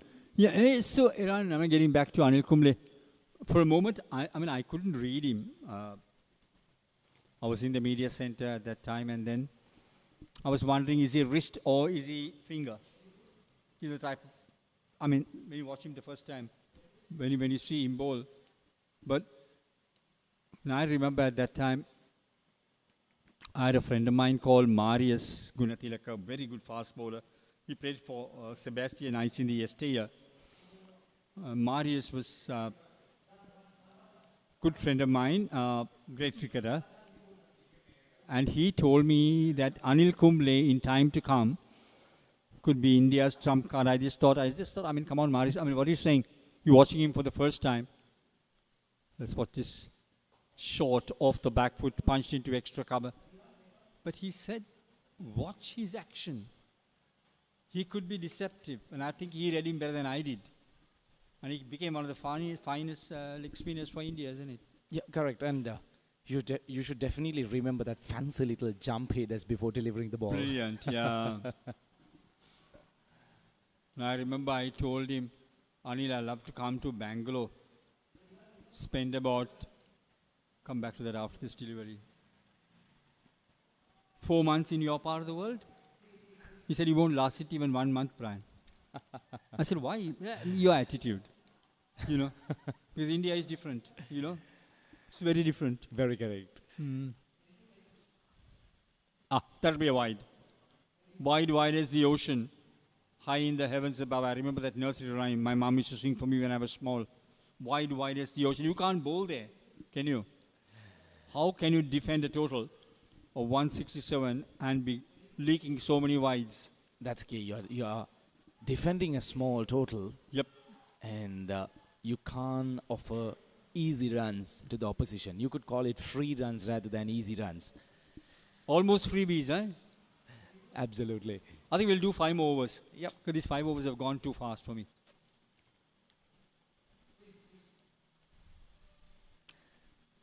Have you also, I mean, this is for the benefit of our listeners, if they do want to cream a little bit about how some of the players of yesteryear, I mean, I had the experience of, associating with them. I'll come back to another interesting story after the break.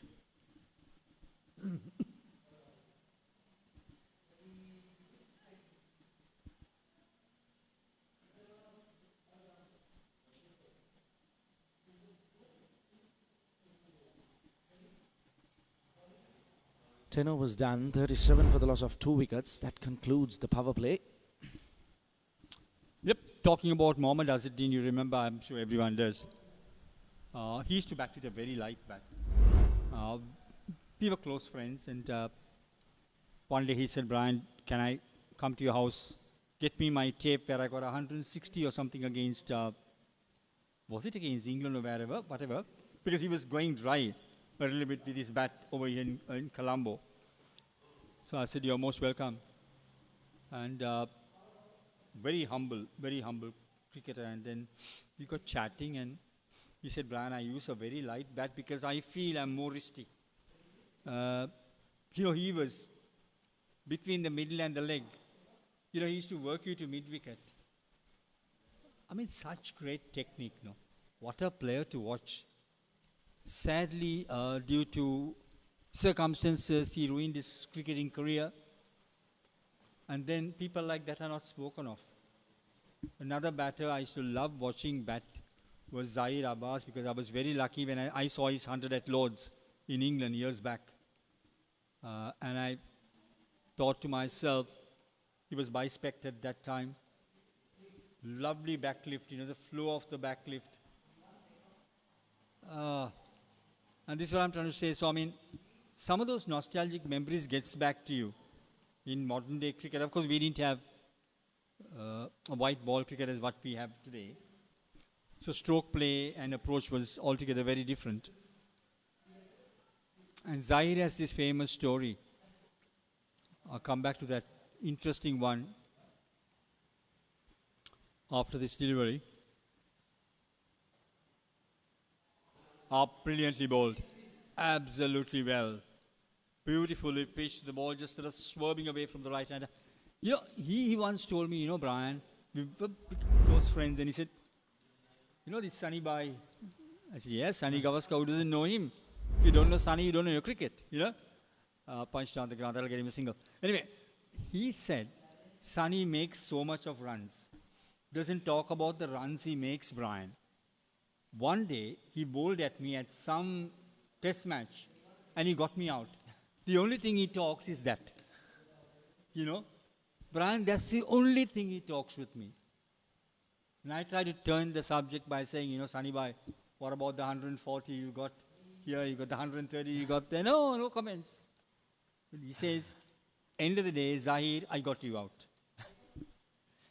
Those are valuable memories that you could carry from your experience. And I myself feel really proud and happy to be sharing the comm box with you. So much of knowledge and so much of memories. Now I can tell you a memory about Sir Geoffrey Boycott. I'll come back to that after this is over. You need to know this story. It will be brilliant. 39 for 2.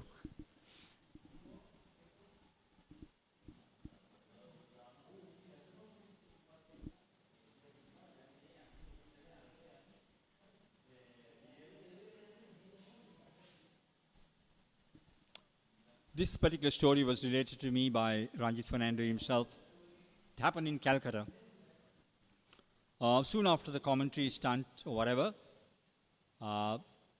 Geoffrey and Ranjit were staying in the same hotel, so Geoffrey had told Ranjit, look, let's go together. I've got to do just one more stand-up, you know the meaning of stand-up. Stand-up is like what, okay, you know it, and I think our viewers also know it. Short. Did he get an edge to it? The umpire just looked away. Yep, and they both got into the same taxi. Back to the hotel.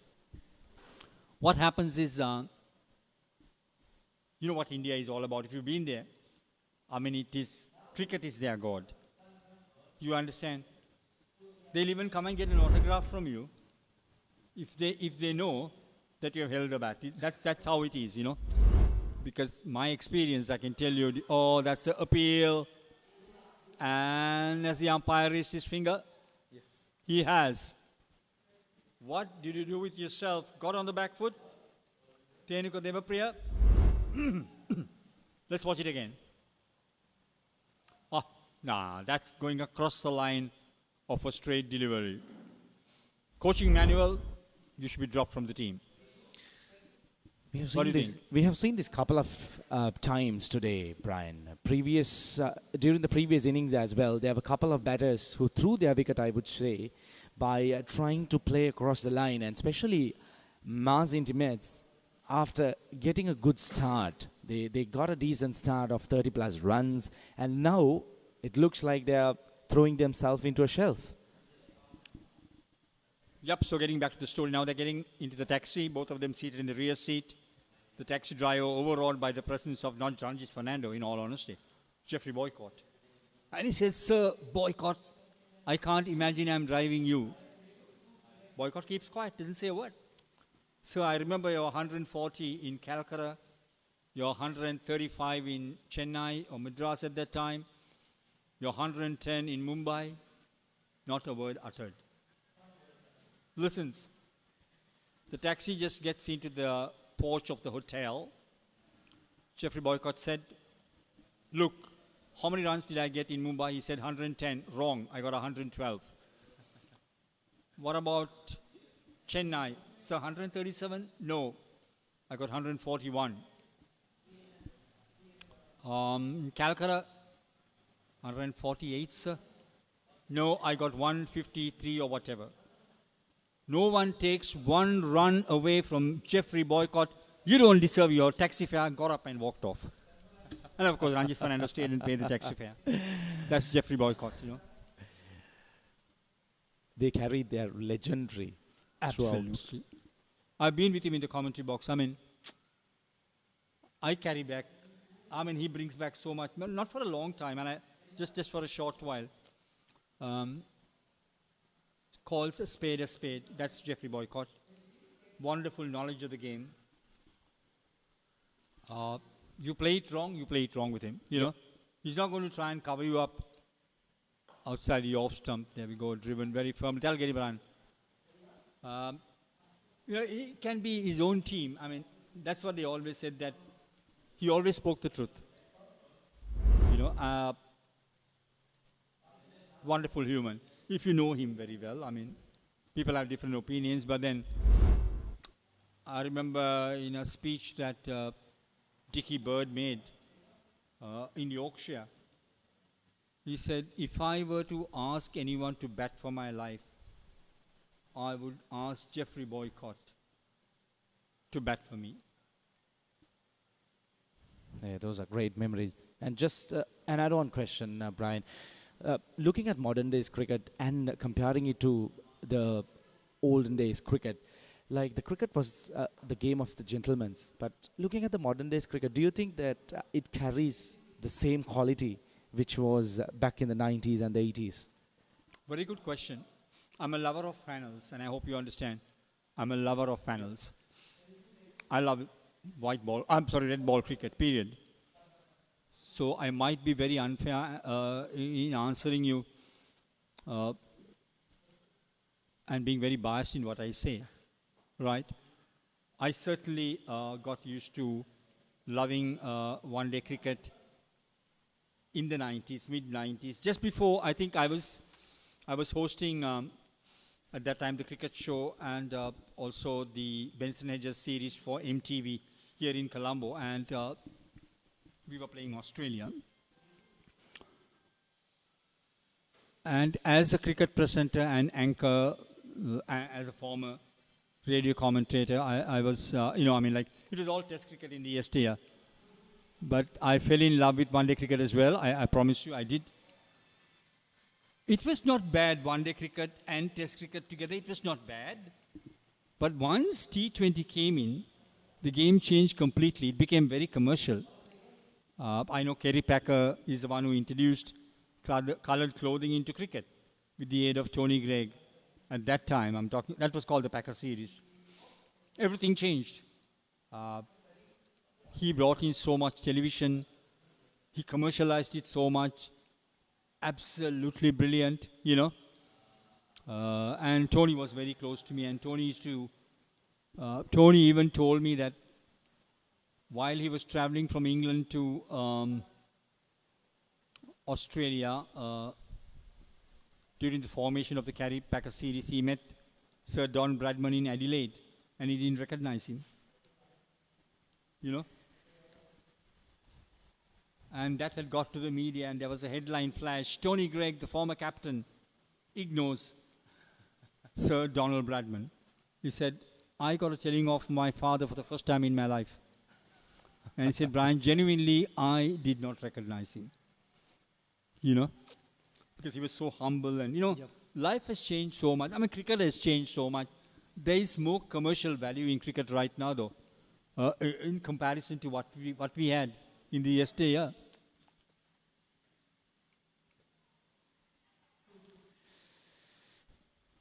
It's all changed so much. We never had the IPLs, nothing like that. I mean, even looking at the cricketing calendar for an year, you have so much of leagues running around the country. And there's one more thing I just wanted to highlight, Brian. The retirement of Nicholas Pooran, that was one of the shocks, the shocking news that I came across. I'm pretty sure the reason behind it was franchise cricket. He needs to play a lot of franchise cricket. You know, it's a couple of problems that can come your way. I mean, like, look, you could have financial commitments. We don't know. Can happen to anyone. Yep. What happens to Peter happens to Paul, right? Period. So I think franchise cricket is going to get him more money, especially the IPL. So I'm only being very speculative here, but that is a strong possibility. And look what has happened to Sri Lanka. I'll come back to that after this delivery. Upish, India, could be caught. No, stopped in front of him. Now I was talking to Leonard Ratnayaka, a former colleague of mine who is now my producer for the website I report to, Sri Lanka Sports.lk, Sri Lanka Sports.com from England. And he said, Brian, do you realize that we will not have a test match up until next year? What are your test cricketers going to do for 6 months? They can become rusty. That's all because of the franchise cricket, number of tournaments. The one days, so much of white ball cricket. What is a red ball cricketer going to do for 6 months? Tell me. And I'm not sure if I'm reading these news right, but I read an article like a week ago that there are some talks going on to reduce the number of days for test cricket down to 4 days for I heard about that, countries. Yeah. I was not very happy. Yep, I'll tell you why. 44 for 3 after this is over.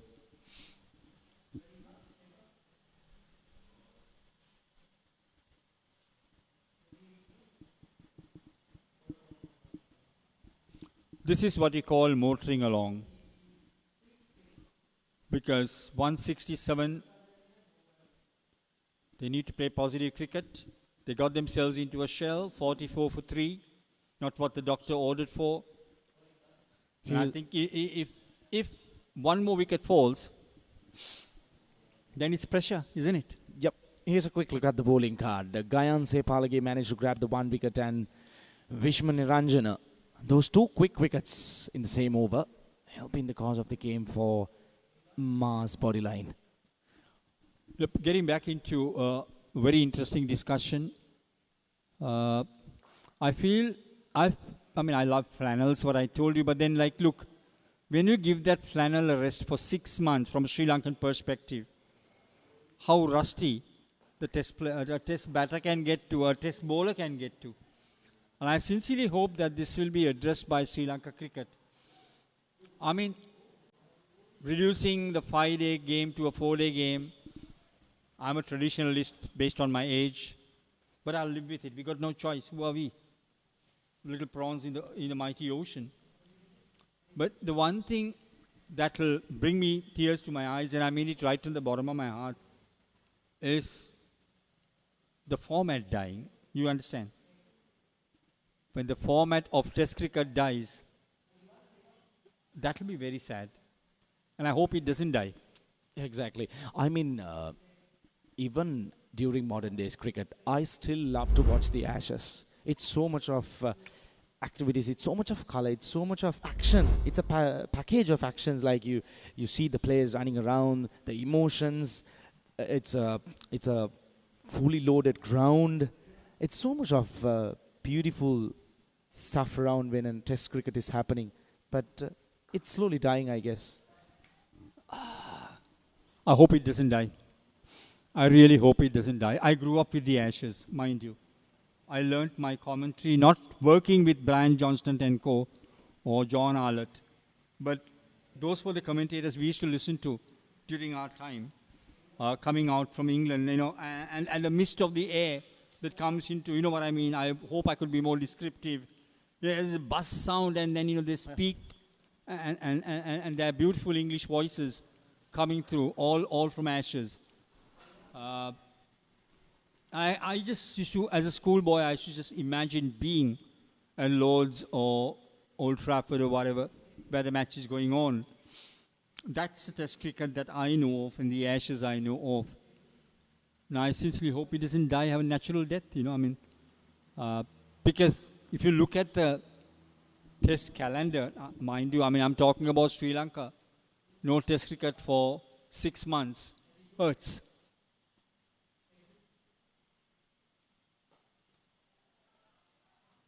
Driven to the onside, bit of a misfield, but then that's the end of over number 14. It's 48 for 3.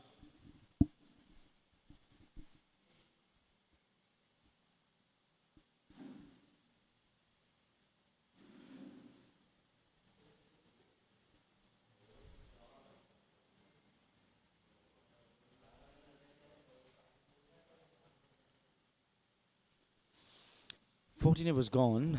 48 for the loss of 3 wickets. Two new batters in the crease. They have been out there for some time. 10 and 11 deliveries faced. They always say, the game has to move on. The game has obviously taken a new dimension. And I sincerely hope that ICC will... Okay, at least I'm happy that we have the ICC Test Championship. We'll live with the ICC schedule for the moment. Gone, is it? Drops the dolly. Drops the dolly. Very good. This is what should not happen. The skipper. You cannot drop those dollies and pay the price. Oh, that was a regulational catch. Absolutely. If you're on that particular position, when you field, you got to watch the bat very closely. How much is that catch going to cost? That's the next question. Yep. We saw that happen earlier. 67 for 7, and you see one drop catch that turned the tide of the game. So getting back to Test cricket, okay, we do have the World Test Championship, and that's very, very pleasing to the traditional cricket lover like me. But that's 4 runs. That will ease the pressure a little bit. Add salt to the wound. You drop a catch and the batter gets a 4. How often do we see that, Brian? Always. In international cricket, it happens. Very often. So, what I'm trying to say is, imagine just like, okay, fine, we'll live with the Test Championship. If it's reduced to 4, the glamour goes a little bit, nah? You understand? Imagine if you're going to play a game on a placid track. Yeah. What are you going to do? Exactly. You'll have one side batting for 2 days, the other batting for 2 days. 2 days. I hope it will not come. It has been proposed by India, I think, no? Yeah. India has proposed it. So they have named a couple of countries that these countries should play 5 days and these countries should play 4 days. Is that? I'm not read that news. Yeah. But to me, that's stepmotherly treatment. So, for some other countries, look, fine. We know who the top 5 test playing nations are. We don't want to name them here because, you need a rocket scientist to tell you, But like, look, if they're going to play among themselves, then what about the others? How are they going to improve? How can you improve if you don't play? I'm just telling you an example. How do you ask in Zimbabwe to climb up the ladder if they don't get an opportunity to play with a team like India? Yep. It's all about learning by playing against experienced or top-class bowlers, isn't it? 53 for 3.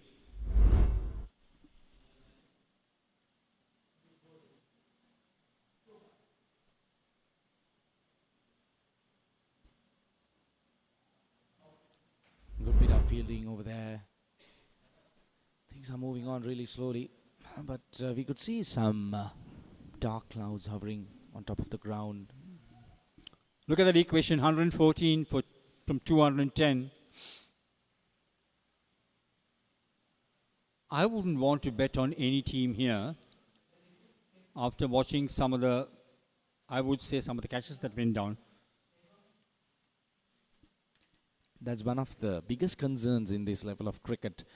There are many catches are going down, especially the coaches. They really need to work on that, the fielding coaches. Yes, Sri Lanka was an example, mind you. I mean, people can stand on their heads and say, okay, right, we won the test match, fair enough. Of course, we played against a very competitive team. I mean, look, it can happen to any team. I think Bangladesh got to the wrong end of that test match. But what hurts is Sancho's retiring from test cricket just because of this loss. I think that he's got to rethink it. But look at Sri Lanka, the amount of catches they dropped in the first test, in the second test, in the first innings. I was told 6 catches, out of which 3 were definite dollies, you know. Yep. So talking about the fieldings and the catches, I just recall one of the old memories of Jonty Rhodes being not in the playing 11, walking into the field and becoming the man of the match just because of his fielding. Absolutely. I met him in person. He's a born-again Christian. I actually met him in Kandy. We were staying, I think, the entire team was staying at, I forgot the name of the hotel. It's called Amaya Hills now. It's a jet-wing hotel in the Estia. And I had a meeting with him, and I asked Jonty, what time do we meet? Said, I'll be by the poolside in the morning, Brian, around, say, 6:30. Thought, oh, no, come on, Jonty. I mean, you can't be doing this to me. But who am I? I'm just a media bloke.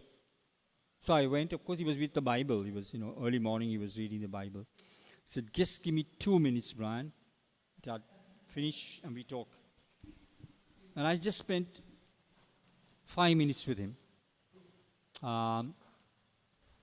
And the amount I gathered, talking to them, their focus levels. That's why, okay, South Africa were called chokers. But look, now that tag has been taken off after their test championship win over Australia, But what I'm trying to imply here is, now, why did they get over this thing called chokers? Because they played against a competitive team and won. So I think the weak test nations like, say, Zimbabwe, Sri Lanka, Bangladesh, West Indies, and Pakistan, we should get an equal opportunity to play against the best in the world. What is your thoughts? Yeah, looking at the test schedules as well, like even last year, looking at the Sri Lankan test schedule, majority of the games were played among the lower teams. I would say we shouldn't be calling them lower teams, but comparing to the top teams that play good test cricket, we hardly got any chance to play with majority of the team, and also most of the games were home games, not away games. So we don't get that opportunity to get ourselves into those conditions. Absolutely. But I think, see, what's happening is, I think they have introduced 2020 cricket quite a bit to spread the gospel around the globe, right? I mean, they're trying to get China to play, they're trying to get America to play. Then it becomes more like a football game. I mean, it gets, they look at nod, they might get the nod even from the Olympics, Yeah. I'm proud as a cricket fan or a cricket commentator or a cricket writer.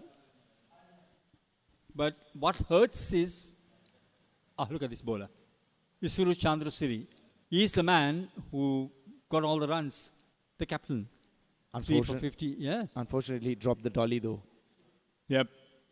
He dropped the dolly. And he must have dropped the match as well with that. Yeah, looks like he has taken the ball to try and pay for it. Pay for it. Get the wicket, mate. We'll have time for you. Anyway, so what I'm trying to imply here is the weaker teams getting an opportunity to play against the top 5. Zimbabwe went to England, and you saw the thumping they got. I mean, I feel sorry for them. I mean, they are a nation. I mean, they have not got there by, they have not got to test cricket by playing cricket at a birthday party, isn't it? They got there by real hard work. But if they can't maintain that because of the limited tours they're getting from classical teams like India, in example, I mean, Aussie or England or South Africa, or even New Zealand for that matter, where do they go? Yeah, very true. It's all about the busy schedules right now, as you correctly said. Cricket is moreover commercialized now. But if you talk to a modern day cricketer or a modern day commentator, he might think, my God, look, what is this Brian Thomas trying to say?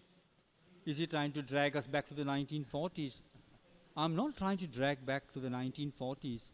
You cannot change the rule that only 11 players can play in a game of cricket, can you? You can't, right? That tradition has to live. Yeah, they have lots of conversations going around with this player inclusion in the IPL. Yeah, they get a chance what to do you add call a that? player. Impact player. Impact player. Yeah. So even myself, I'm not a fan of it. It really takes off the balance, Brian, isn't it? It does. I mean, that's outside the off stump, left alone. Bowling pretty well. Keep it nice and tight. Yeah, I mean, don't you think so? I mean, I don't know. I mean, that's IPL. It's a private franchise, obviously. But I always thought the impact player, yeah, I think you used the correct word, the balance. And I was also pretty critical. I mean, from my viewpoint, you don't want to be a bowler on those IPL tracks, do you? Flat tracks, flat bullies, 280 runs in a T20.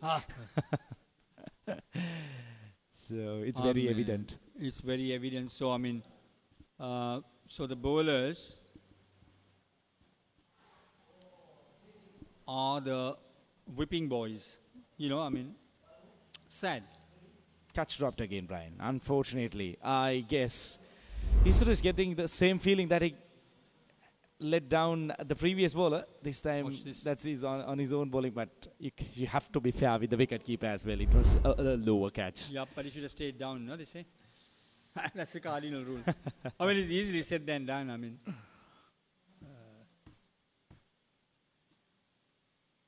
106 more runs required, 199 deliveries outside left. the off stump, that's a wide.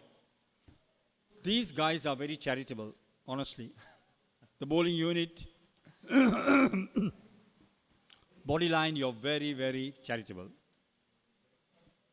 So many wides, no? I mean, how many extra balls are you going to bowl? How can you win a test match 167 as target with so many wides and so many extra balls to bowl?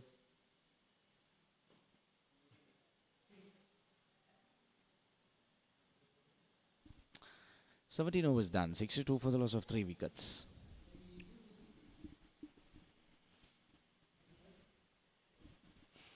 Looks like the players are going for a quick drink break.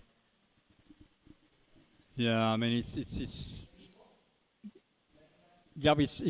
pretty warm, isn't it? I mean, we do have a gentle breeze that's blowing across the grounds, but then there we go with the scorecard. Always having a problem with the scorecard, nothing much to write home about. Gujarat 20 looked impressive. Look at the rest. I mean, struggling. But Vitarna is on 13. 62 for 3, 17 overs gone by. Looks like a little bit of a drag, but then here is the bowling card. 2 for 15 for Naranjana. And Gayan Sepalage 1 for 15. Thank you for being in our company. We are having a little bit of a chit chat here. This is what we call a dual commentary. This type of cricket, honestly, is very interesting because it's a low scoring game, 167. And the wicket itself was very challenging for the team batting first because we saw them struggle up front on 67 for 7. Then the tide changed. Now look at the equation. 105 needed from 198 deliveries. I'm not talking about the international ranking, I'm talking of basic ranking. With the amount of balls Iran left, this target should be a walk in the park. Considering where they stand right now, 62 for 3, a steady bit of partnership between these two batters, and 105 runs of 198 balls is not a hard task at all. So they should be able to get there, but you know, cricket is a game of uncertainty, so you cannot predict or promise any kind of results. Yep, it is a game of uncertainties. And now it's also becoming a game of uncertainties even in the administration. Now I'm pouring my heart out here because, like, look, we don't know what will happen. I'm not trying to say, all I'm trying to imply is the fixtures. Now I heard Zimbabwe wants to travel to Sri Lanka, which is a good thing. The boys will get an outing. But then there again, you're talking about a one-day series, nah? Yeah. You see? My concern is the 5-day match. And taking back our topic to the IPLs, Brian, initially it started with a 1-month calendar. It moved up to 2 months. And after the completion of this year's IPL, I read another article. I don't know whether you believe me or not. Now they're discussing to take it up to 3 months. I don't know where cricket is going on.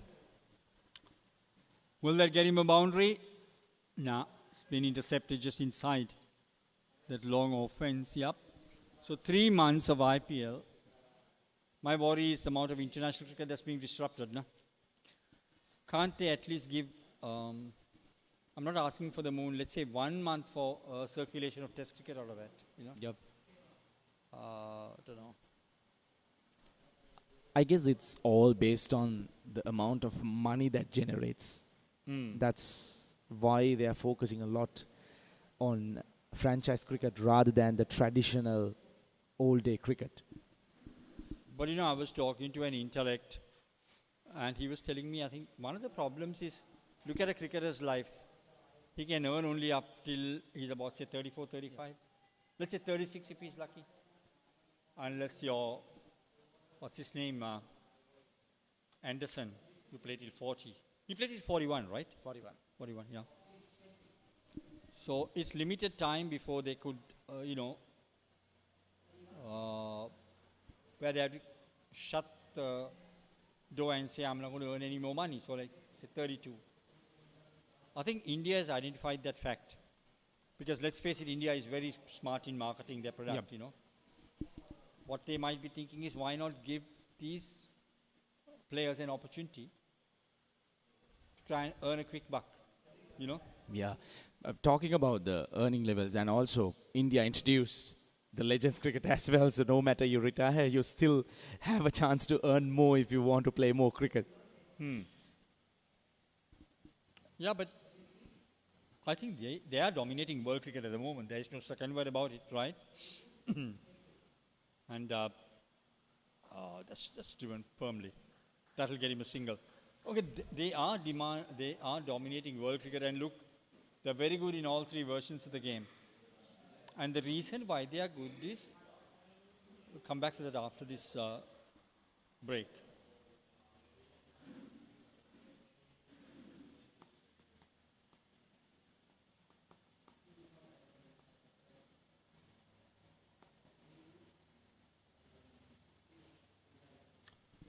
Welcome back.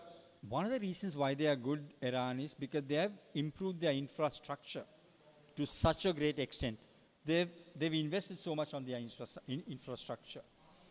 The gospel has been spread very well. I mean, they were a popular hockey playing nation those days. You know, when I was very young, I mean, we used to always talk about Indian hockey. Yeah. You know, but now, the tide has changed. And they've so many international grounds of world-class facilities, and, you know, and the richest cricket board is India. Look at the crowds that come to watch a match. It's amazing. So which means, Look at the revenue levels.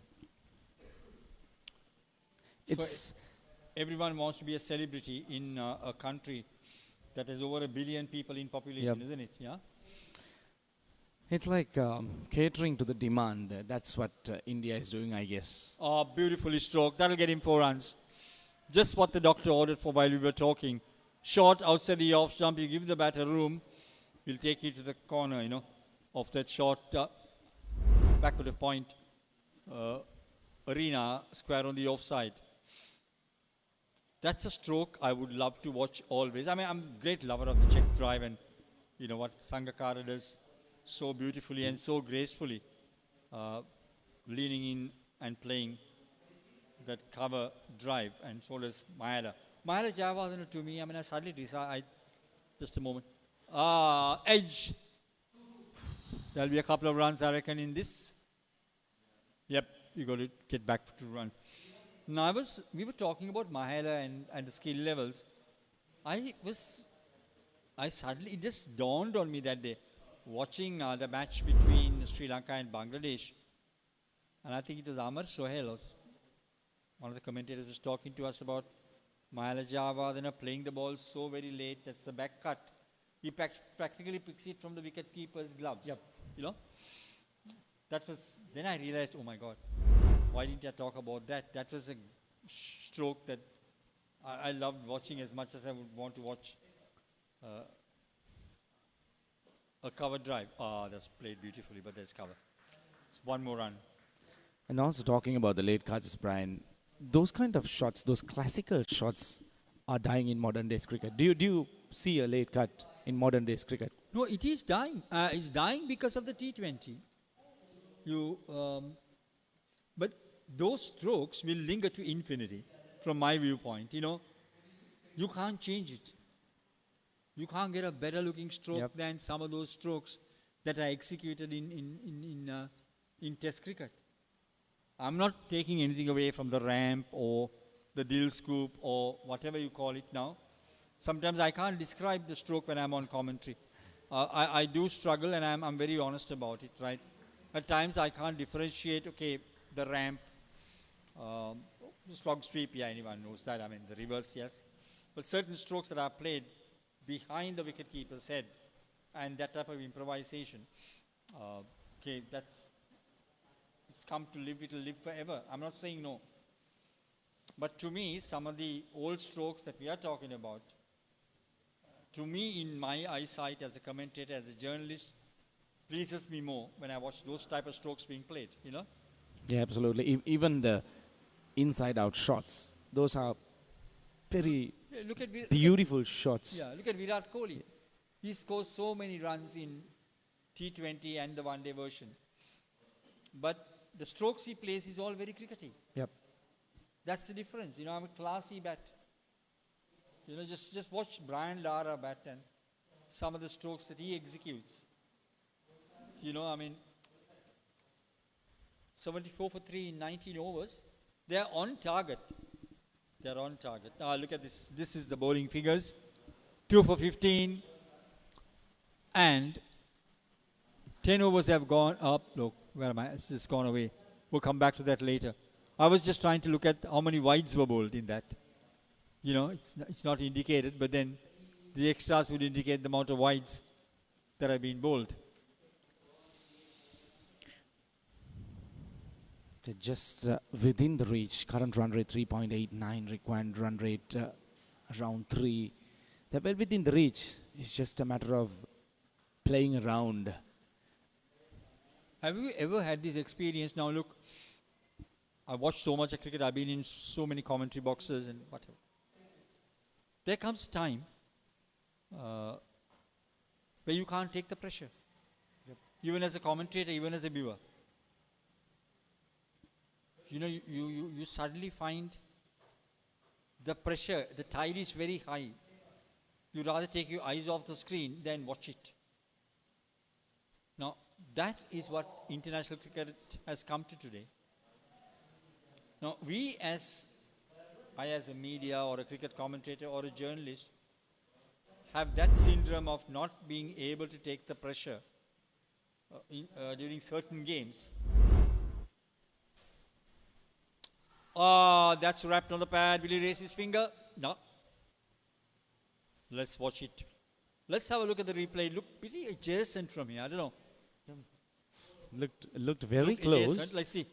Did it spin away or did it hit him outside the line? Look at his stance. Yep. He's completely open all 3 wickets. No, look, it just went off. I'd love to see that replay again.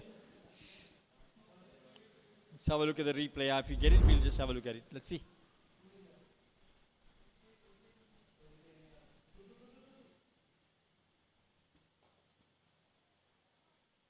Yeah, so I'm just talking about the pressure. Just imagine the pressure that goes through the players at the dressing room. You know what I mean? Come back to that after this is over.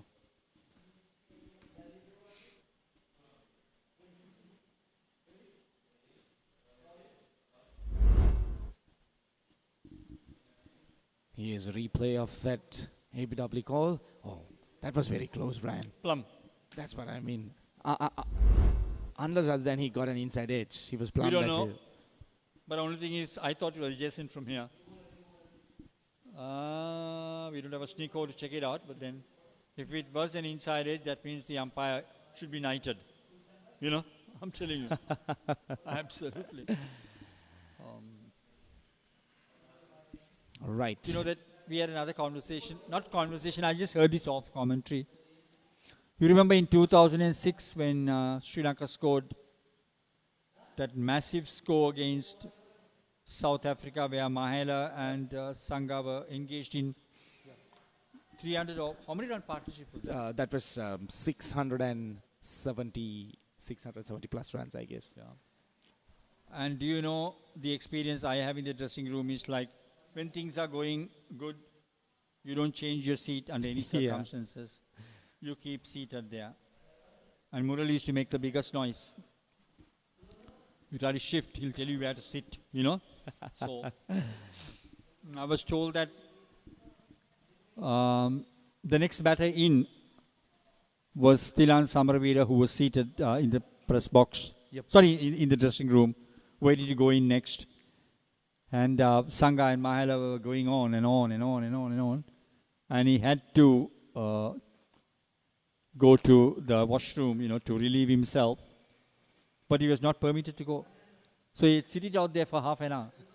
Murali had put a shout and said, don't shift from where you are seated. You know, it becomes also superstitious, you know what I mean? Yeah, very much. Talking about Tilan Samaravira. Yeah. So much of memory. Such a talented batter he Oh, was. what a wonderful player to I watch. just feel, did he enter the cricketing arena a little bit late? Because he played a little amount of test cricket, I would say, comparing to the other legendary players. Yep. Yeah, I suppose, I know he came in late. But, you know that he used to be fingered as, they say his technique was so good. Absolutely. Brilliant. I mean, in fact, I have heard Sangha calling him Bradman, you know. Yep. Because I toured with him, I think, during the World Cup 2011. At times I used to get a bit annoyed with him because he's too focused on cricket. You know, like that, in the sense for him, it's cricket, nothing but cricket. You understand? And there's no other subject that would interest him. No, you can't draw his attention to a good piece of music or whatever. He wouldn't. No, it's like Murali. You know, he tried talking to Murali. If it's cricket, eyes are open wide. No, what I'm trying to tell our viewers is what the demands of international cricket. Even all these players someday, I hope, I'm not too sure, who will go into the big league. But when they get to the big league, they'll know the importance are played quite well onto the onside, but then rather uppish, isn't it? I mean, they will know exactly what the demands of Division 1 cricket is all about, you know. Because you go and miss a catch in a Division 1 cricket, I mean, better not look at your captain again, you know. The problem is, like, with the invention of T20 cricket and T10 cricket, even the test matches are being converted into T20, especially the England team. They're believing in something called the baseball cricket. Baseball cricket, I mean. Brendan McCullum has introduced it. But that actually kills the color of Test cricket, isn't it, Brian? The T20 should be T20 and Test should be Test. Yeah. But I suppose they're justified, see ball, hit ball. Yeah, I mean, look, fair enough.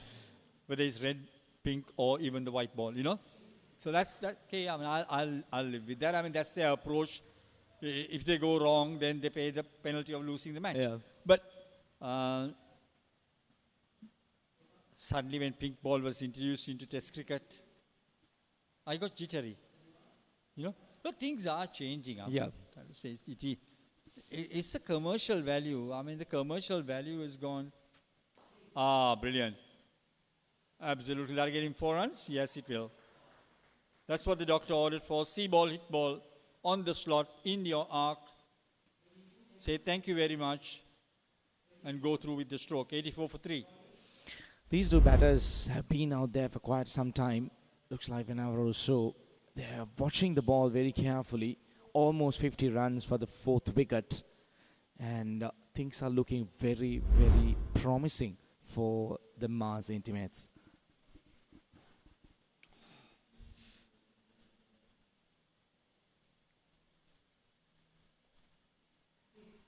That was ball really slowly pulled it back. The ball never arrived. So the batter who is currently batting, Brian Rotsara, is the same player who bagged 4 wickets under his name. Yep. Beautifully stroked. Now he's got some cricket in him. Some of the players, when you watch them up front, for certain, but that's good rotation of strike. So all these, so many tactics have changed in cricket. I mean, look, we never had covered wickets in the yesteryear. So,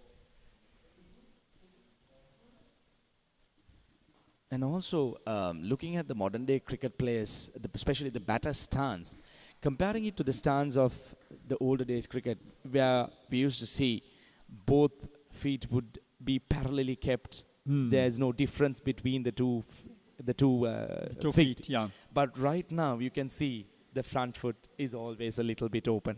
They're ready for that big shot. Yeah, exactly. There you go. Not when you go like that. What did you tell him? Did you tell him go for a big shot? I don't know, Iran. You spoke about it. One too many, Brad. One too many. He just the ball came on with the arm. He just opened up and tried to cut. Yeah. I'm sure the bowler might have the thought of his stance. Yep. I was telling someone the other day, I was telling it in our commentary or somewhere down the line. I was telling one of the players when he spoke to me about no balls, he just walked up to me and said, sir, I mean,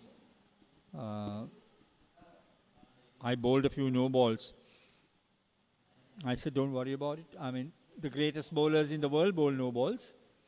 But interestingly, I was talking to Wasim Akram some time back, and he said, when you run up to bowl, if you see some sort of movement in the batter on his stance,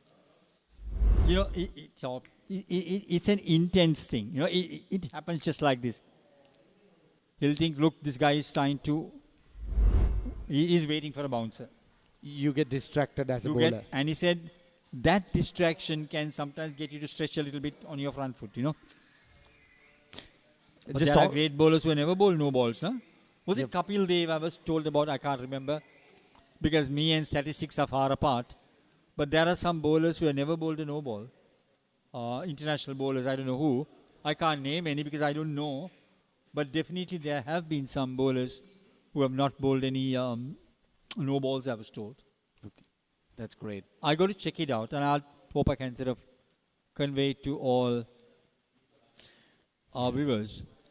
Talking about the no balls, Brian, since you were very in touch with the Sri Lankan cricket team back then in the 2010 era, do you have an idea about Dilhara Fernando? Like, what was actually wrong with his action? Any specific there was a technical reason? problem. That's what Champika Ramanaka was trying to correct. He had a bit of a hop when he came in for the run. So sometimes that hop, you know, it's like on your marks, get ready, go. Yeah. So off the hop, if he took off a little too early, that stretch could have cost him bowling so many no balls. So much so that lovely guy, we used to call him, I forgot what we used to call him anyway. He on tour he used to always come to my room, sit, and loves his orange juice. He drinks a lot of orange juice, and you know, we used to have a long chat. And not that he wants to bowl no balls, it just happens. He's from Vattala, you know, and they even had a junction where he lived, and they call it the no ball junction. You know, the bus conductor. That's too hard on him. Yeah, hard on him. But that's the passion that Sri Lanka had in terms of cricket. You know. Yeah, which has really died down right now, because when I used to speak with most of the senior citizens with regards to cricket, they really don't even like to talk about cricket now. The passion has died. I remember I went to Durden's hospital once, and one of the nurses or one of the doctors told me over something, because, you know, Brian, when is the next match? I asked him, I said, why? Do you watch cricket? No, I don't watch cricket. I said, I'm surprised. And why are you asking me why the next match is? No, I have peace in the wards because the patients don't disturb me. You know? Fun fact. Yep. They sit. I mean, that was the Pranathunga era, you know. 90 for 4. Play it smart, you win. From here, isn't it? Yeah, it's moving on to be an interesting game, and the late cut. Yeah, I mean. Looks like it's going down to the wire, Brian. Just the 70 plus runs required.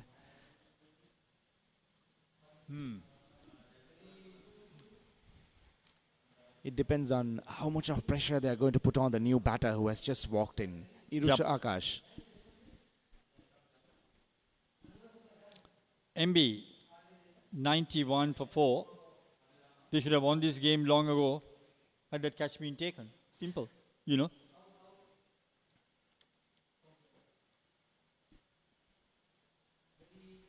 Very good delivery to start off with for the new batter. That completes over number 23. India wins 91 for the loss of 4 wickets. You know that, come back to this after this over, the changeover.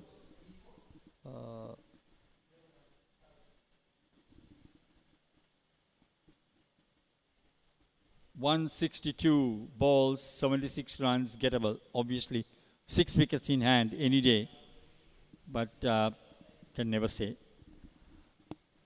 Today, I think Sri Lanka test players will have a good 2 days rest, because let's face it, out of this squad there are, I think there's Pathum Nisaka who's playing the one-day version, Kusal Mendis. Who else can you know him? Just to add on, Kusal Mendis, I just think might have pulled an injury yesterday during the run-out as well, Brian. So I think there is a little bit of doubt if he would be playing the one-days, depending on how the bruise is, no? Yeah. Yep. So it's a bit of a rest, I think, for Pathum Nissanka, for Kamindu Mendis, you know. Yep. Let's say if Kusal Mendis is playing, yeah, of course.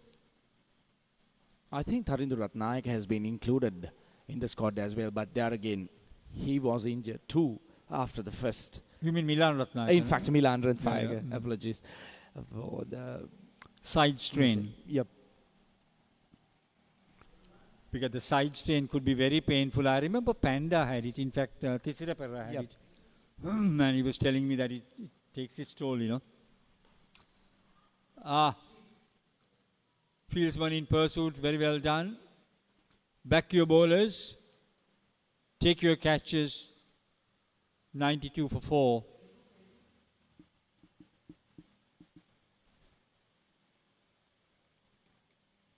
Required run rate, just the 2.81, very much gettable at this point. 75 runs required. Yep. I mean, if they bat the 50 overs, look, they're going to get there. For MB, Bodyline at this point, they are not going to restrict them by letting them bat the 50 overs. They need to get the wickets as soon as possible. There you go, another wide. This is the problem. You can't be It's a giving killer, it yeah, extra. it's a killer. It is a killer. Defending a small total and giving away a huge amount of white runs, extra runs in fact. Another wide. Keep on bowling there, man. I mean, you have to try and tighten your lengths, and I mean, you need to. Sometimes we can be harsh, but then look, defending this total, you have to try and get the batter to pay. Get him on the front foot now. Show him that you can bowl there. That's much better. Absolutely. Get him there. Bring him on the front foot. Create the doubt in his mind. You know? He's a new batter, just walked in. He might be feeling the pressure a little bit as he has just walked in. So you need to add that additional pressure. There we go. That's it. Get him to play. Get him to play. And try and nick him off. You need one more wicket for you to be in the game. Otherwise, this game can sail away from you. If these two batters spend a little bit more time at the wickets. Beautiful. Lovely. Nice. Must have heard us. Take a break. Come right back. Oh, no. We got one more ball to go.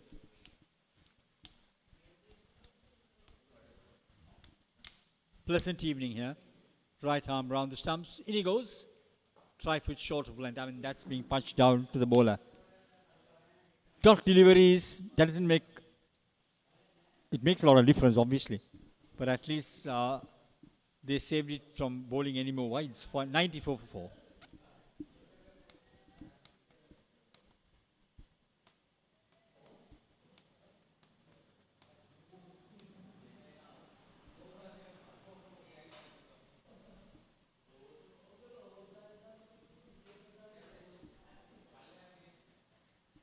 Three more runs required of 156 delivery. We are coming to you live from the BOI cricket grounds here in Karnataka. A beautiful Saturday. I remember when day-night games were introduced during the Kerry Packer era. I'm talking about early 80s, I think. Oh, somewhere there and there. Oh, yep, somewhere there. In Australia, colored clothing. Brilliantly played. Off the back foot, punch down the ground. That'll get him a couple. No, just one.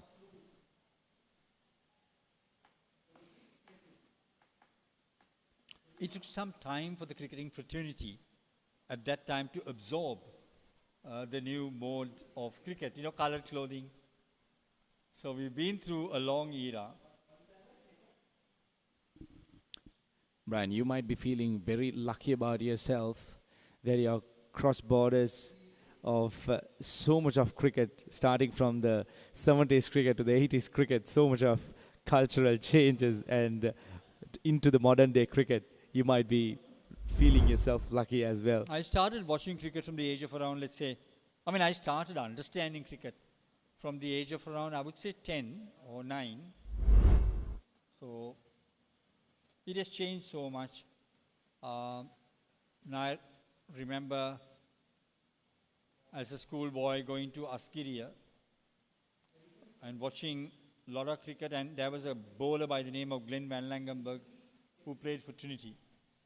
He was a famous ruggerite, played stand-off for Trinity, and he was the opening bowler. I was talking to Eric Gowda, my co-commentator. Eric played for Wesley at that time, and Eric said that, and we had to play without helmets. And he told me that Glenn was unbelievably quick. He was very quick. He hit him on his head. And he was unconscious for some time. And then later on he recovered. Brian, I've always had this question in my mind, like, how come cricket was introduced without a helmet? I mean, aren't bouncers being bowled during those old days? The amount of bounces that were bowled in the West Indies. Exactly. Who was telling me this story? I was not telling this story. I think it was told by Lloyd, was he? David Lloyd. David Lloyd, when he was manager of the England team, one of the English cricketers got injured and took him to hospital. and the nurse there got the signature of the player, and he told him, you know, I've got so many signatures of English players, and some of the Aussies and some of the visiting players. and David was, you know, taken aback. How come? You don't come to watch matches?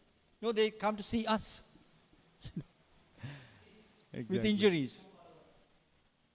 Imagine Sir Vivian Richards and Clive Lloyd and all those. I mean, I'm not just talking about some of them. And the players of the ST are good question. Thank God helmet was introduced. How many dead bodies we'll have otherwise today, you know? Yeah.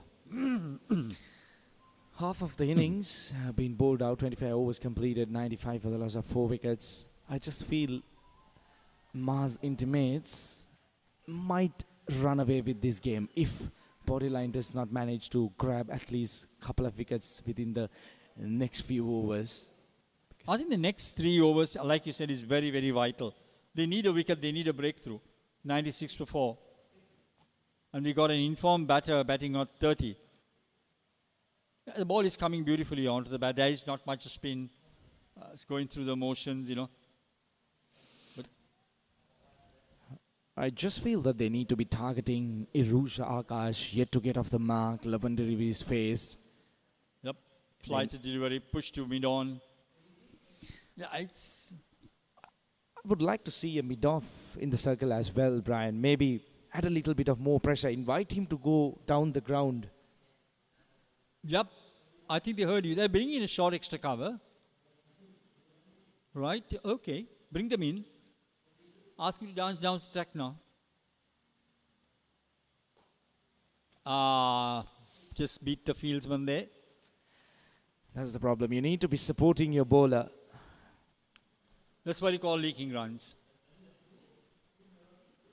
Pressure taken off. Given away that first run. If they had kept pushing on, he would have felt the pressure. But right now he managed to cross over a single. That's 26 overs done. 97 for the loss of 4 wickets. 97 for 4.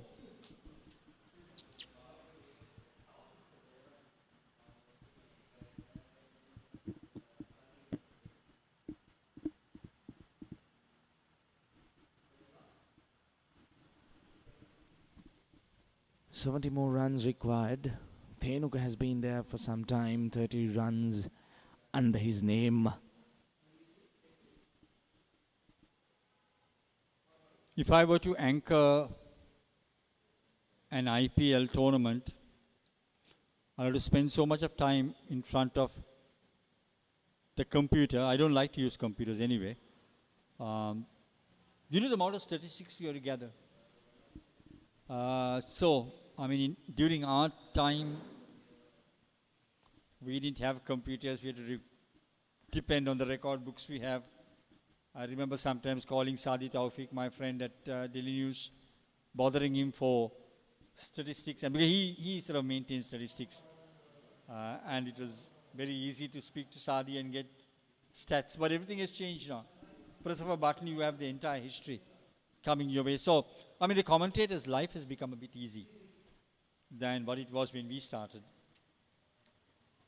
And when I do radio commentary, I always do the scoring on my own because that's something I learned from my school days. You know, you follow the game better. You know, you're jotting down exactly what's happening. And I notice it mentally helps me to transmit better, you know. So, 98 for 4, we'll come back to that after this last delivery. Before I share another thought with you. Up, punch down the ground. Will he get a single? He will. Yep, so the total moves on to 99 for 4. We are into over number 27. But when you look at it, 68 runs still. To me, it looks a long way off. Yeah. The bowling team, rather, Brian, I just feel they need to buy a wicket here. Because it looks like nothing's happening. Things are moving on. Scoreboard is moving on. They're rotating the strike. they really need to try and buy a wicket. Do something different, because it's really not going to help them by spreading the field across the ground. They need to bring at least a couple of fielders inside the circle and try something out smart and buy a wicket. 68 runs needed in 138 deliveries. It is gettable. I'm not saying no.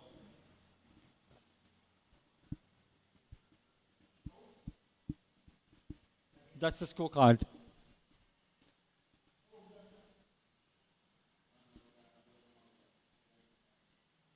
Tiwari on 31. He's got to do all the bulk of the work now. Left-hander on strike, short, cut away. You need to, that'll get him a boundary, I think. That's beautifully executed. There's the signal coming from the umpire. Open his shoulders, now start playing positive cricket. You know, I think they've been in a shell for some time. Poor fielding again, Brian. You need to back your bowlers. Look at that. In fact, if we get that replay again, that was poor fielding at short extra cover. The fielder is placed at short extra cover exactly for that reason, to stop that ball going past him. But unfortunately, nicely bowled. Into the pads, fuller length, hurried the batter. Good. Short. You give him praise and he just bowls a short delivery. But lucky that he couldn't get past that man at short extra cover. 27.3 overs. 64 runs, still adrift.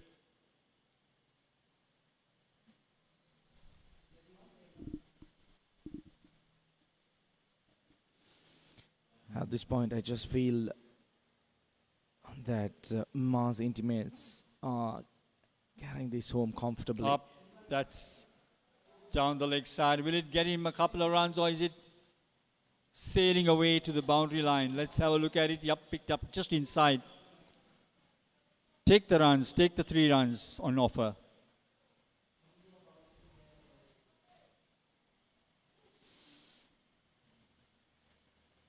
This over has been very productive, Brian. 7 runs already added. When it comes below 50, it becomes psychological, and that would be much more easier for the batting team. And looks like the body language of Mars Bodyline is deteriorating. I'm amazed that this game got dragged on for so long, in all honesty. Because the way that things were going in the morning, I just thought it'll have a quick turnaround, but well played. Brilliant. That one drop catch changed many lives. Absolutely. I mean, we'll come back to that after the break.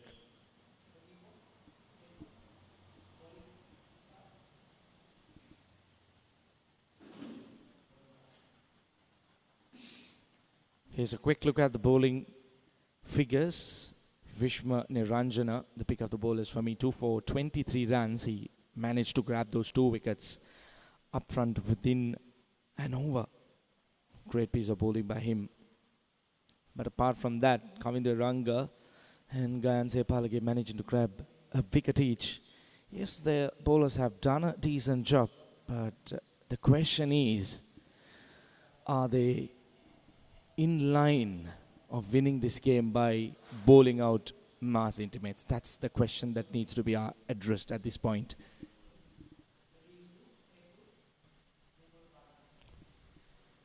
I've always enjoyed the fielding skills of Australia, especially in recent times.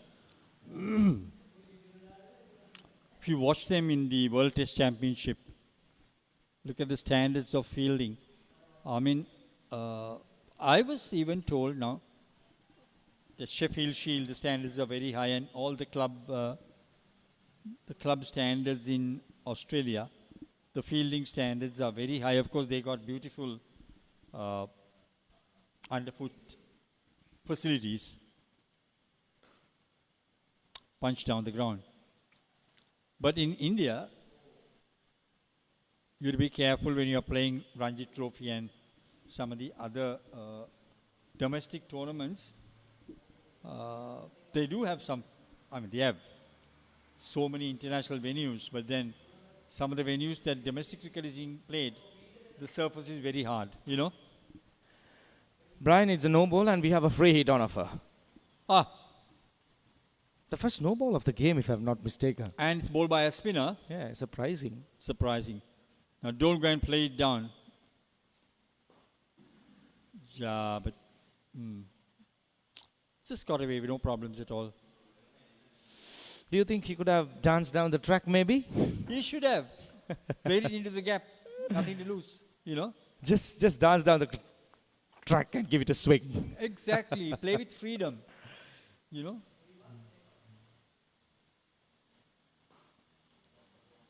Let's punch down the ground again for another single.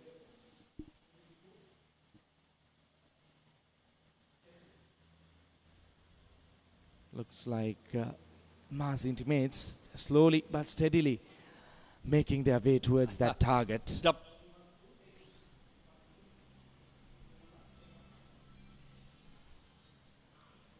Did he get an edge? Did he get an edge? He did. And will that be... Let's have a look at it. Yeah, huge edge. Ah, Big one. that should have been grabbed. If you are the keeper, grab it. Third catch going down of the innings. So you're not going to win a game by dropping 3 catches, defending a total of 166 runs. I mean, yesterday, if you noticed, Lairu Dara had to keep wickets in the Bangladesh-Sri Lanka game. And he dropped a sitter, you know, of Shanto. And oohs and ahs, obviously, right? Awkward bounce, but then the reason as to why he dropped the catch was a technical error, you know, of 4 runs. Right? They'll take it. 111 for 4. Technical error, basically. Because wicket keeping is a specialist job, you know. That was a great shot. Runs are coming thick and fast now. Things looks like the confidence level of the Mars intimate batters have gone up. They're feeling the freedom. Yeah, you have to play with freedom. Open your shoulders now. You got the wickets in hand, but you need what, almost 60 runs, right? 62 up. 52 runs. To win. See, we'll come back to this after this over.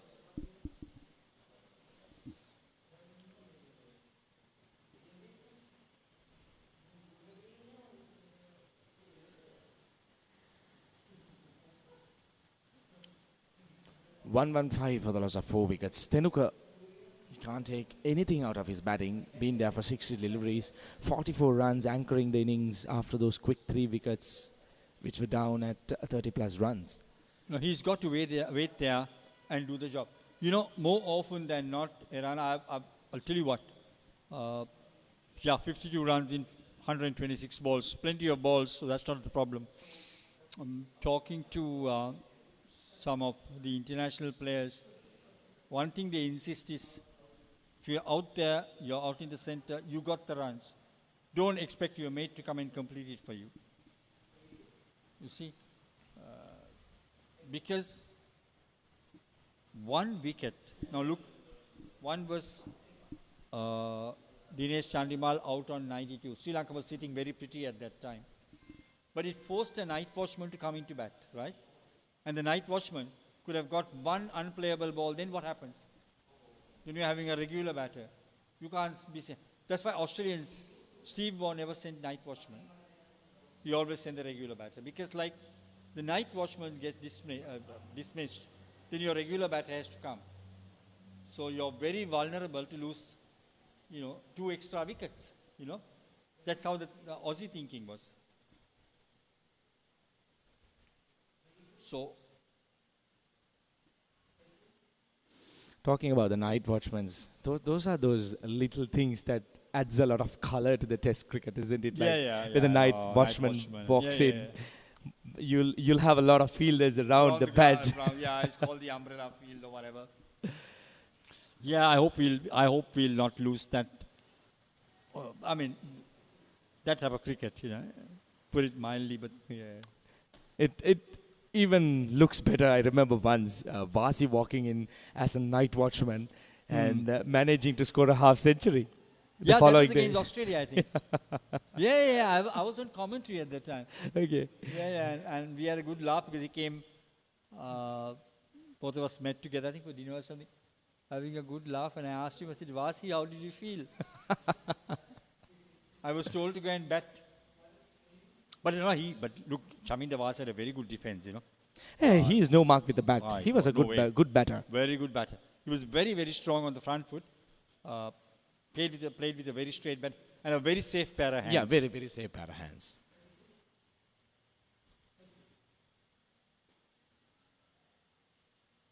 Sri Lankans did rely on Chaminda Vas a lot during that era, especially for test matches. He helped out a lot. He's a wonderful player. Very good catcher of the cricket ball. You know, I mean, like, Arjuna used to place him at deep fine leg towards third man. You know that he had so much faith in him, you know, and he was very, very fit as a bowler, you know. And talking about Chaminda Vas, he's the only bowler in the world to grab a hat-trick in the first 3 deliveries of a match. He's a no ball and a free hit. Oh, that's a favorite delivery. Thank you very much. You're making the batting side's life very easy. No, you can't. 5 runs, is it? Yeah, 5 runs and the free hit stays on. Oh, no. Just the 43 runs, Brian, now.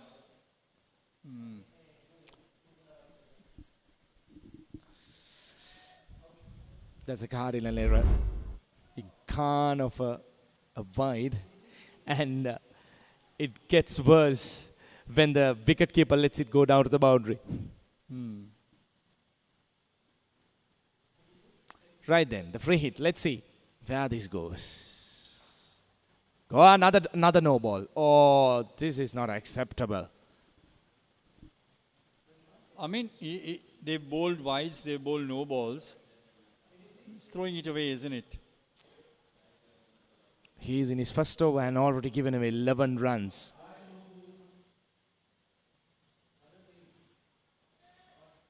Right. Another free hit coming up. Yeah, dump him down the ground. Tell him, look, you don't belong here. Simple as that.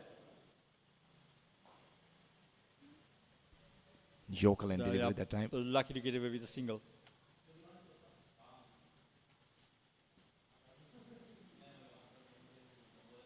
Chaminda Vas was, I mean, at times he was rated even once alongside the great Wasim Akram, you know?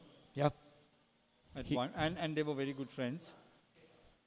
Wasim is one bowler who will share his knowledge with anyone. He was very approachable. But Great to players. me, I think he was a born cricketer. Born Wasim cricketer. Akram. Yeah? Absolutely. Talking about the wides and the extras, Brian, I recall my memory of the Zimbabwean former captain Tatenda Taibu. I don't know whether you remember this. He bowled 7 or 8, if my memory serves right, wide balls continuously. I know that. Yeah, that comes into my. Yes, Zimbabwe has had some, you know, phenomenal 39 runs, 120. Yeah, there were some phenomenal unique things that happened on the field, you know. But he was a great batter by all means. Of course. I mean, they have produced some fantastic cricketers. The Flower Brothers. Flower Brothers. I mean, look, Andy and, you know, how I wish their cricket could have gone on better. That they could have improved their infrastructure. Yep. I mean, it's very sad. I mean, thank God South Africa had the money. They were able to, I mean, despite being in the apartheid problem, they came back to test cricket. They were called chokers. They were called this, they were called that. But then they had the infrastructure to be what they are today. And I tell you what, even Zimbabwe, sadly, could have been what they are today. Yeah, You know? exactly. And the amount of talent I see even in the Bangladesh team. Look, they got a bowler who can bowl at 147 consistently. And that tall right arm off spinner. Yeah. Lovely drift. He got 5 wickets in goal, he got 4 wickets. At SSC. Yep. So there is plenty of talent in some of these young... okay, I mean, we are not rated highly with the top 5, but...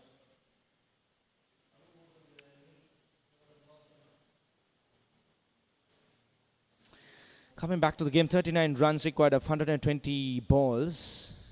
Things are looking very, very comfortable for Ma's intimates.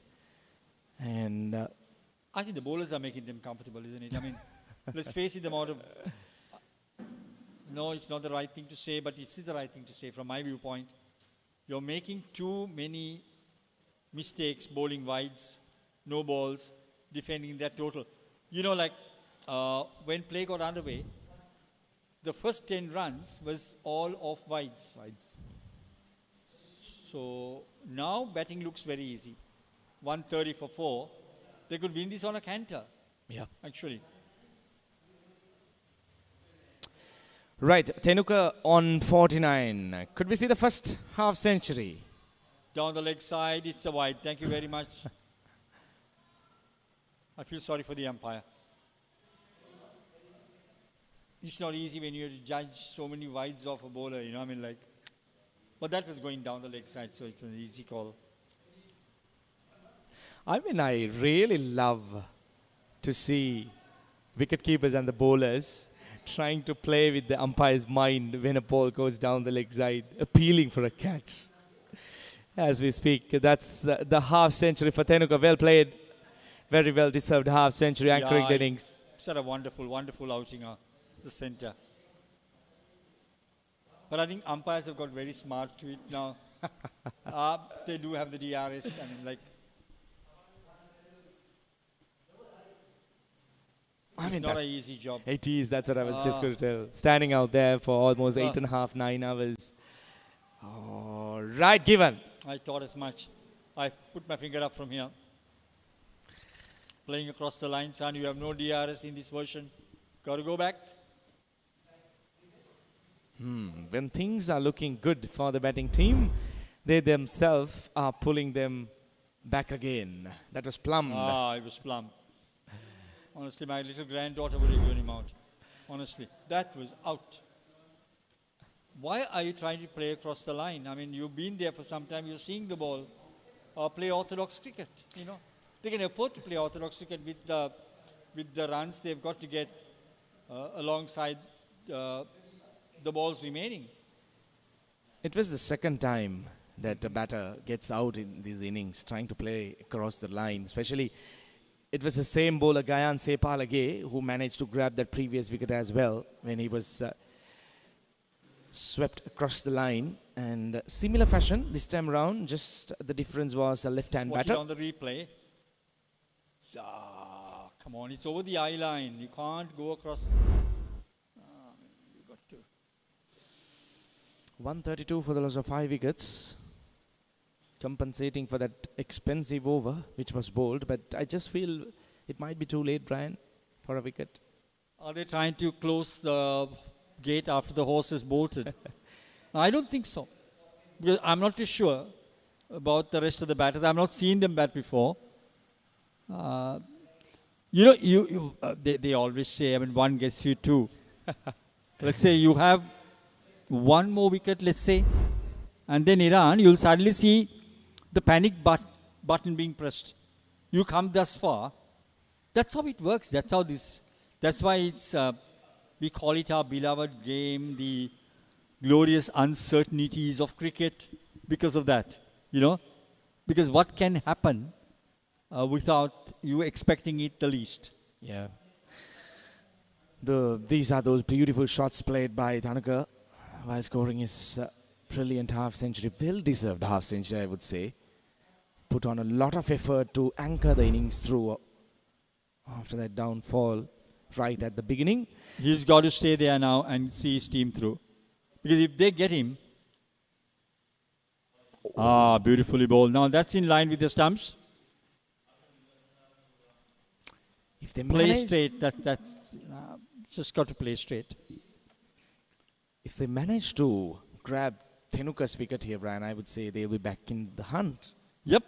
That's what they need. They just need that vital breakthrough. They get the batter, informed batter out. Then you have two new batters out on the park, and you can exploit. That's what they should target tactically. But he's been batting for some time. He's been there for 68 deliveries so far. Should be sighting the ball pretty good. Not if you bowl there. Not if you bowl there. Those are all freebies to a batter who's been at the wickets for so long. Retained strike. 31 gone by, 134 for 5.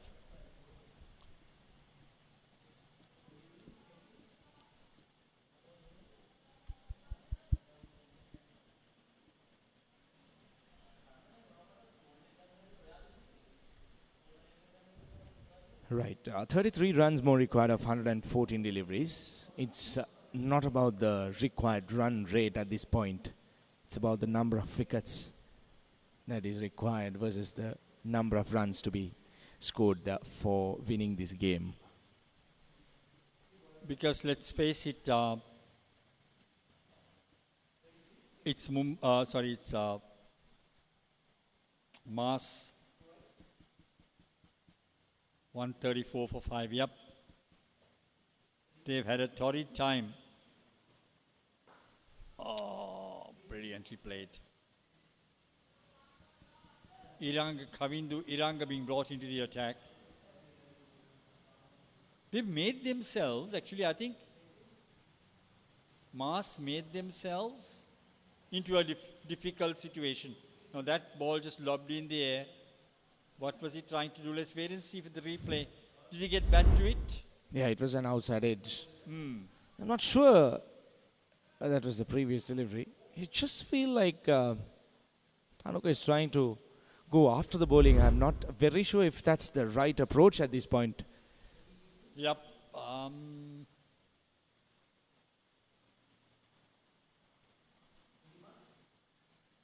Having the opposition on 67 for 7, they leak so many runs. And they've made life difficult for themselves. That's a good delivery in line with the stumps.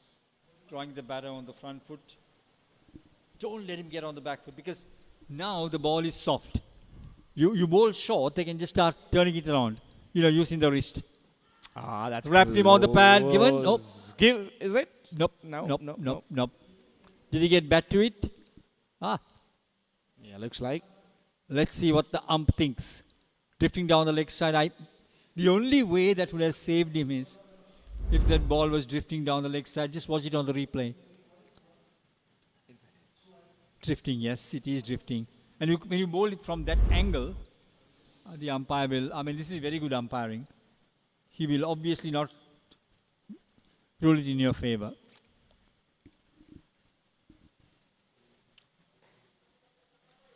Cut away. Run two. Keep the strike. Yeah, because I think the informed batter, now batting at 54, should take control now. Yep.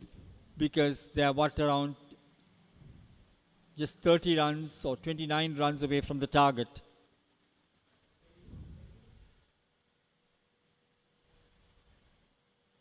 You got to be careful. Pitched outside the line, so he got away.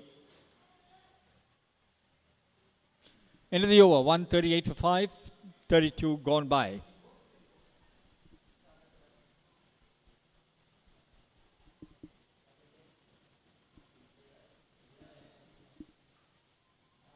There you go, 29 runs required of 108 deliveries. We shouldn't be even talking about the number of deliveries at this point. It's basically a walk in the park. I just feel that Tanuka is trying to finish things off in a flash. The way he tried to go for those expensive shots during the previous over, but I still don't believe that's the correct approach because we do have a new batter at the crease as well. Brian, do you think he should be coming round the wicket rather than going over the wicket just to create that chance of getting the batter out LBW? Let's watch him in this. Yeah, I think it makes a bit of sense. Come round, dart it in. You know what I mean? But this angle is bowling. There you see. Yep, I think you have a very strong point. I mean, that angle will carry it outside the off stump, and you don't have men in catching position. Given the situation, I mean, they'll be able to rotate strike, you know. If you're bowling that line, you should have the mid-off in the circle and also circle, yeah. an extra cover. So we do have the extra cover. You should have the mid-off in the circle. Up off the back foot.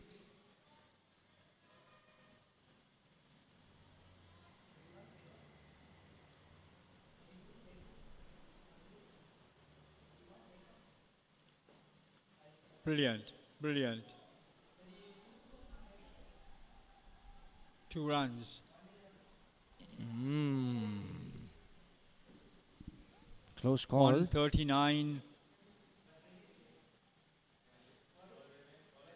26 runs. That's all they need.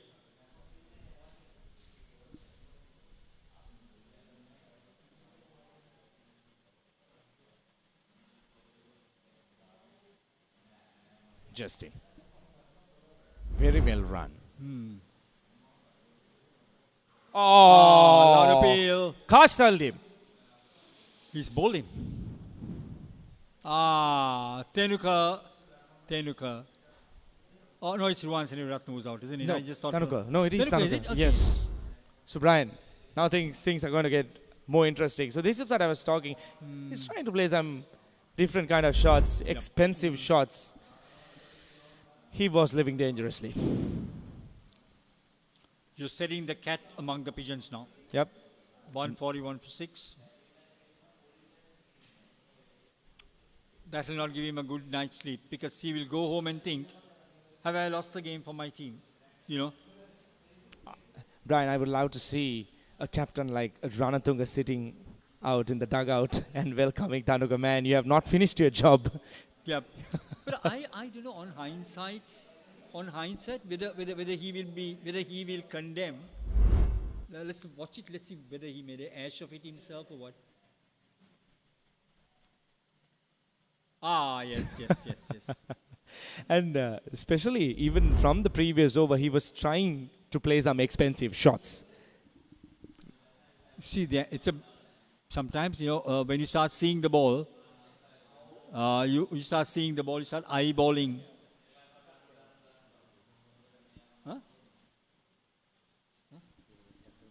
26 runs required of 102 deliveries. 2 new batters, Brian.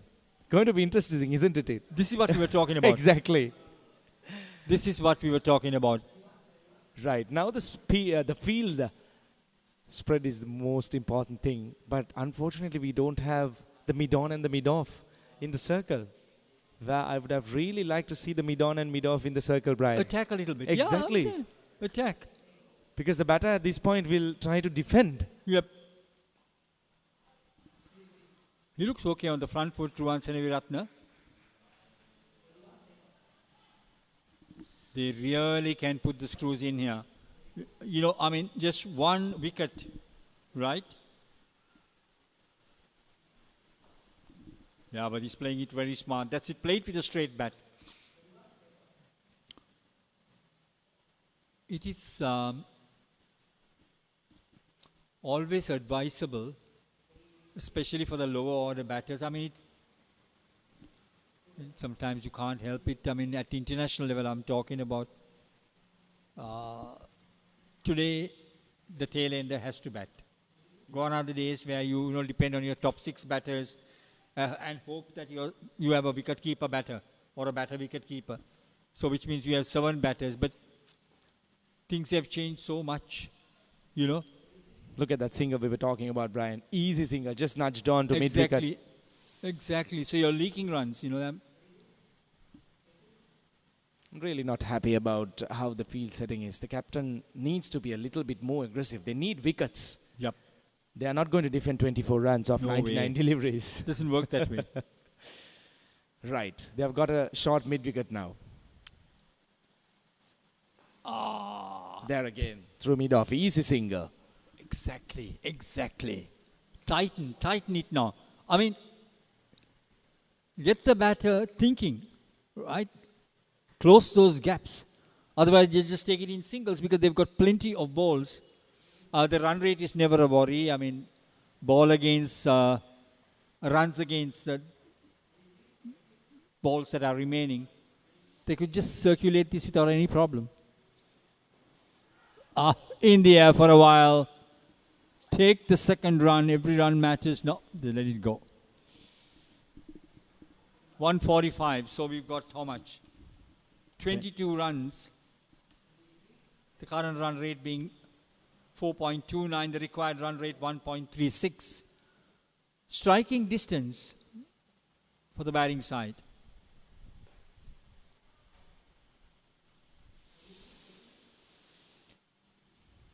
That completes over number 34. 145 for the loss of 6 wickets.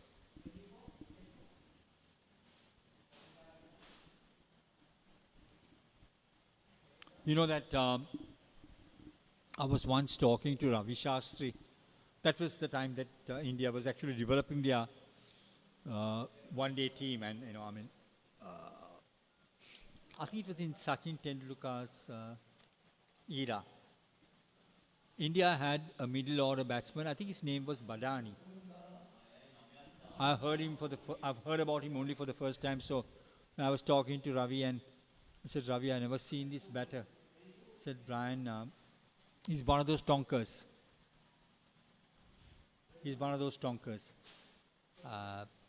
There's a difference between the finisher and the tonker. Yep. And he said, no, what they need is a tonker here. Tonker here, absolutely. Who come and just clear 2 deliveries. Now that'll be a wide. Exactly. I really don't understand why he's bowling over the wicket at this point. Yeah, come round, cramp him. Bowl it in line with the stumps. Yep. Create that opportunity. He's trying a finger spin as well. I don't think this is the time to try deliveries. He has heard me. At last. No, he's just, that's smart. Someone wise has told him, yep, that's the angle you got to bowl outside the off stump. Turn back for the second. No, you can't. 147 for 6.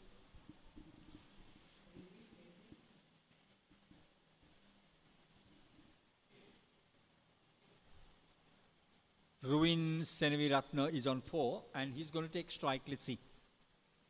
At last, I think he must have heard you, Iran. He must have heard you. Multiple times. Yep. Please come round. Yep. Punch down the ground. That's could get him 2 runs. The running, I mean, you have to take a risk. Yeah, you have to test the bowler, the fielder's arm here. You know. I just feel the fielder was lazy as well. He should have attacked the ball a little bit more. Yeah, I mean, there is also psychological effect, you know. Iran, I mean, they've been on the field for a long time, right? So limbs don't move freely as one would expect it. That's played beautifully. Is it? Couldn't pierce the gap. Now, once they get to the 155 mark, and I think then they will just concentrate. Let's not take any chances, just, you know, win the game through singles. Is it another wide? I hope not.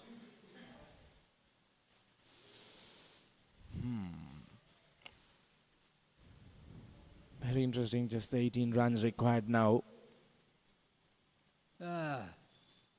92 balls. I really don't understand why they do have a long on and a long off at this point. If they are looking to win this game, because they're going to do it in singles, so rather just give it a try, get them in. Okay, go after me. Go over the infield, if you dare.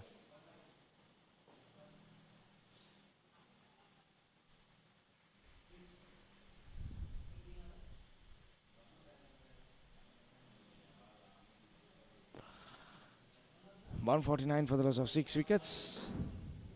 Interesting passage of play. That's a big shot. Brilliant. Will it get him a boundary? No, he's got to take 2 runs.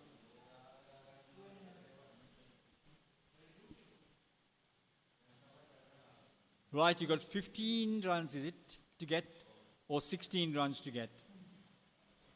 16, yeah. 16 runs of 90 deliveries. I mean, the equation looks more in favor of the batting side, that's for sure. But in these type of tournaments, you know, based on the type of batters you can get in the tail, you'll always fancy your chances, you know. Yeah, very true.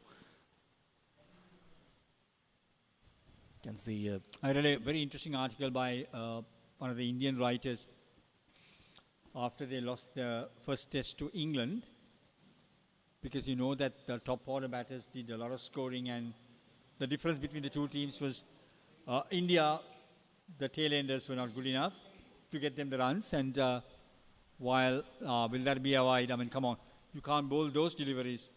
You've lost this game bowling so many wides and bowling those extra balls, you know what I mean? So, I mean, England got lots of runs through their tail. And unfortunately, come back. Wrapped him on the pad, is it? No, Given. Given. So then, game on. 152 for 7.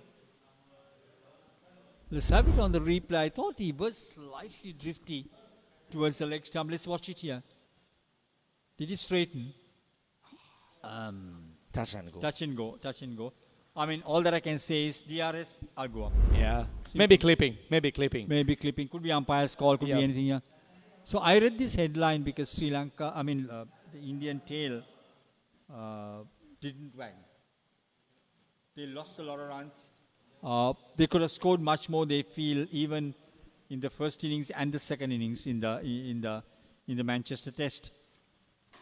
And the headline was, India batting is like a roaring lion without a tail.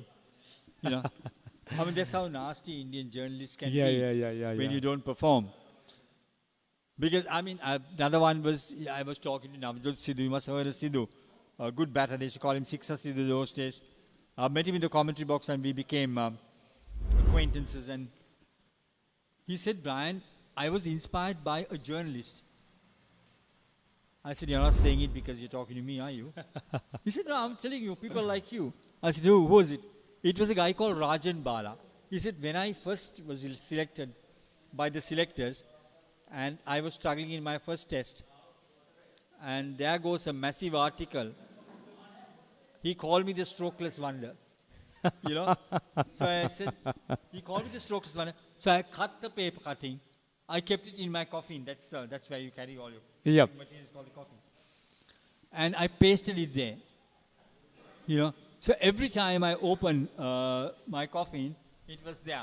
Strokeless wonder written by Rajan Bala, you know. And he said, that criticism inspired me so much that I want to become a better player. You know? Little things that can make a big difference. Yup. Right, Lahiru Silva, the new batter, walks in. So right, I can see the long on player walking into mid-on. Okay. Very, very interesting because this should have been done a little bit earlier. But fair enough, they are trying to work something around. You've got the mid-on up. Good. Beautiful. Good Beautiful. bowling. That's it. Keep it there and thereabouts. Get him on the front foot. Moment you let him get on the back foot, he's going to just play you towards that back of the point. You know? Talking about left arm spin, Brian, Rangan Herath, he just keeps bowling that same length again and again and again and again, and that odd delivery gets him the wicket, isn't it? I mean, I have so many, what can I say, sentimental memories about him. Friend, you know, always. Lovely man to talk to, you know. If he knows you, like, I mean, he spent time with me, and, you know, we used to have, very rarely spoke about his Yeah, he would call your talent a great talent. Talent, yeah. He would never say how good he is, you know. Such a wonderful player for Sri Lanka. What a wonderful human being. How You know, many, I mean, how many matches has he won for Sri Lanka? Especially that brilliant semi-final in 2014 Yep. in the T20 World Cup. He just won it single-handedly. Yep. Beautiful. Lovely That's good delivery. bowling. 36 gone. 152 for the loss of 7 wickets.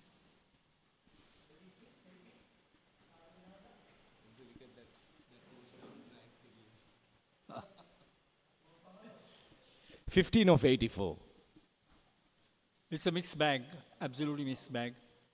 15 runs, 84 deliveries.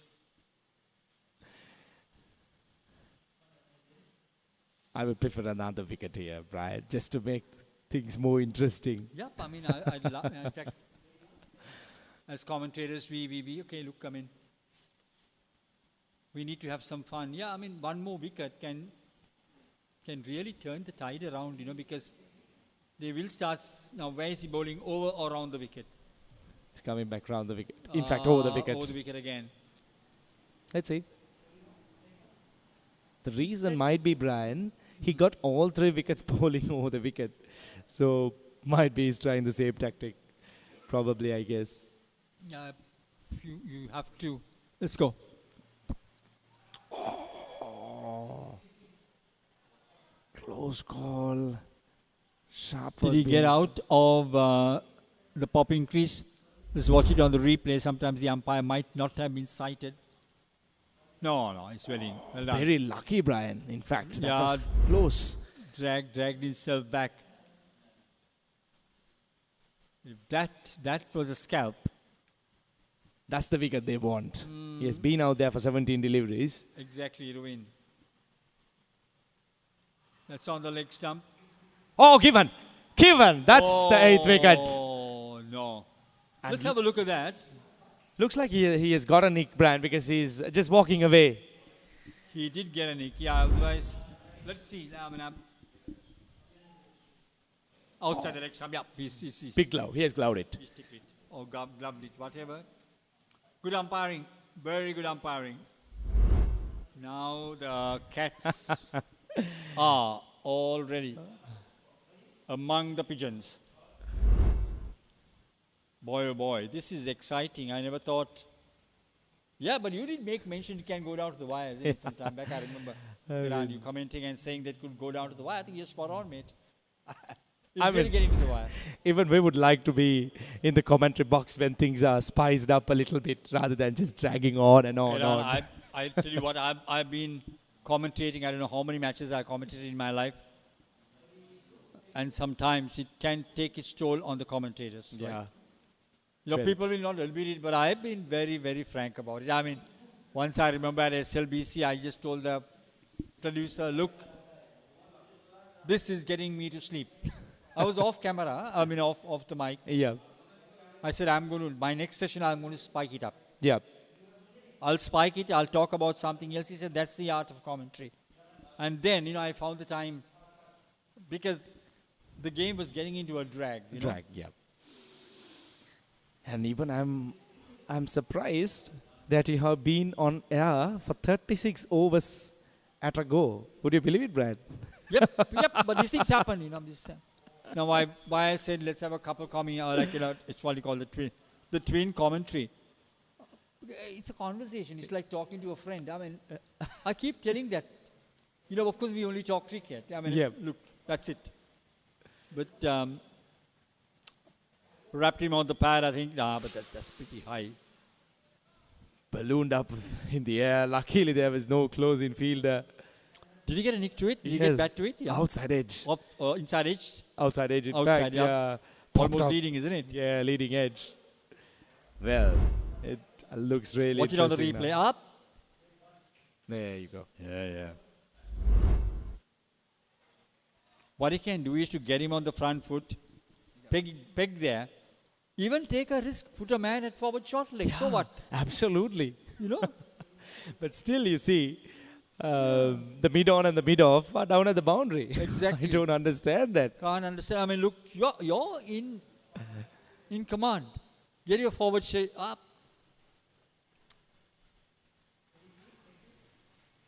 That creates a Exciting, lot of exciting. pressure. That creates a lot of pressure if you get in a close infielder. Obviously. Just get a forward short leg or even a silly mid-off. Just under the helmet, you know. Yep. And bowl that eye-line delivery, they say. I mean, this is what they do. I mean, look. When you bowl the eye-line delivery, you can get slightly unsighted. Yep. Especially at this time of the day. I mean, the pressure. Because, I mean, you're more on a defensive mode. Let's have a look at this batting card. I only cherish the 50 that Taraka scored of 74 deliveries, but then he threw it away. He threw it away. Absolutely, he threw it away. Now, this is what can happen, Brian, when you throw away your wicket. They were well within reach. Exactly. I mean, I suppose If part they, and parcel of the game. I have noticed, especially watching Australia bat in the international forum, the batters very rarely. I mean, Steve Waugh was telling me the biggest value I have in my life is my wicket. yeah, exactly, as a batter. As a batter, why should I throw it away? You know, for anyone to grab it, you know. Yeah. It shouldn't be given let freely. The bowler let the bowler get me out. The bowler should buy the wicket. They Yep. shouldn't be Yeah. giving it freely. Yeah. So my point is, in case if Intimates lose this game, Yeah. Dhanuka should be blamed, according to me, even Exactly. though he scored a 50, Yep. because he threw his wicket away. Absolutely. One more run to the total. 153 for 8, the addition.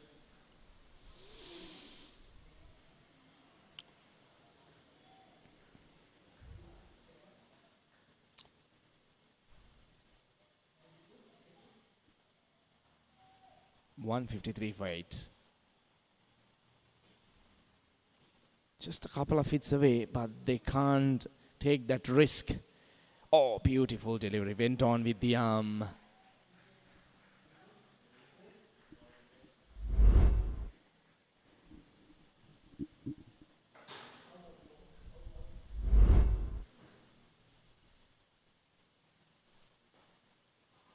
Upish, upish, upish.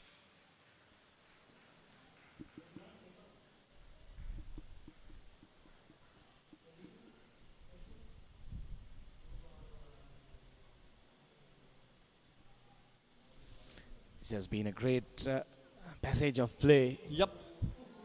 I mean, defending quite well. He can afford to defend it because, I mean, yeah, so at this time, I just feel Iran bowl wicket to wicket. Yeah. That You know. one odd delivery will get you the wicket. Yep. That's the line to bowl. Just let him come on the front foot. Marks the end of the over. 38 gone. And they're struggling to get the last 14 runs because we're only 2 wickets in hand. The problem is they can't go after the bowling because a wicket here will almost get things really hard. 14 runs, the target. 72 deliveries, so they can afford to defend. Yeah, you can afford to defend. I hope and pray if you're the batting side, you get the odd edge, you know. That could just sail into a vacant area, you know. Rotate the strike. But now you see, that's what I was trying to tell you, what the white balls, the effect it has. Yeah, exactly.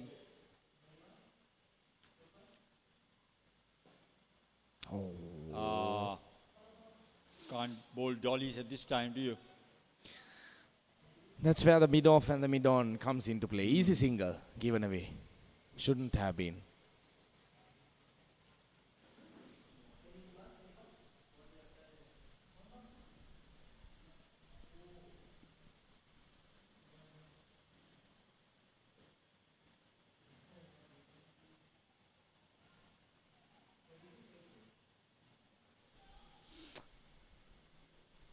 Brian, do you think they need a short fine leg at this point? Do you think the batter might try to sweep you down the leg side? Ah, loud appeal. Given.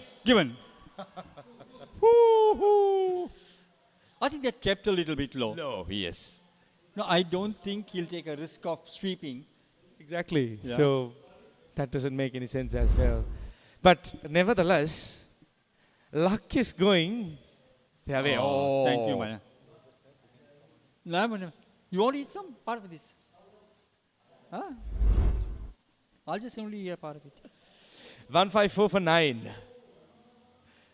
That was a finger spin, Brian. If you notice the bowler, he just flipped it off like Mahesh Deekshana used to do. And I just feel that might have been the reason it kept really, really low. It almost hit his shoes. That kept that low. Really interesting though. Here's a quick look at that replay. Look at that. Late swing and it actually hit it. How unlucky the batter is there. How unlucky. I mean, he's a tall lad. He's a tall lad as well. Takes a lot of time to go down. Reminds me of Chris Gale. The best way to get Chris Gale out is to bowl a yorker. Maybe within the first 10 deliveries that he faces, because he hardly goes down. He dropped the cup. Article commentary. You know what I did? I had to keep Eran quiet, so I got him a yogurt. I said, please be busy eating that. Because there's excitement here. 154 for 9. Have your yogurt before it melts. 38.3 overs gone by. If one ball keeps low, you're asking for trouble. This is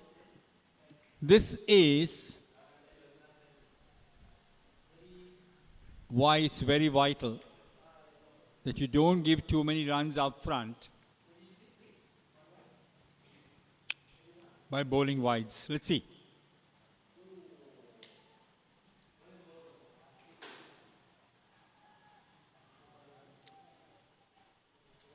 "39th over. Suddenly it can come to a standstill as you watch it now. Let's see. Beautifully bowled. Well done. Dot deliveries after dot deliveries. We'll take a short break. 39 overs gone by. 154 for 9 as my co-commentator is not only feeling shy to eat the yogurt I gave him, but he's so tensed. Here is the bowling card for your viewing pleasure. We'll come back. That is just got off the screen for a moment. There it is. The 56 by Tanuka. He should have converted that. Been at the wickets. Are you okay? You need the spoon. Right? My apologies. I should have given you the spoon earlier. He should have been at the wickets, you know, to see his team through. Now, this is what you call pressure. 39 overs gone by.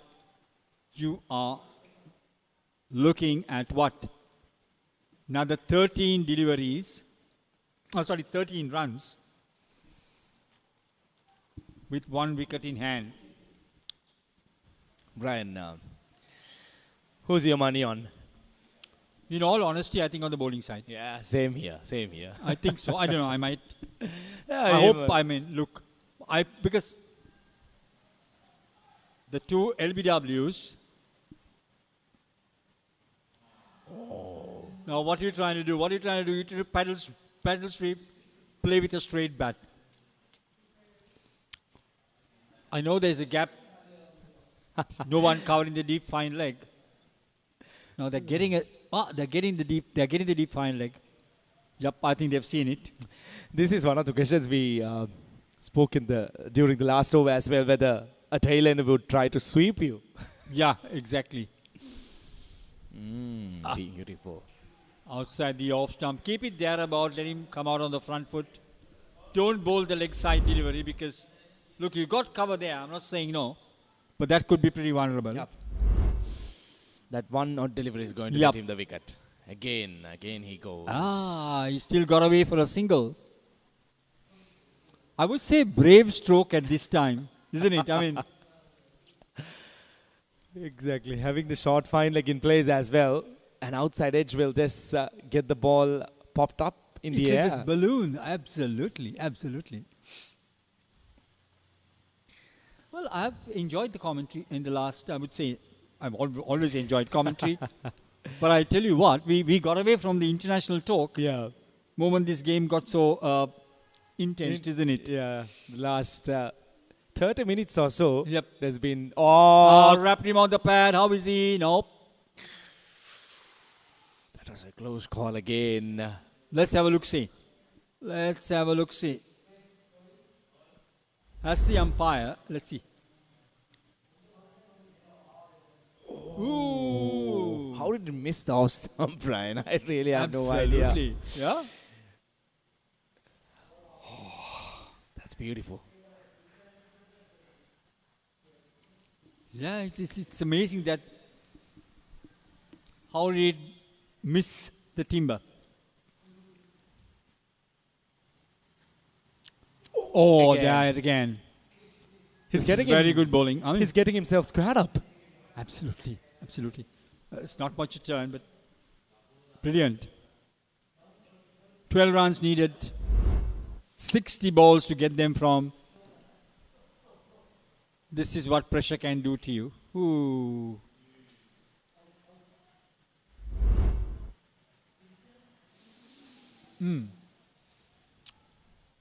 I'm just running through the comment section of our YouTube live.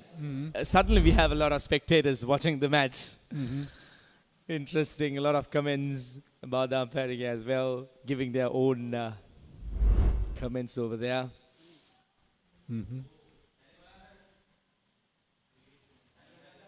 155 for 9.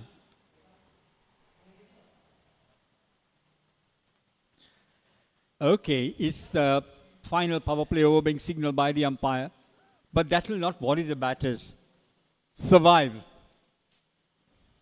Right, you can't afford to lose your wicket. I mean, Plenty of overs, Brian. plenty of overs, but what are those boundary riders doing there? I just can't understand. Get them in, you know.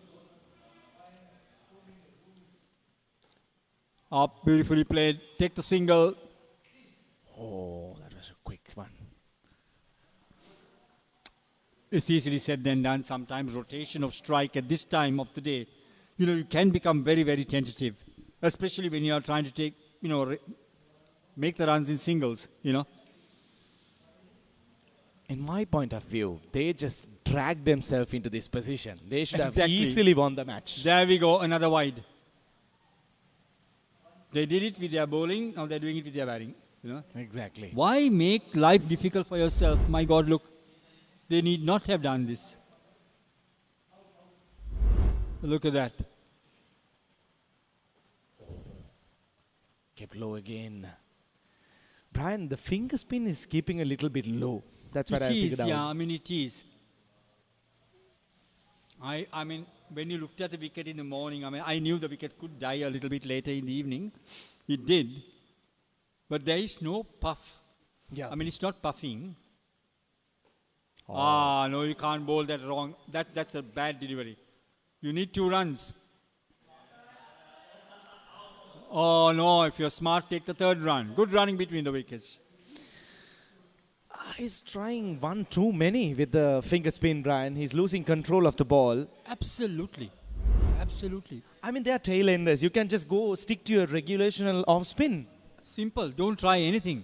Spin it into him. That's it. Yes, he has grabbed 5 wickets for his team, but he needs to think smart at this point of play because we have the last pair batting. You just need to bowl straight at the wickets. Exactly. Wicket to wicket. That's the medicine.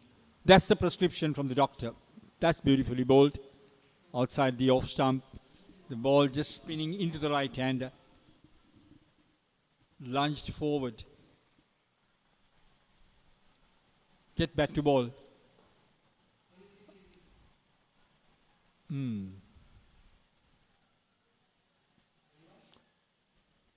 160 for 9, the target being 167.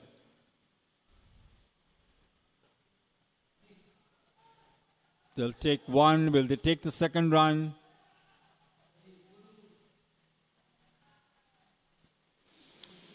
Okay, 161. What do you think? Well, I just feel our money's going in vain, Brian. Both our money's going in vain, looks like, but still the game looks really interesting. That's what really matters. I just feel Kayan Sepalage's last over, he tried 1-2 bit. He could have just stick to the basics.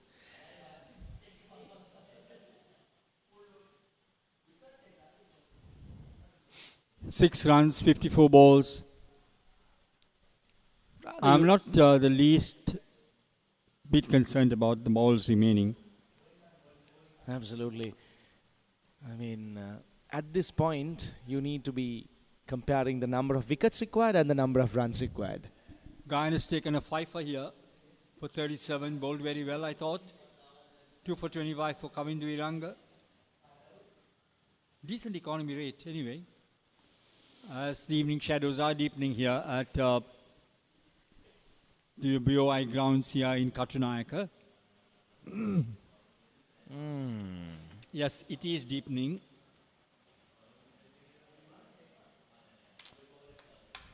Six runs to go. This has been a very exciting match, Iran. I never expected this game to go this far to the wire.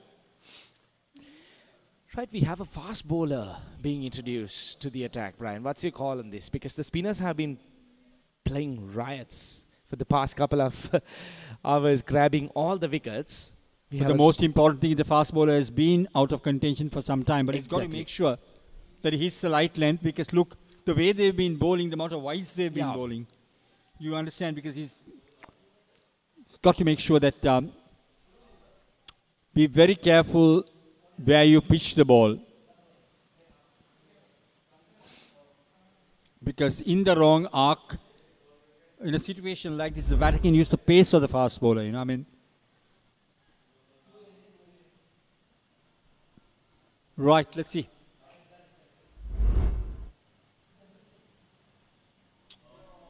Could that be a wide? Nah, he's lucky to get away. Good. The tramp line is a great thing that was introduced by the ICC. This helped the umpires a lot, you know.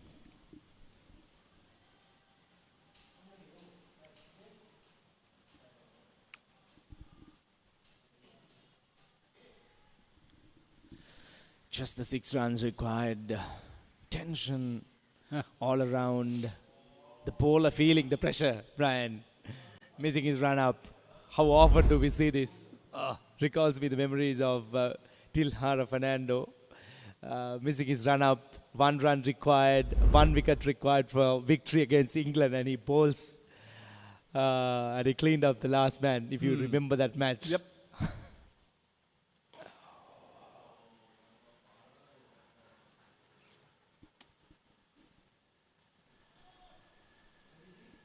Yeah, that's a wonderful memory. God, it was amazing. But see how England's cricket has grown in leaps and bounds in recent times.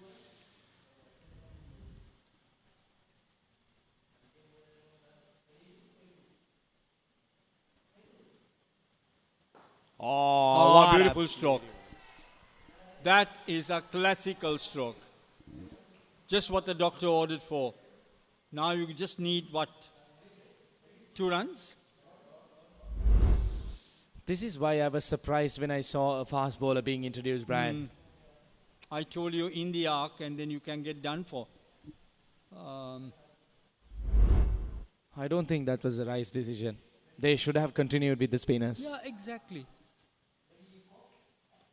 And I was just thinking that the fast bowler might sort of bowl to 2 sides of the wickets, give the wide, you know, by bowling on the leg stump. But that was a good stroke. I mean, that was just very positivity written all over it. Now, 1 run to tie the game, 2 runs to win. Surprisingly, still we have boundary riders when 2 runs are required for Lahiru victory. Silva. Work cut out, mate. You've got to come out and just tickle it somewhere around the corner. Brilliant. 1 run. Will they take the second run? Yep. Yep, that's the end of the game. Brilliantly done. And MI, that is Mars, have won this game by just 1 wicket. Mars Bodyline has been brilliant. In fact, they were in trouble after getting the opposition into trouble. I mean, they had them on 67 runs for the loss of 6 wickets. Then their bowlers leaked so many runs, and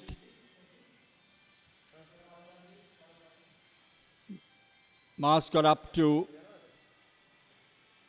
a decent total of 166 after being in trouble on 67 for 7. And ultimately, they've come out and Mars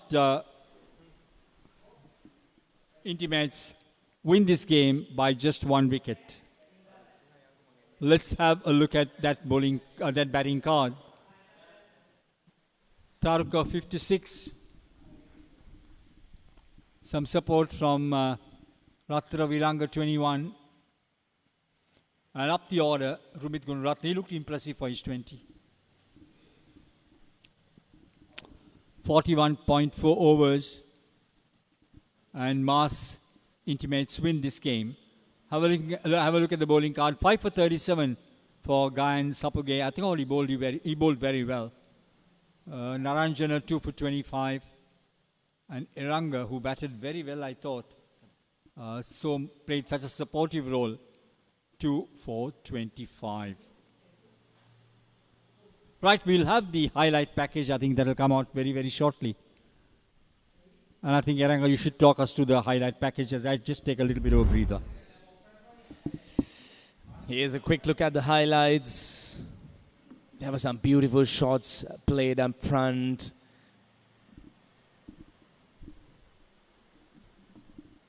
And at the beginning, there were some misfields as well, but for the first wicket, they really went after the bowling and they managed to grab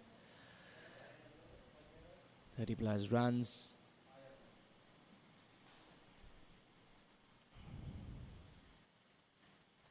Those were the wickets that Gayan Palage did manage to grab. Some shots that were not really required, I would say. When they were in a commanding position, they were just running through with the game. But unfortunately, some shots were played which were really not required.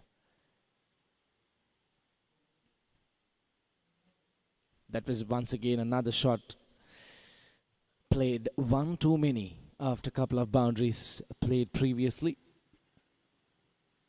Things went on really smoothly for the batting team until they really lost those few quick wickets at the latter part. And what a half century that was from Dhanuka. But unfortunately, just after he got the half century, he tried to be a little bit cheeky and threw away his wicket, dragging the team into a tense situation where they had to work really hard to get the win under their name. Sepala was brilliant, I would say. That was a delivery that came out of nowhere, almost hit his shoes. But unfortunately, at the latter part again, Sepala bowled few cheeky deliveries as well. That was a beautiful on drive. The batter stayed still for the cameraman. Some shots, end of the day, those were some brilliant shots, and what a game of cricket we have witnessed today. And the end result, Mars intimates won by 1 wicket. Here's a quick look at the match summary. Mars Bodyline were put into bat first, 166 for 10 when they were bowled out within their 50 overs. Higher scorer Isuru, the skipper, came out and thrashed 46 runs, and bowling Ratsara 4 for 27. In reply, Mars, they managed to grab the win under their belt within 41.4 overs. Tenuka, they were the highlight, 56 of 74 deliveries, and Gayan 5 for 37 and Mas winning by 1 wicket. That's it from us today here from the BOI cricket grounds here in Katunayaka. Until we see you all again in live action, signing off here is Iran alongside with Brian Thomas.